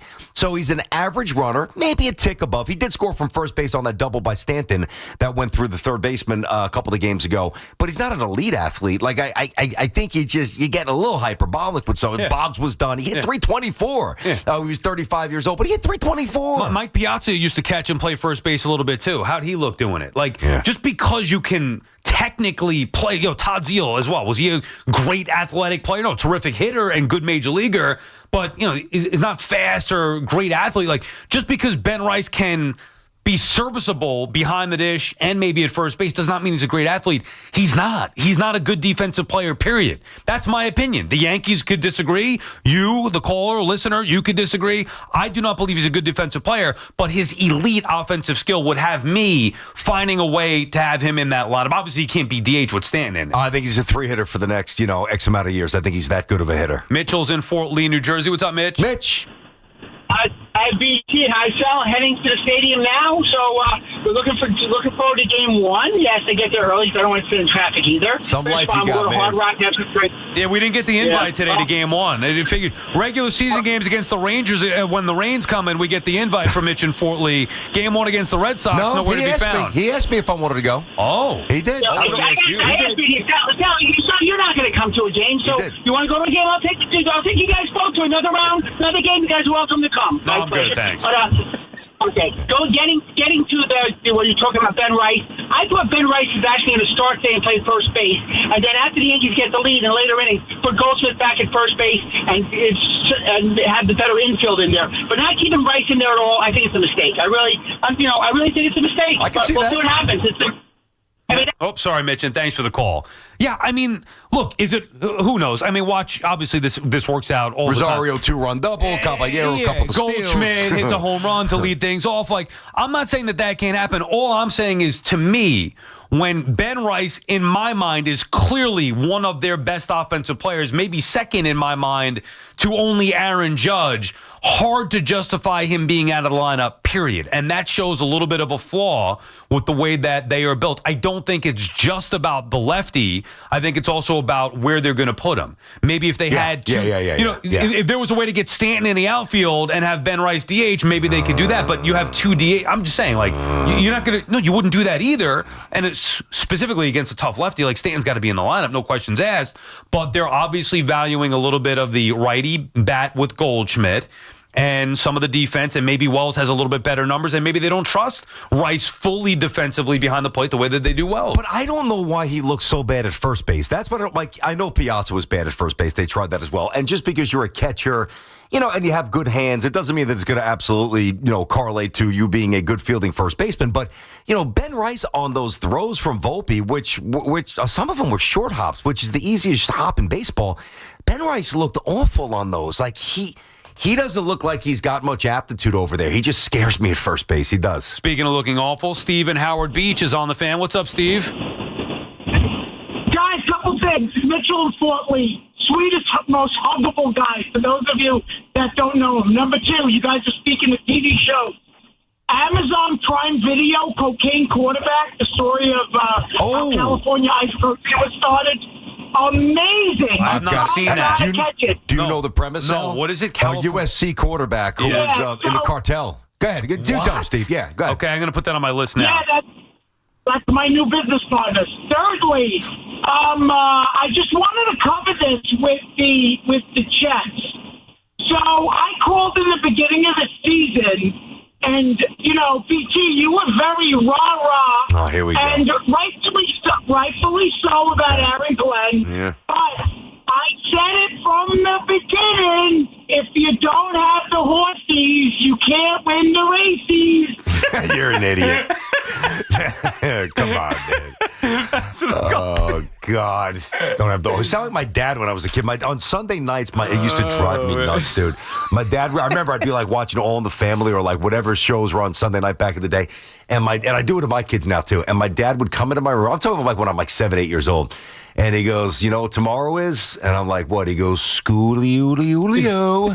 And it used to annoy me so much. And when he just said the horses and the races, it brought me back to like 1983 with my dad making fun of me going back to school. Steve, of course, a big Dolphin fan. Couldn't wait to get at it. The one game the Dolphins could win, I know. Of course, the Jets. Your coach is not. Do you think Tua's there in a couple of years? You think he's the guy? I don't know. I'll tell you this. I love watching their offense. I love it. A lot of motion and stuff, trickery. I love the wide receiver screens, the way that they block, the way that it's a beautiful offense to watch. Yeah. And Tua does, when he's going well, yes, he executed at a high level. The problem is he's just one bad decision away from blowing up the whole thing. But the way they run the football, like Mike McDaniel, he could be the offensive coordinator for my team any day. He's brilliant. I don't think he's a head coach necessarily. But do you see Tua flipping behind his back last night? Yeah, Did you see that? I've never seen that in my life. What a beautiful play that was. When they're clicking, man, the one thing that wasn't beautiful, Tyreek Hill, that injury. I couldn't watch it again. Dude, how about the way he was partying off the field? Well, I even said on the podcast last night when that came up for a second, I'm like,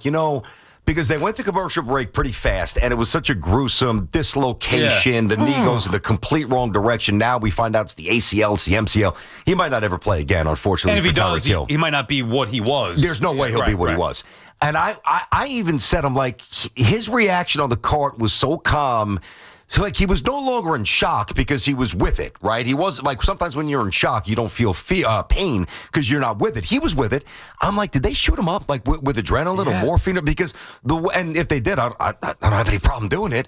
Like, the fact that he was on that court and it looked like he pulled a hamstring was the highest threshold of pain for a gruesome injury that I've ever seen in my life. No, not only was there no pain, he's like smiling and pointing to the crowd like... No negative emotion whatsoever. I'm like, dude, you're tough like as nails. You're lucky you could walk after that thing. Yeah, well, he can't. You mean down the road? Yeah, I mean down the road. And he's like smiling and looked like he was relieved to get the hell out of there. I was going to say, maybe he's happy the season. He's still going to get paid. Season's over. It was noticeable to the point where, I don't think I've ever seen that before. A guy getting carted off after that significant an injury that was smiling and cheering to the fans. You usually get the towel draped over the head. Maybe if it's, God forbid, like a fear of paralysis, you'll get the thumbs up. You'll get some sort of acknowledgement. But he was yucking it up. BT Sal on the Fan finish up on the phones when we come back. All right, Sal. Hey, FanDuel's getting you guys ready for kickoff with an offer that you don't want to miss. New customers give out $5 and get $300 back in bonus bets if you win. That's right. Pick a bet $5, and if you win, you unlock $300 back in bonus bets to use all across the FanDuel app, which is great. It is simple to navigate, easy to use. Parlays, player props, ride the live lines, whatever your style is. Of course, FanDuel's got you covered. The NFL season finally here. The only question is, are you ready to play? And if so, and you're not already in the FanDuel family, change it. FanDuel.com/BT to download the FanDuel app today. That's FanDuel.com/BT. We love the app around here. It is safe and secure, and when you win, you get paid right away. So, FanDuel, of course, the official partner of us here at WFAN. Must be 21 plus and physically present in New York. First online real money wager only. $5 first deposit required. Bonus issued is non-withdrawable bonus bet that expires 7 days after receipt. Restrictions apply. See terms at sportsbook.fanduel.com.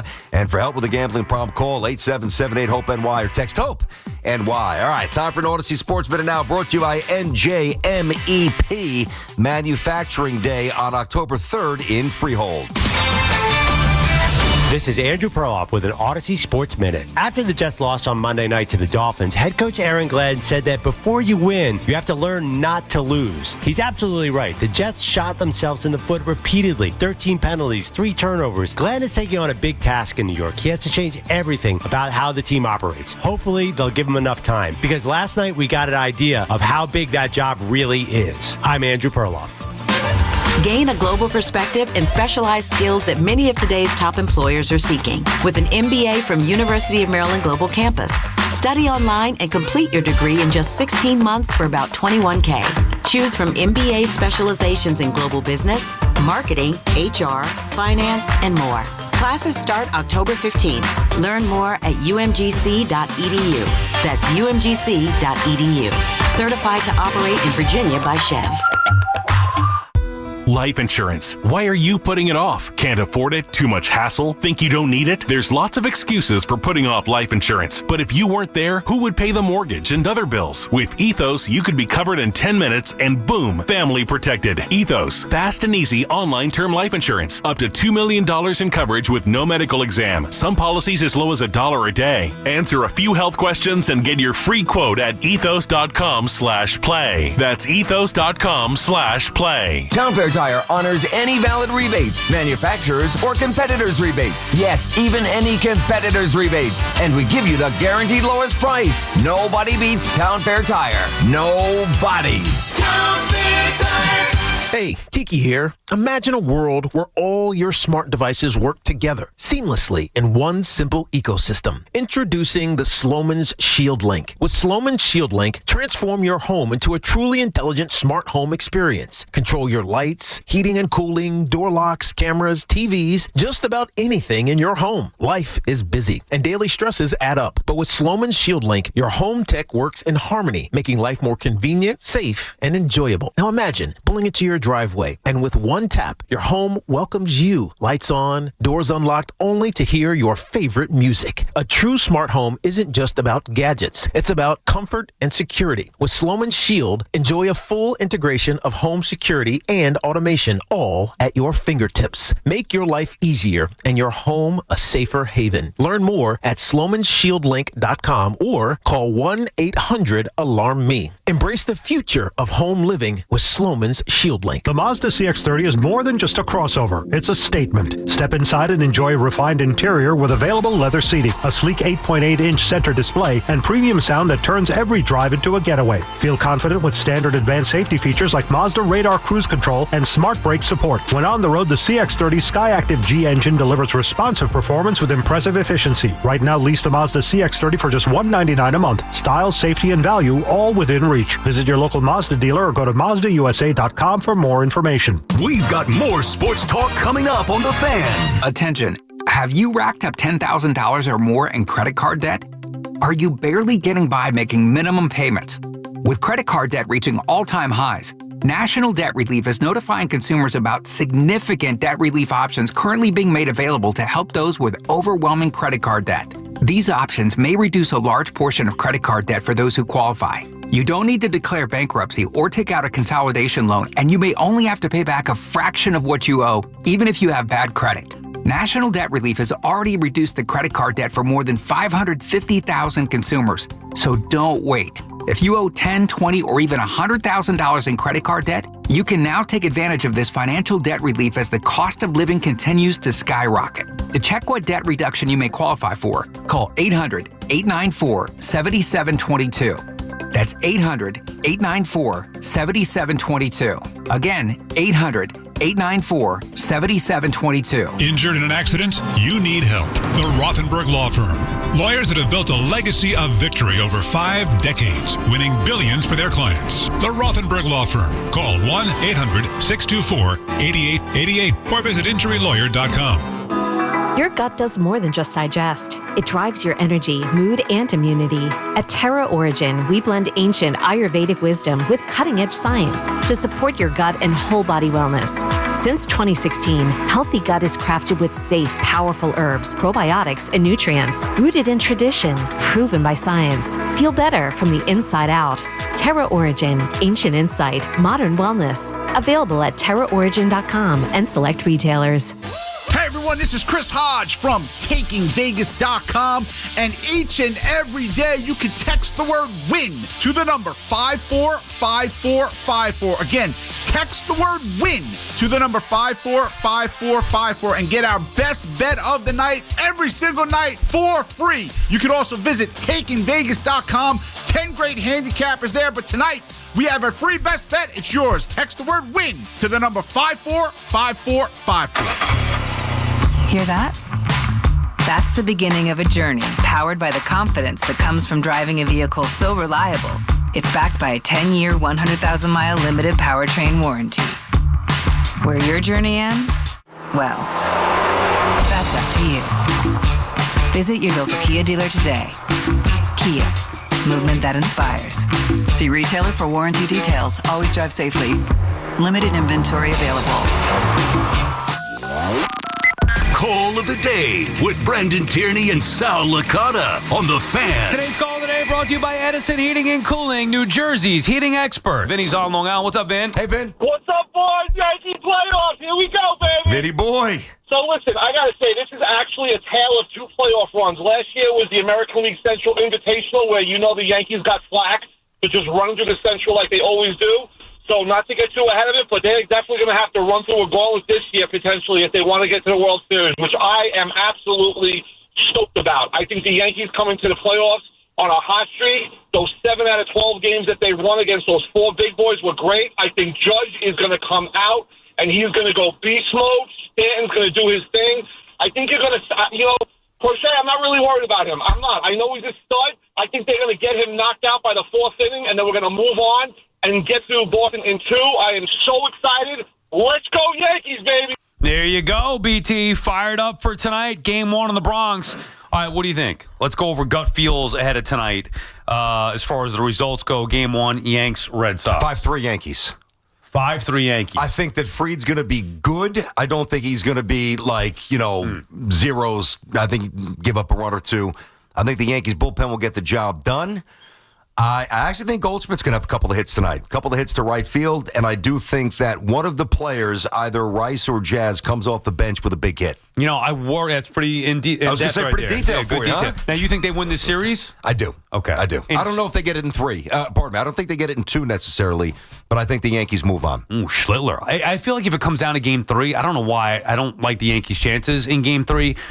My gut says, and beyond the series here, which is a tough series to figure. I think the Red Sox are dangerous. They were a dangerous matchup. I felt that way for a while, and I don't want to go away from my gut, but I'm feeling like the Yankees are going to win tonight. That's just my gut saying that if they're going to win. I think if they lose tonight, I do not believe they are going to win this series. So I think that this is a huge one for, even though, if the Red Sox, I think winner tonight wins. Put it that way, wins the series. If the Red Sox lost tonight, I think it's definitively over. If the Yankees lost, you can make a case where they could come back and win the final 2 in a row. But I don't think that's going to be the case. Just the way that this series is, if the Red Sox can get tonight, I think it's going to be too much pressure on the Yanks without Max Fried available, with a bullpen I don't trust, a defense I don't fully trust. So I think whoever wins tonight wins the series, and my gut is telling me that Judge is going to show up in a big way tonight. He has to. Here we go. Talk to me. Let's go. Judgey time. I don't think going yard. If he doesn't, I don't believe the Yankees win the game. So yes, I do think Judge takes Crochet deep and begins the process of ending the postseason drought, which is going to be the crucial first step on their way to winning a World Series. I think it begins tonight. To me, tonight is going to dictate and determine what the Yankees are going to do the rest of the postseason. That's how big of a game I think it is tonight. Interesting. Kind of like A-Rod in 09 where he exercised those demons. You think Judge gets off the mat and starts doing that for himself tonight? I mean, I think he's had success against Crochet. I've seen him do it in the biggest he struck out a lot, too. He struck out 11 times against him. Understood, but after that, he hit that game-tying homer. And in fact, that to me is a huge moment. And I just think he's a man on a mission. And against a pitcher who had his number... it's almost symbolic of the way the postseasons have gone. The postseasons have gotten the best of Aaron Judge, much like Garrett Crochet did early on, until they didn't. And then Judge hammered Crochet in that big moment.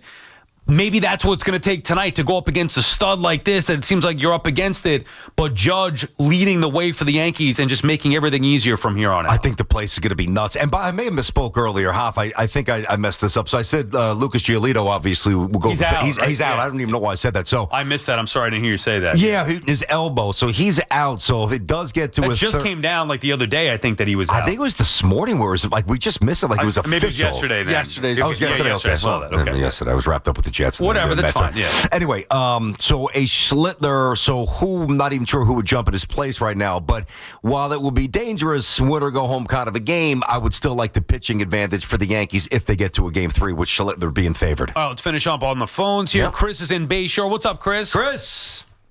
Yeah, hey, guys, how we doing? Very pumped about tonight. I think 2 things. First, I think, BT, you're right. I think at first base, you see Rice really struggling with that ball. It's not really a pick, and it's kind of ankle high, coming at 90, that he can't handle, and that's too risky. But I really think his bat's got to be in there at some point, maybe late. And then the other thing, Sal, you got to watch Task on HBO. Oh my God, we do, and thank you for the Task, and thank you for the call. Now, Black Rabbit is different because that's one of those binge shows. Like you watch it, you're hooked, and we couldn't wait, my wife and I, to watch the next one, and the next one, and the next one. Task is old school. HBO Sunday 9:00, like the Penguin, where you had to wait a week. Exactly, that's where they release it. Interesting. I think that show's actually better than Black Rabbit. How do you watch all this stuff? To me, it's overwhelming. Yeah, I mean, a lot of stuff. It's not like I'm watching everything else on top of it. Black Rabbit, it took us 3 days to watch the 8 episodes. Oh, so it was one season.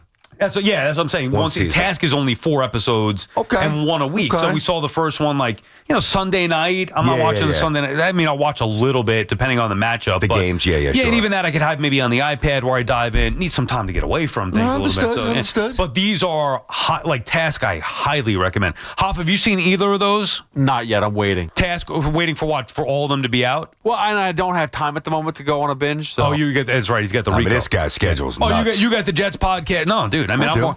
you got the schedule's nuts too. Yeah. Well, you got the Jets podcast afterward. He's doing the Rico podcast. When I get home, I'm trying to. I mean, even though I have SNY basically twice a night after I leave here, there's a window in between that I can watch some of these shows, catch up. I need a little escape, keep me sane. You know what I'm saying? Listen, you got to step away from some of these games after. You have to. I mean, otherwise you just not now. Now's not the time. Now.